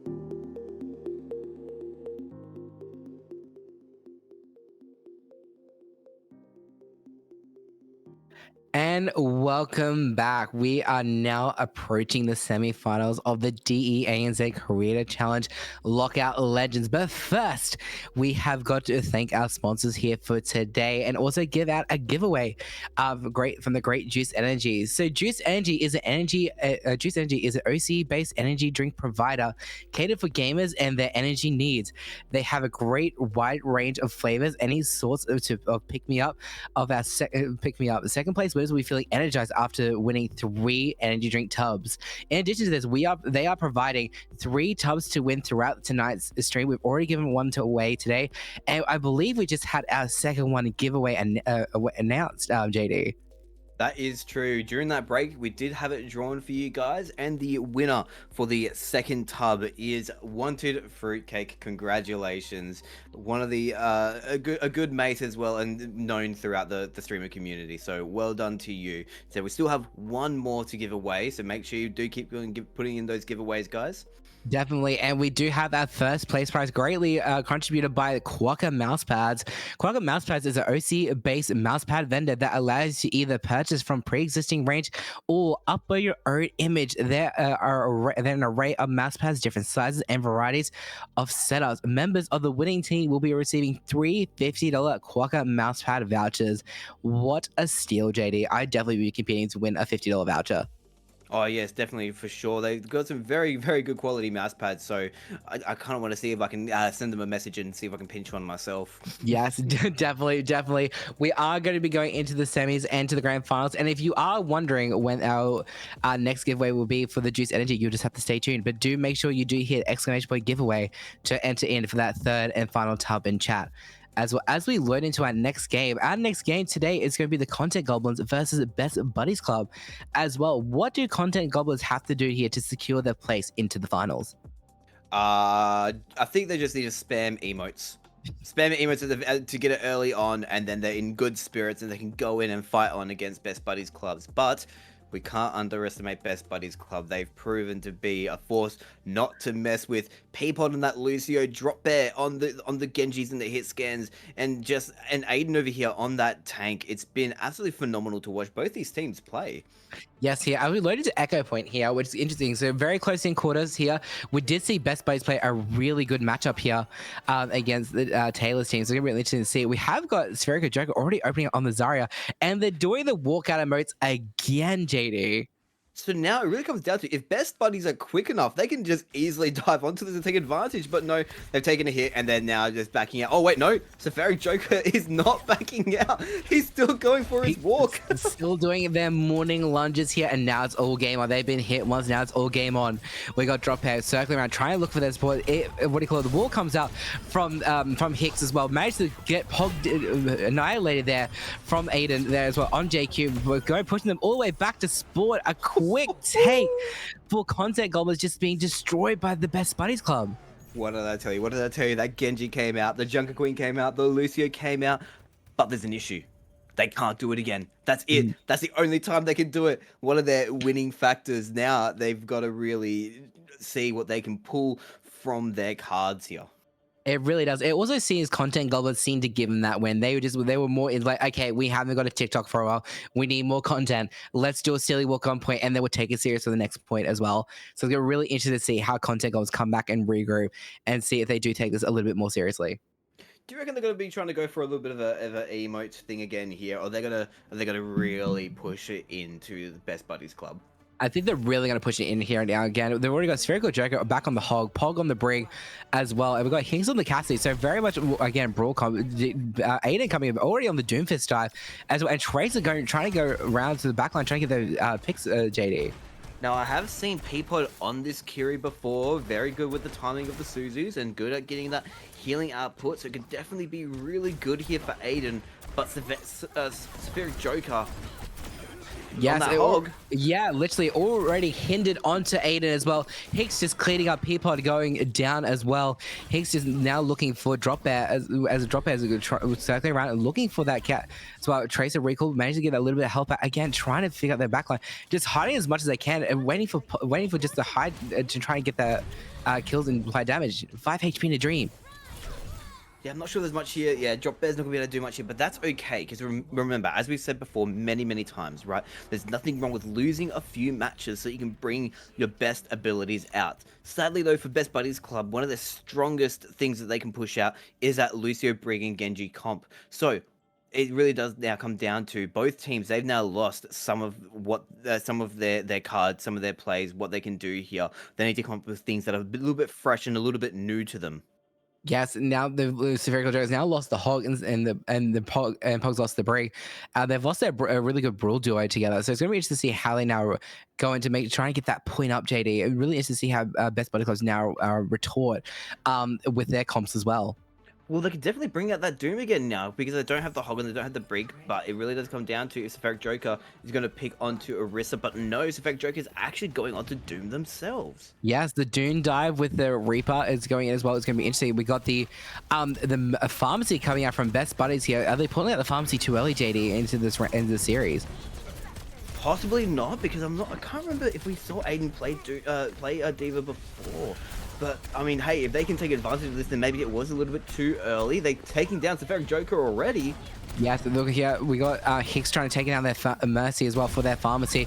Fall down's probably now just all hope for the Reaper, and just fallen so quickly. It just seems like D.Va dive was stronger than Doomfist dive. Pharmacy with the D.Va has always been so strong, and that's been proven countless times during this match, but does not mean that content goblins can't bring out a few TikTok ideas. I mean, look, we've seen a few funny little things on TikTok of how people play Overwatch and the matchups that they do, but maybe they found a content creator that had a little trick up their sleeves that they used in a match. We might be seeing a little bit of that, maybe. Yeah, maybe they're just trying to bring out different tricks as well. Good to see. Maybe Best Buds haven't just been using their best tricks throughout the whole tournament. Maybe they're slowly revealing as time goes on. It's gonna be interesting to see here now that we've got 2-1 here to the Best Buddies Club. So really to see how content goals actually recover from this and see if they do try and stick to the same goal or switch. And if not, they've seen to play Ryan Brawl instead, going with the Reinhardt with the Hixx onto the Hanzo, but Drop Bear going onto the Sombra is going to cause some issues for what do you call it, Sphericjoker. I'm going to be honest, I was hoping for a little bit of a Doom versus Doom fight, but it looks like that's not going to be the case. Instead, we've got Sphericjoker going onto the Ryan this time. Yes, hacked that onto the Pog. Virus went out, hit the shield, got no value there. Drop Bear already falling quite low. Drop Bear trying to target Pog there as I missed the Virus again. Reinhardt charge, didn't quite collect anything. Hixx fall into Drop Bear. Aiden's taking down Pog, and now it's just a Reinhardt taken down 1-3 as well. Content Goblins looking for a reverse sweep, the ultimate form of content in a tournament. This has gone by so quick. 1-3. Content Goblins really need to pull something out here, because this is such a close game. Best Buddies Club, they've just had such phenomenal performance throughout this match. They really have here. Drop Bear is just doing some clutch plays, making sure going around to make sure pick off Pog or pick off Hixx, and make sure Sphericjoker cannot just get any value, cannot push in at all. So it's great to see here they're doing their best to try and keep everyone at bay, JD. You know, for future events, are you thinking ahead of some dream teams? Have you been like watching some of the players and thinking who would you want to see in a team together? I have been thinking of some interesting teams that comes together, but I always say that I always prefer a Brawl or a Rush comp for me. So any team that includes Brawl or Rush. So a lot of the JQ players, I'll be hitting your mobile numbers, and you'll be the one on recruitment first up. P-Pod going onto the Baptiste with a Sigma and a Bastion. That is so catastrophic. That can be so detrimental to Content Goblins. What are Content Goblins going to pull out? Yes, very rocked to Hixx already, applying so much pressure here. Sphericjoker trying to come in as well, knocked out already by Aiden. There goes Drop Bear, taking down Hixx as well. Now it's just Pog on Kiriko, and that's clutching this series for Best Buddies Club. Unfortunately, Content Goblins have been knocked out. We're already looking for... Wow, that happened so fast. It was over very quickly. Best Buddies Club. They've proven to be the best buddies ever. I want to make a buddy system. I want to get them with me, please. I'd like to have a buddy system here.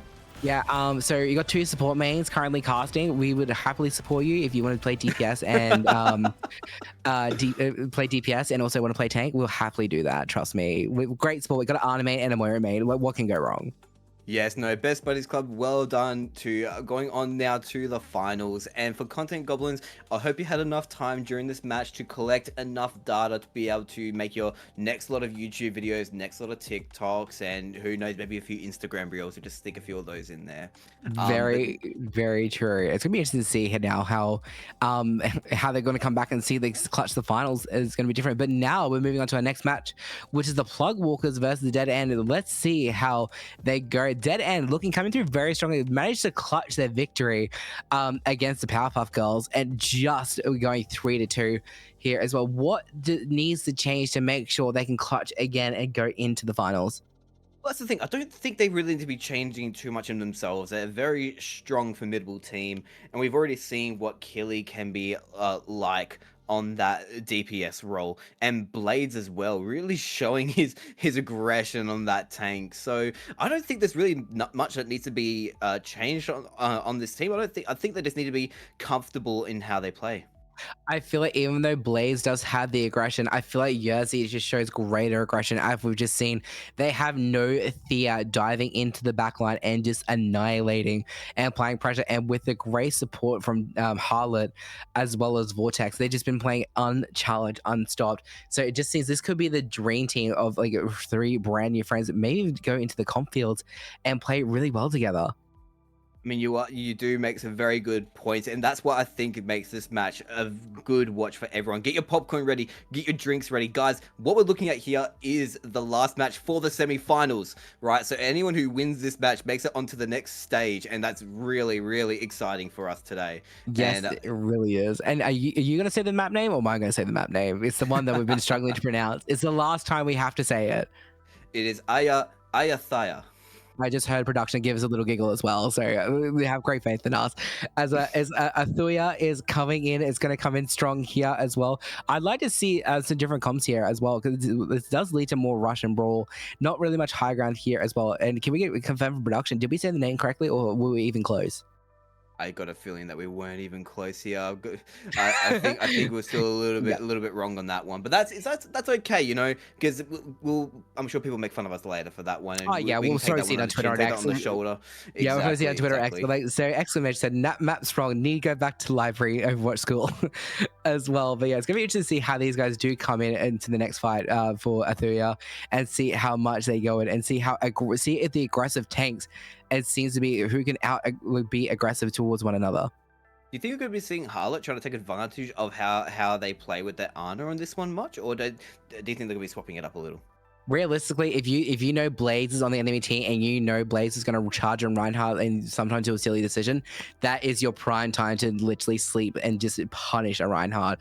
So this could be where Harlot does clutch up and literally just sees that Blaze charge into the backline, sleeps, antis, and just the team just annihilates, and then the whole point just falls for the Dead End. It could be their last stand in the Yellow Aid and just facing their last Dead End.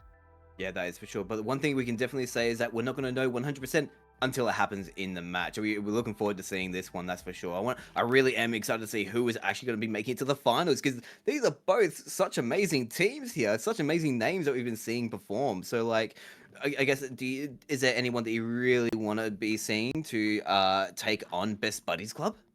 I really would love to see Plug Walkers. They have really surprised me tonight on how well they are playing for like 3 brand new players together. So I really would love to see them go into the finals against the Best Buddies Club, to see 3 complete strangers go in and just honestly just clutch up as well, compared to like the Best Buddies Club, who some have played together as well in the past. And keep in mind as well that Dead End does have on their team a former finals winner as well. So if they reach those finals again, could they be winning?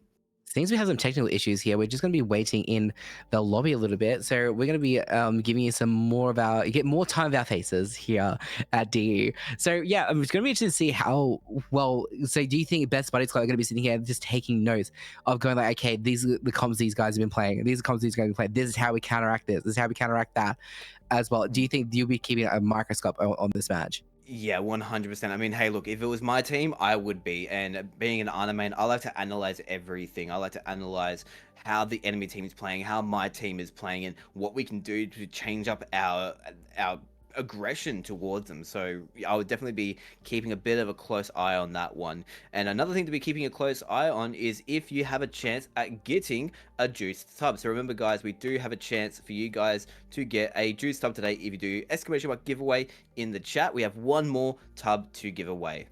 Yes, and you definitely try and get that one as well. Great service as well. Great to drink as well, especially if you need to focus during that Overwatch game that you're like, oh, I need that little pick me up, just a little bit of power, a little bit of water, and just go in, and then you have that final boost of energy. There might be the difference between ranking up from Diamond to Masters. So a little bit of juice energy in the and can help you really clutch up your games.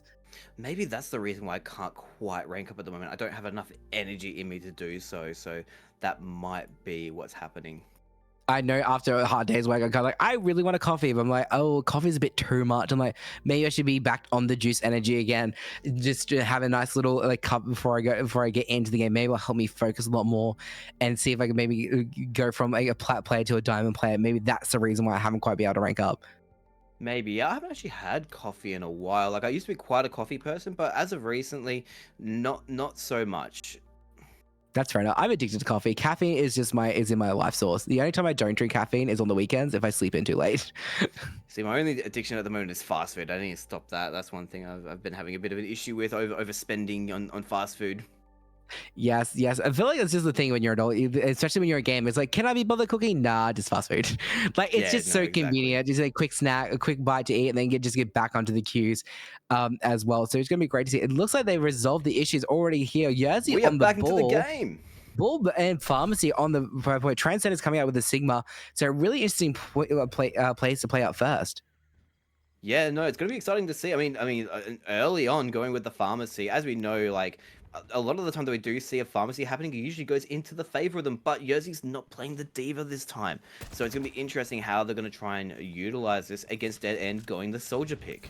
Yeah, it's going to be really interesting to see how they go and use the Soldier pick here as well. We've got the Pharmacy coming out, pocketing out, trying to get that backline with Killer Mercury. Killer Mercury is going to be their main contestant here. You're going to try and knock out that Soldier and make sure they cannot get any value. Yeah, no, it's just going to be these little pokes here and there. They're just playing safe, trying to see if they can go for a pick before they get too close in. Yes, Vortx going in, looking in, trying to kill Killer Mercury. Not quite getting there, though. Always pressured out by the Sigma. Harlot trying to do their work there. Vivid knocked down. Vortx falling to Transcendence. Transcendence as well. Going down to a 2v3 with Bull and Mercy. You really want to stick to this ball as much as I can. Damage boosting, healing, keeping them alive as much as can. Mercy going for the res, got the res, but paid for it with her life. So it's just the fire, unfortunately. Oh, Killer Mercury booped off the map by the hamster. Now just a 2v2. We've got Transcendence and Vivid, who have played together for a while. And got Yerzi as well. Missed the rock as well. Ball just been there, sticking onto the back line. Vivid trying to look for keeping Transcendence alive as well. The only way that Plugwalkers can take this back is if they kill the Kiriko. That's the only way I can see them possibly winning out this fight. But Vortx... Ooh. Oh! Yep, there goes Kiriko. Yerzi knocking down Kiriko, but round lost to the Plugwalkers. Unfortunately, Dead End managed to cap the point in the middle. So it goes in their favor. Yes, no, Transcender did very good to just hold their place on that point, not allowing them to take anything at all. That was a very, very close call, though, having that pick onto the Kiriko, but it just was not enough for Plugwalkers. It was really close indeed. You can see by the desperation on the Plugwalker's face, there's like, we've got this.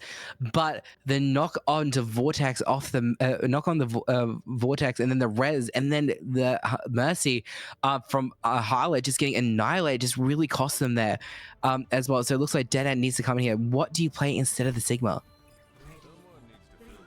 Well, it looks like that decision has been made by we're just going through with a Diva against a Doomfist. Now, this one could be interesting. Vortx going on to that Sombra. Vortx is going to have to either aim out for Killy or go on for the Ana. That's the only two picks he can really do here, but which means that Dead End really need to stay together.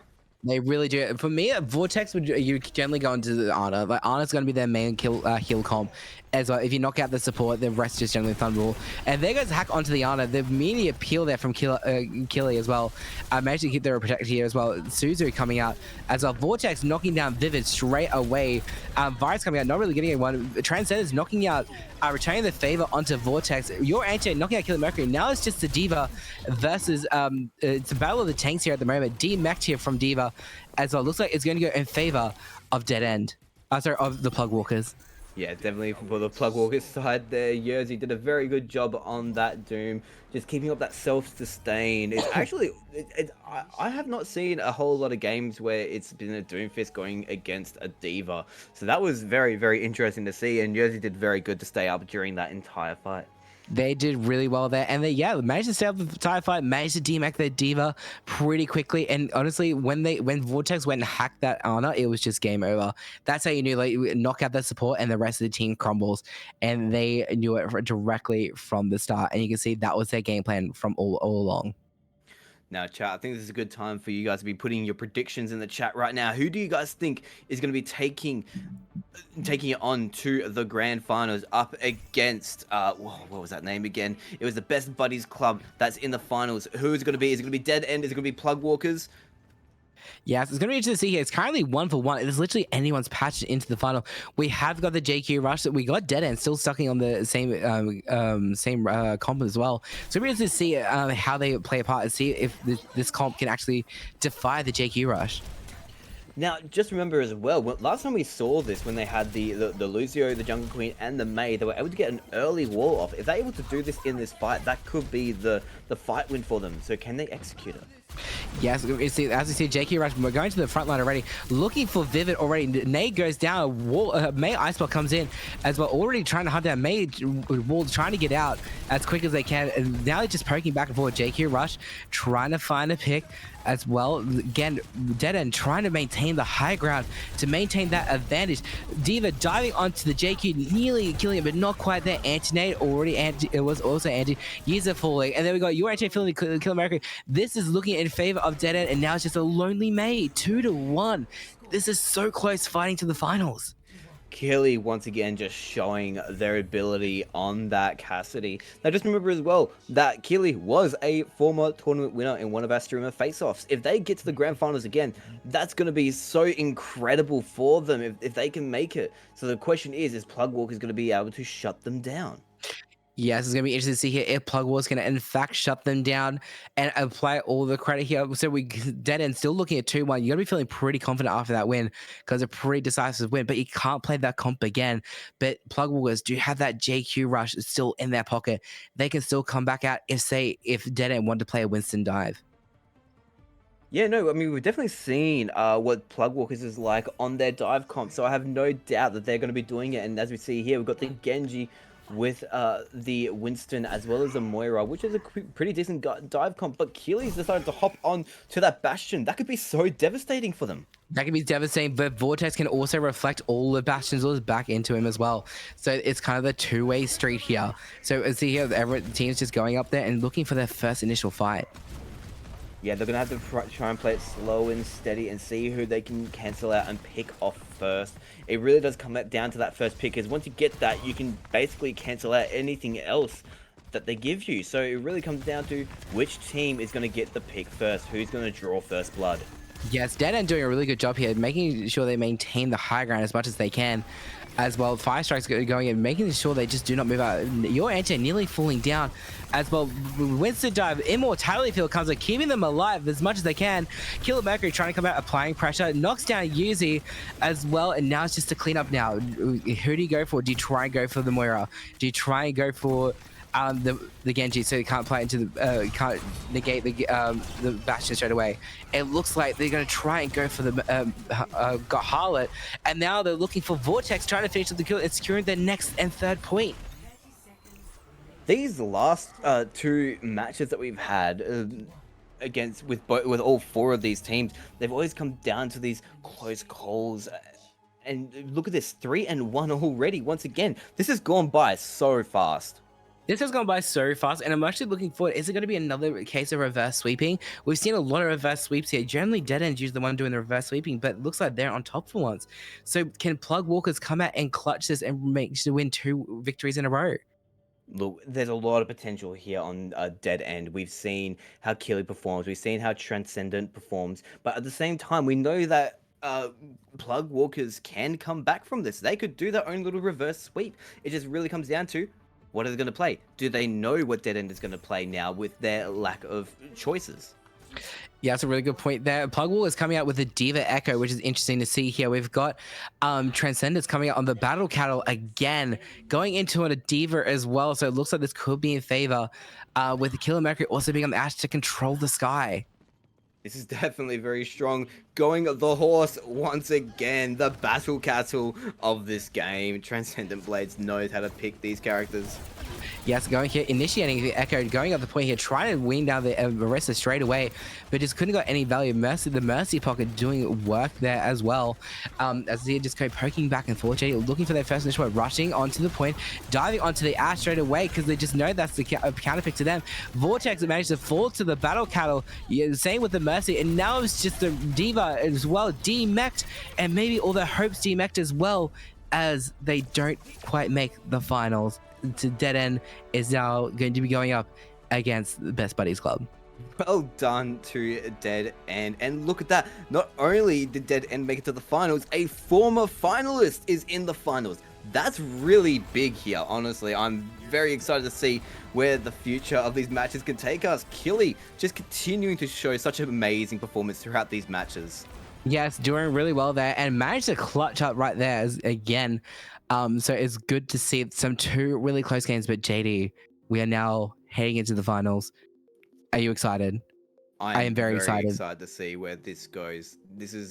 We're coming up to now the close to the end of this final event. We're into the finals and we've got such amazing teams here. We've got Best Buddy Clubs and Dead End going face to face. But before we do that, we have one more juice tub to give away. So who's it going to be? Who's going to be the lucky winner of the juiced tub? Yes, and while the juice tub is being decided, we are going to read out the rules for the finals. It's going to be a little bit different now as well. So the finals are going to be the best of 3 rounds of the best of 7s, which means we're going to be seeing your teams play at least 2 games of best of 7, and it's going to be this is winner takes all.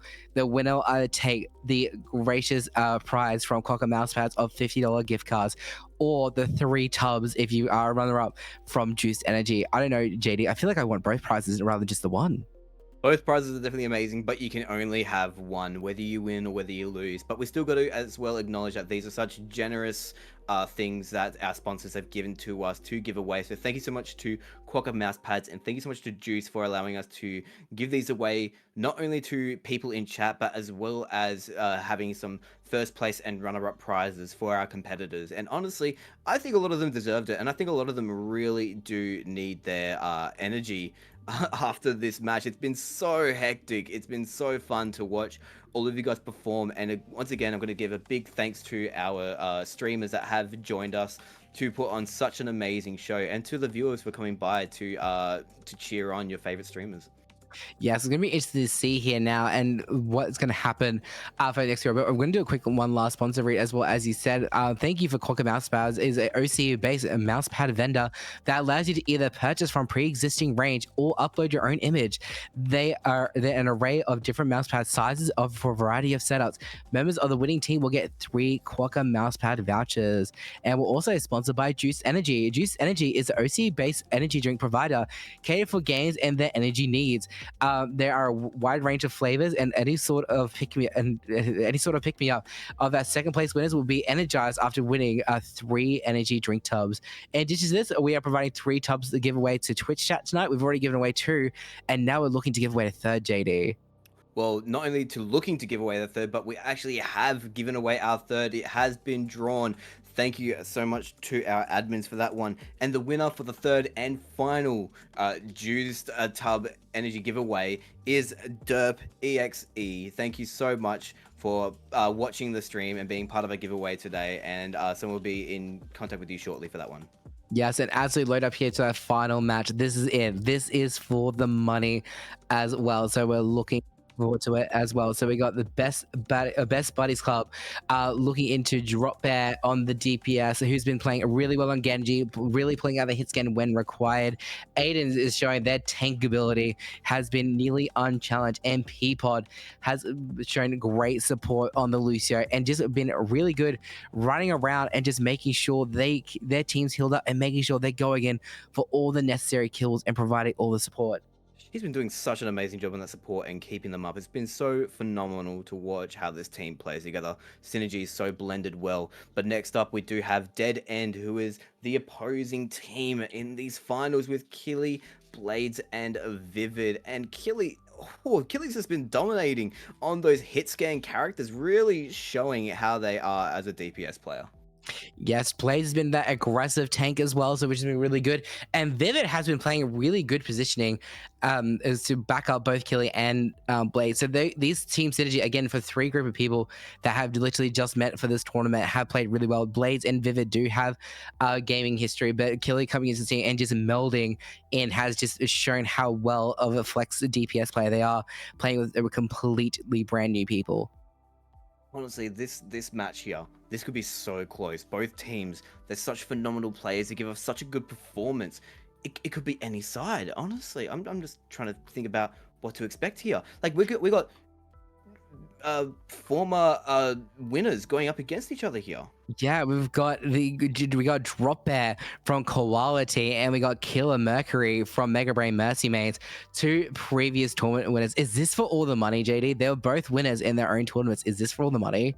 Is this to prove that who's the superior tournament player in OCE? Who's the superior DPS player in OCE? Potentially, but then do keep in mind that there is another one to be coming up in December as well. So they've got twice to really show themselves, not only today, but also in the next coming month. Yeah, definitely. And yeah, it's going to be one to watch here. It's definitely going to be see who was going to be supremacy. It's going to be interesting. What map are we going to be loading into, JD, for this first fight?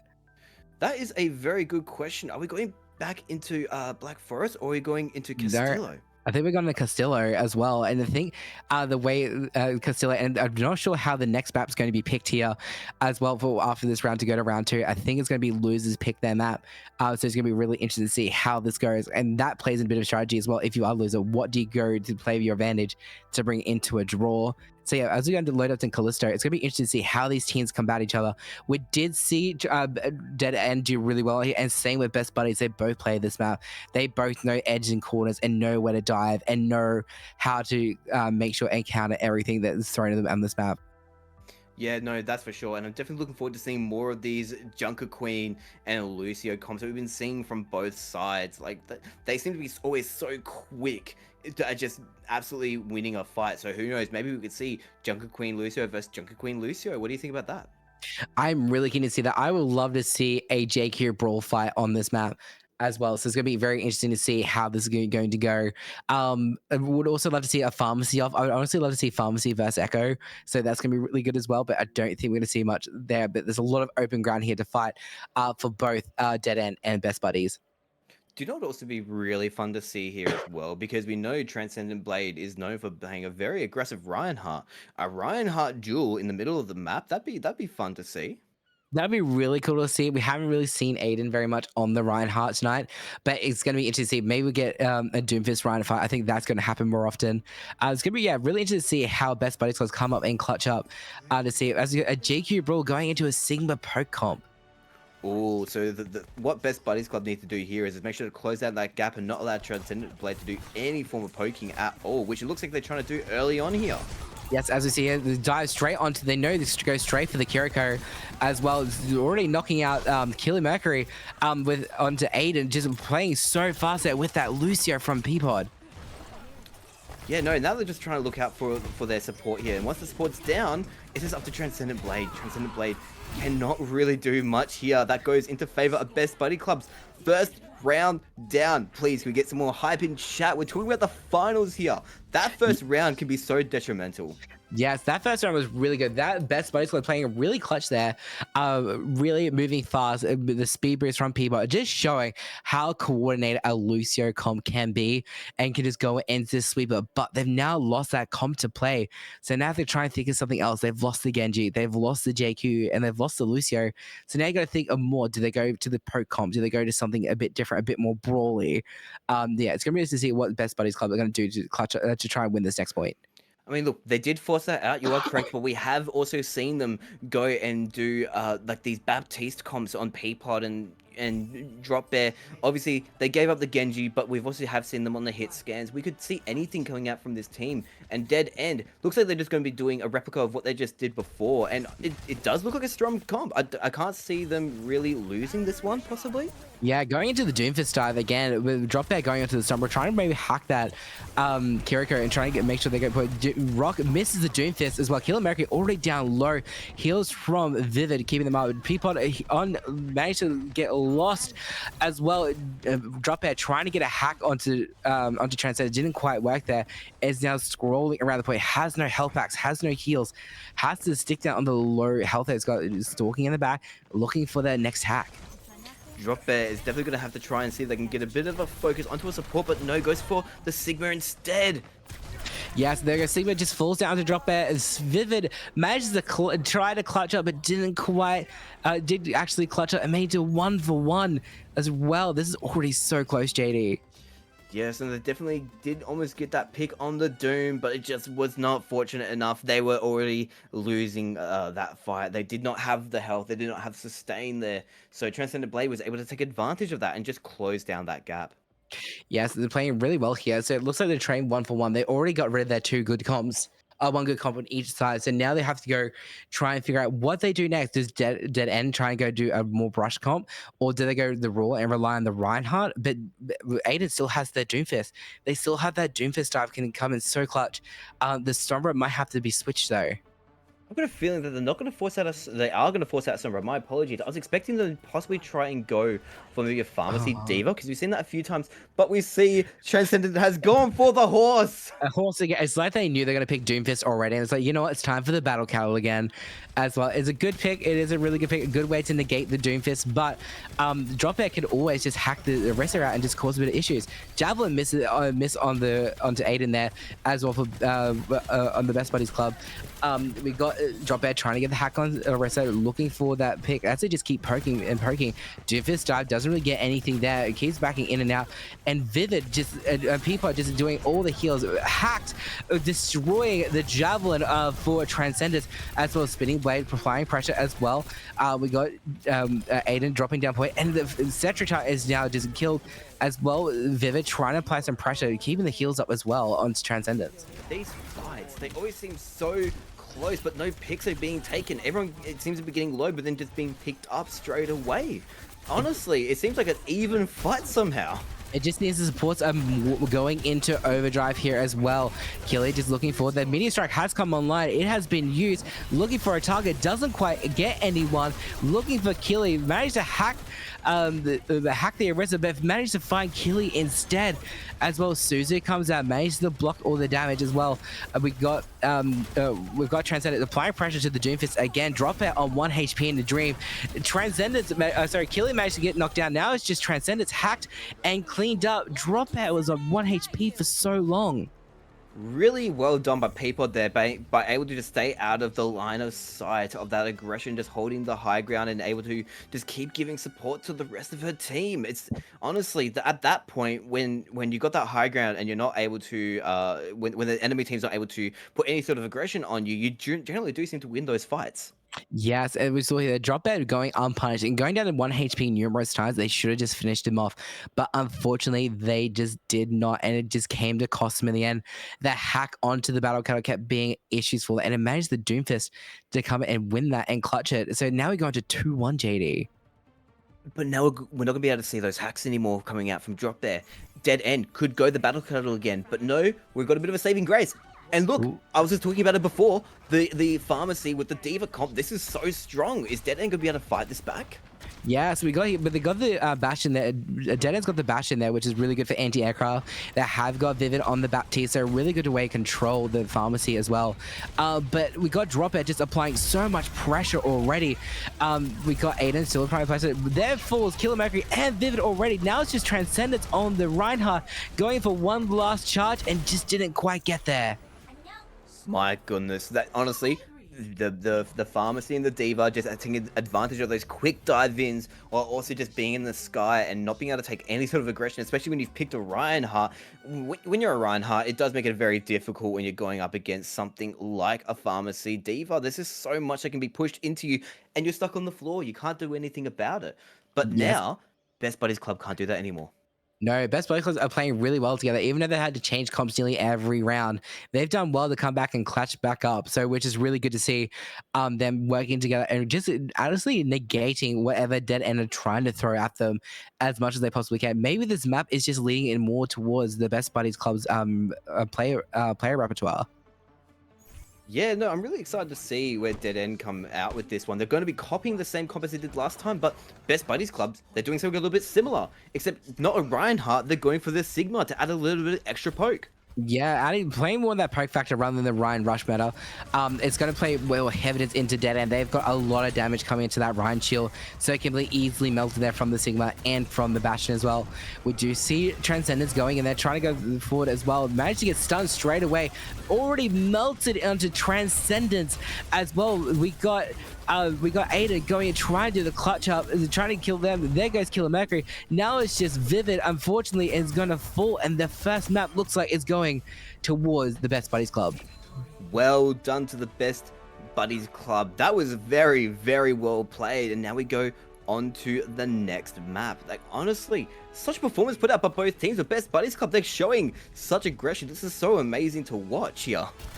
Yes, definitely. Petrol are doing it really, really well done here as well. They're honestly playing so much pressure. Oh, no matter what tank they play, so which is doing, paying nuance and also just seeing all the payoff as well, not to be negated by Peapod on the support as well. Just make sure they stay alive. Yeah, no, Peapod is doing a very good job at keeping their distance and just looking out for who needs the support the most during those matches. And honestly, when you have such aggression coming out from both Aiden and Drop Bear, it kind of makes it easy for you to not be targeted because they're just always up in Transcendent Blade's face. 100%. So, quick question for you, JD. What out of the 5 maps we got, 5 or 6 maps we got, what would you lean towards? If you had to pick a map, what would you lean towards? So, for me personally, I have 2 maps I'd pick. I'd pick either Black Forest or Necropolis. Necropolis, you got a lot of those high ground areas, and Black Forest, it's just a bit of a pretty map. It's nice to sort of, it's a nice map to move around in, I feel like. Just let's look at. Just say, look at the breeze, look at the take on the sights, you know, watch the sunset. Why play the game when you can look at the maps, you know? Exactly. There are some games out there just go, oh, this is just pretty. I'm just gonna stay here for 10 minutes and just admire the scenery. I will say that I definitely agree with you. Necropolis is definitely probably the better map. It's like dive, you can coordinate more on it as well. There are a lot of close quarters in there. You can lead to a lot of rush style comps as well. So it literally could play into anyone's favor, but that could play more into the favor of other heroes as well. Yeah, that is very true. I think for these teams though, I've seen how Best Buddies Club play, and I think Echo Point might be their stronger pick here. That's a good might be a point. stronger map for them. Very good point. A lot of inside brawl stuff as well, so it makes a lot of sense to go into that more like in indoor side, less room for pharmacies. So the Drop Bear as well. But we have seen Drop Bear and also Kill and also Peapod play really well there as well. They did a lot of rush brawl comps, so I feel like it's going into 50-50. We go to Echo Point as well. Yeah, definitely a very 50-50 pick there. See, I just like it because like you can take a real advantage of having those rush comps, which you've been seeing a lot of. We've been seeing a lot of those rush comps, especially coming out with the Lucio and the Junker Queen, and you got those little areas that you can just dive in through, and generally the enemy team don't expect it.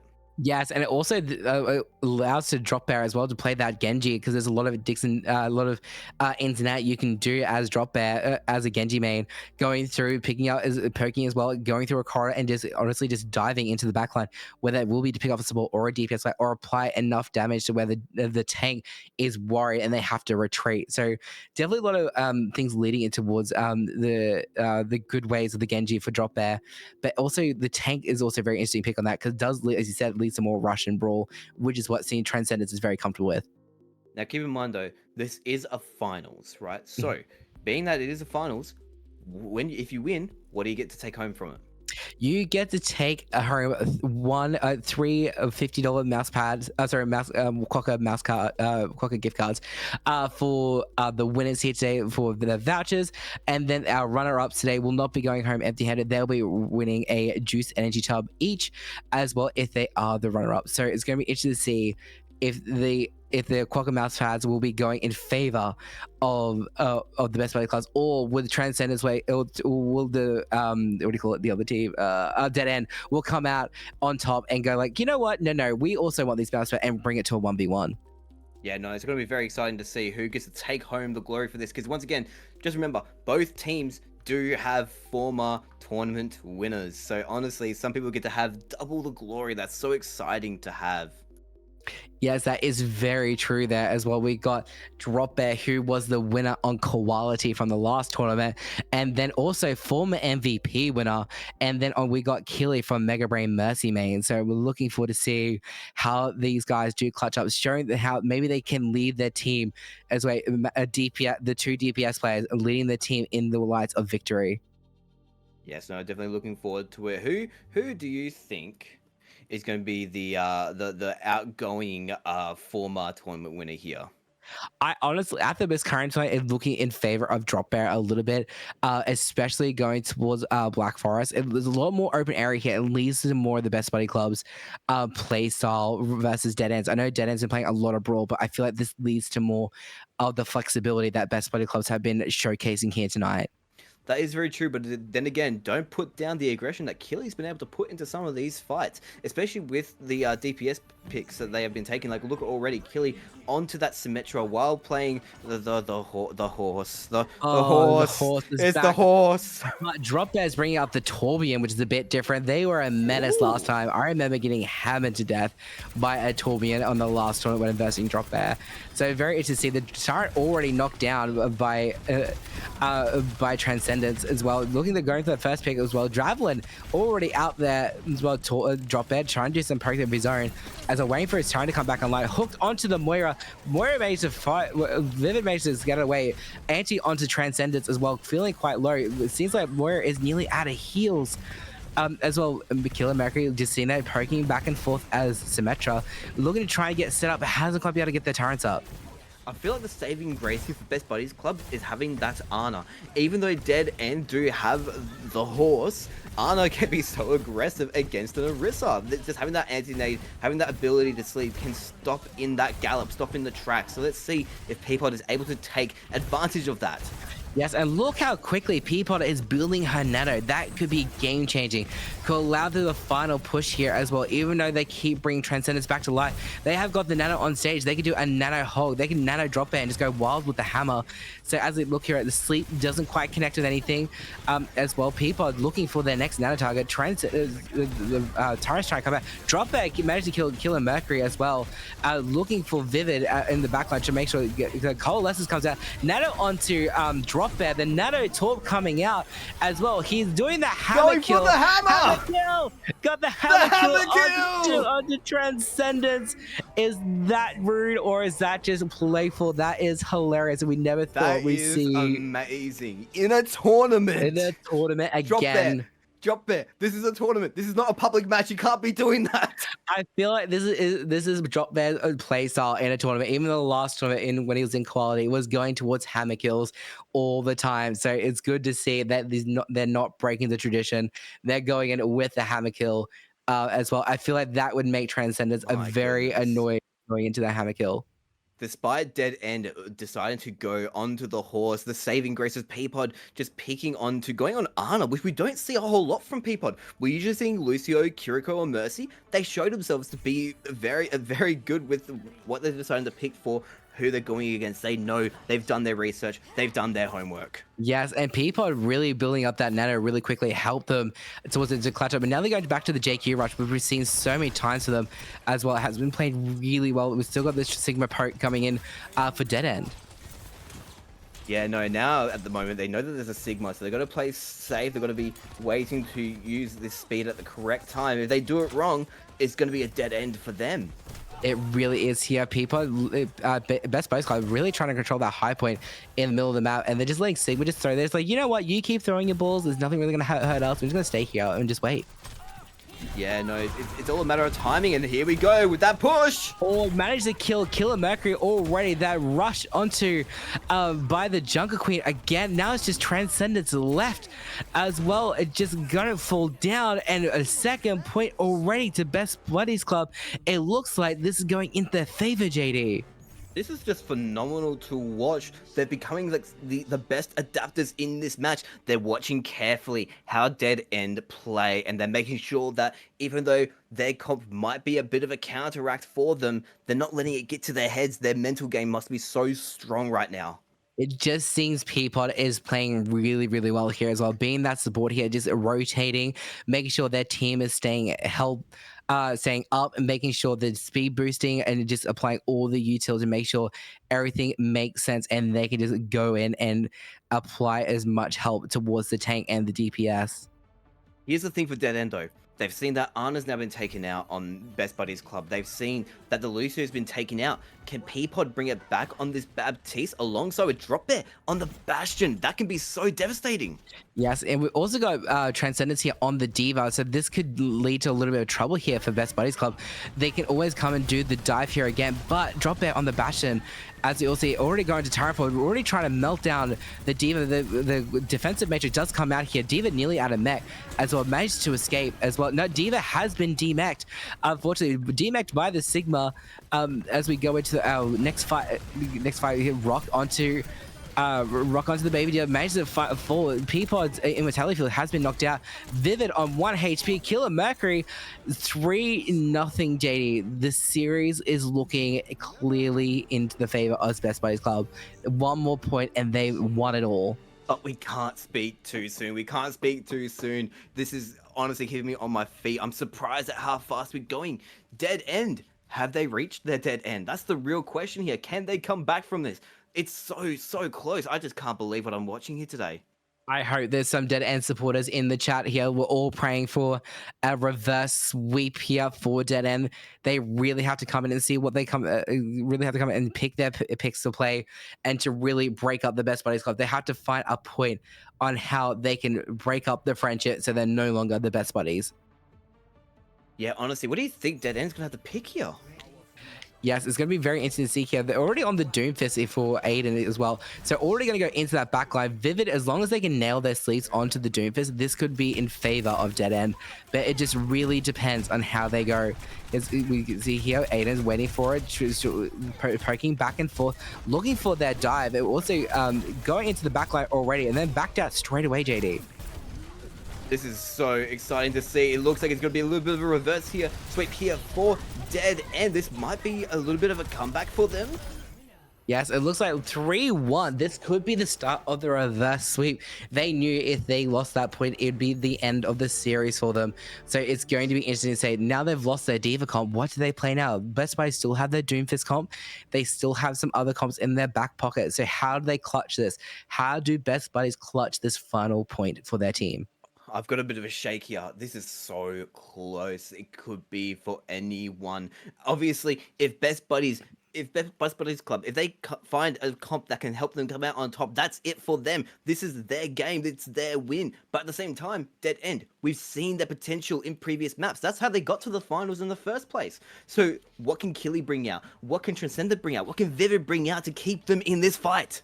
Yes, it's going to be, it's to see here. They're going, it's the Best Buddies sticking to the same comp, but Drop Bear going into the Sombra. Transcendence now going onto the Sigma comp as well for Dead End. It's going to be really interesting to see as Perk and Diva as Poke and Dive go into each other. This could look in favor more into the Sigma, just poking back and forth as well. Doomfist going into the backline already, looking for their support players. Drop Bear already dropping so low as well, trying to look for that hack.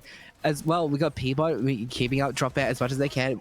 Looks like Aiden looking at a bit of trouble there as well. Suzu managed to keep them alive. That was a bit of an early Suzu there. If Dead End decides to take advantage of that, that could be game over for this round for Best Buddies Club. Peapod knocked out. There goes Aiden, and now it's just Drop Bear just knocked down again. That's 3 to 2. It looks like Dead End reverse sweep could be coming. It's so close. It's so close. It's just keeping me on my feet, keeping me on my toes. My toes are wiggling. I can't believe how far this has gone. Like, honestly, what can we see now? Will Best Buddies Club decide to go for that Sombra pick again? Because Dead End, they obviously cannot use the same comp they had last time. They're going to play a little bit more protective. Yeah, it's going to be interesting to see here if Best Buddies Club try and stick to that same comp again for the 3rd time. That Doomfist into the Sombra with that Kiriko, or do they completely swap it up as well? Dead End probably going back to the closet and back to the thinker and go like, okay, how do we clutch this 3rd point? How do we make sure we get this 3rd point and carry it forward as well? It looks like, honestly, with the way that these matches have been going, it looks like we might be going to a 3rd map. Yeah, we might be indeed. Killer Mercury or going onto the Bastion as well, applying a lot of pressure to the Doomfist could be as well, but also Drop Bear going onto the Sombra could really play havoc with the Transcendence Reinhardt. Oh, that early hack there coming out from Drop Bear. Is that going to be enough to take on Killy? No, because the Baptiste and the Reinhardt is just keeping them up, not allowing anything else to bite through, and they're just going to be holding it in this room by the looks of it. Yeah, Drop Bear looking for the hack onto the Reinhardt, but managed to hack the Baptiste instead, as well, poking back and forth as well. Reinhardt, so Doomfist looking to try and get their extra entry point into the backline as best they can. Literally stuck in this house, nowhere to go. Stun onto 3 of them straight away, looking to try and clutch out this fight as much as they can into this room. Just seems in the backline, Peapod just doing wonders, keeping this team up. As well as punch onto again, backing out while just swapping down windows and doorways. There goes Baptiste, knocked out already. The first one's fall onto Dead End, 2 to 3 as well. The series could be in favor of Best Buddies Club. Meteor Strike doesn't quite getting on. Drop Bear knocked out Killer Mercury. Transcendence knocked out Drop Bear though. It's now 2v3, and the series that is it. Going to Best Buddies Club, 3 to 2 on the final part of Black Forest. It seems to be really well done here. Both teams played really, really well here. My heart, my goodness. Well done to Best Buddies Club. That was so close. That was in anyone's favor there. Very, very well played by Dead End. But the winning torch is to be given to Best Buddies Club. Yes, they did. They won the series 2-0. 2 great, hard-fought matches there as well. So it looks like the winners, and it looks like Drop Bear being the ultimate winner for the tournaments, now going 2 Tawny wins in a row, I believe now, as well, winning the last streamer tournament, also now winning the ANZ Creator Lockouts channel presented by DE. So it's going to be really interesting to see now if they can clutch up for the next one in December. Yes, no, honestly, very exciting and well done to Best Buddies Club. A very phenomenal performance that you guys put on. It was very entertaining for both me and Jiff to watch. We're both just sitting here so excited, just waiting to see what comes out of this. That was very, very close, but you guys did it 2-0. Very much well done. It was very good to watch. Very good Overwatch here as well. Very what we used to different casting some 3v3 stuff rather than some 5v5. So it was good, a bit of change of pace. It was nice to see some very different comps to come together and also come in and comps that we never thought would work, but actually for some reason did. So maybe we'll take those back to the comp queues and see if that actually works in a 5v5.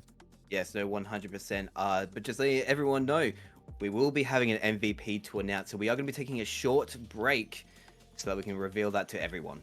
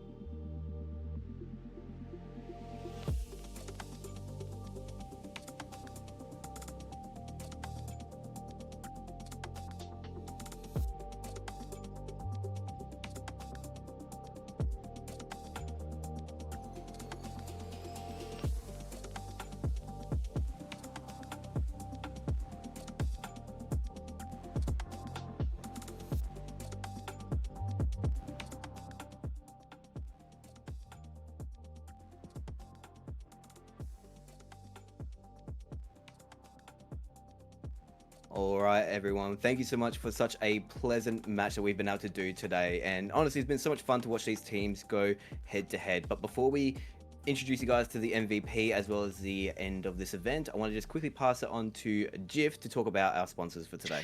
Yes, thank you for the sponsor here for the DANZ Creator Challenge Lockout Legends.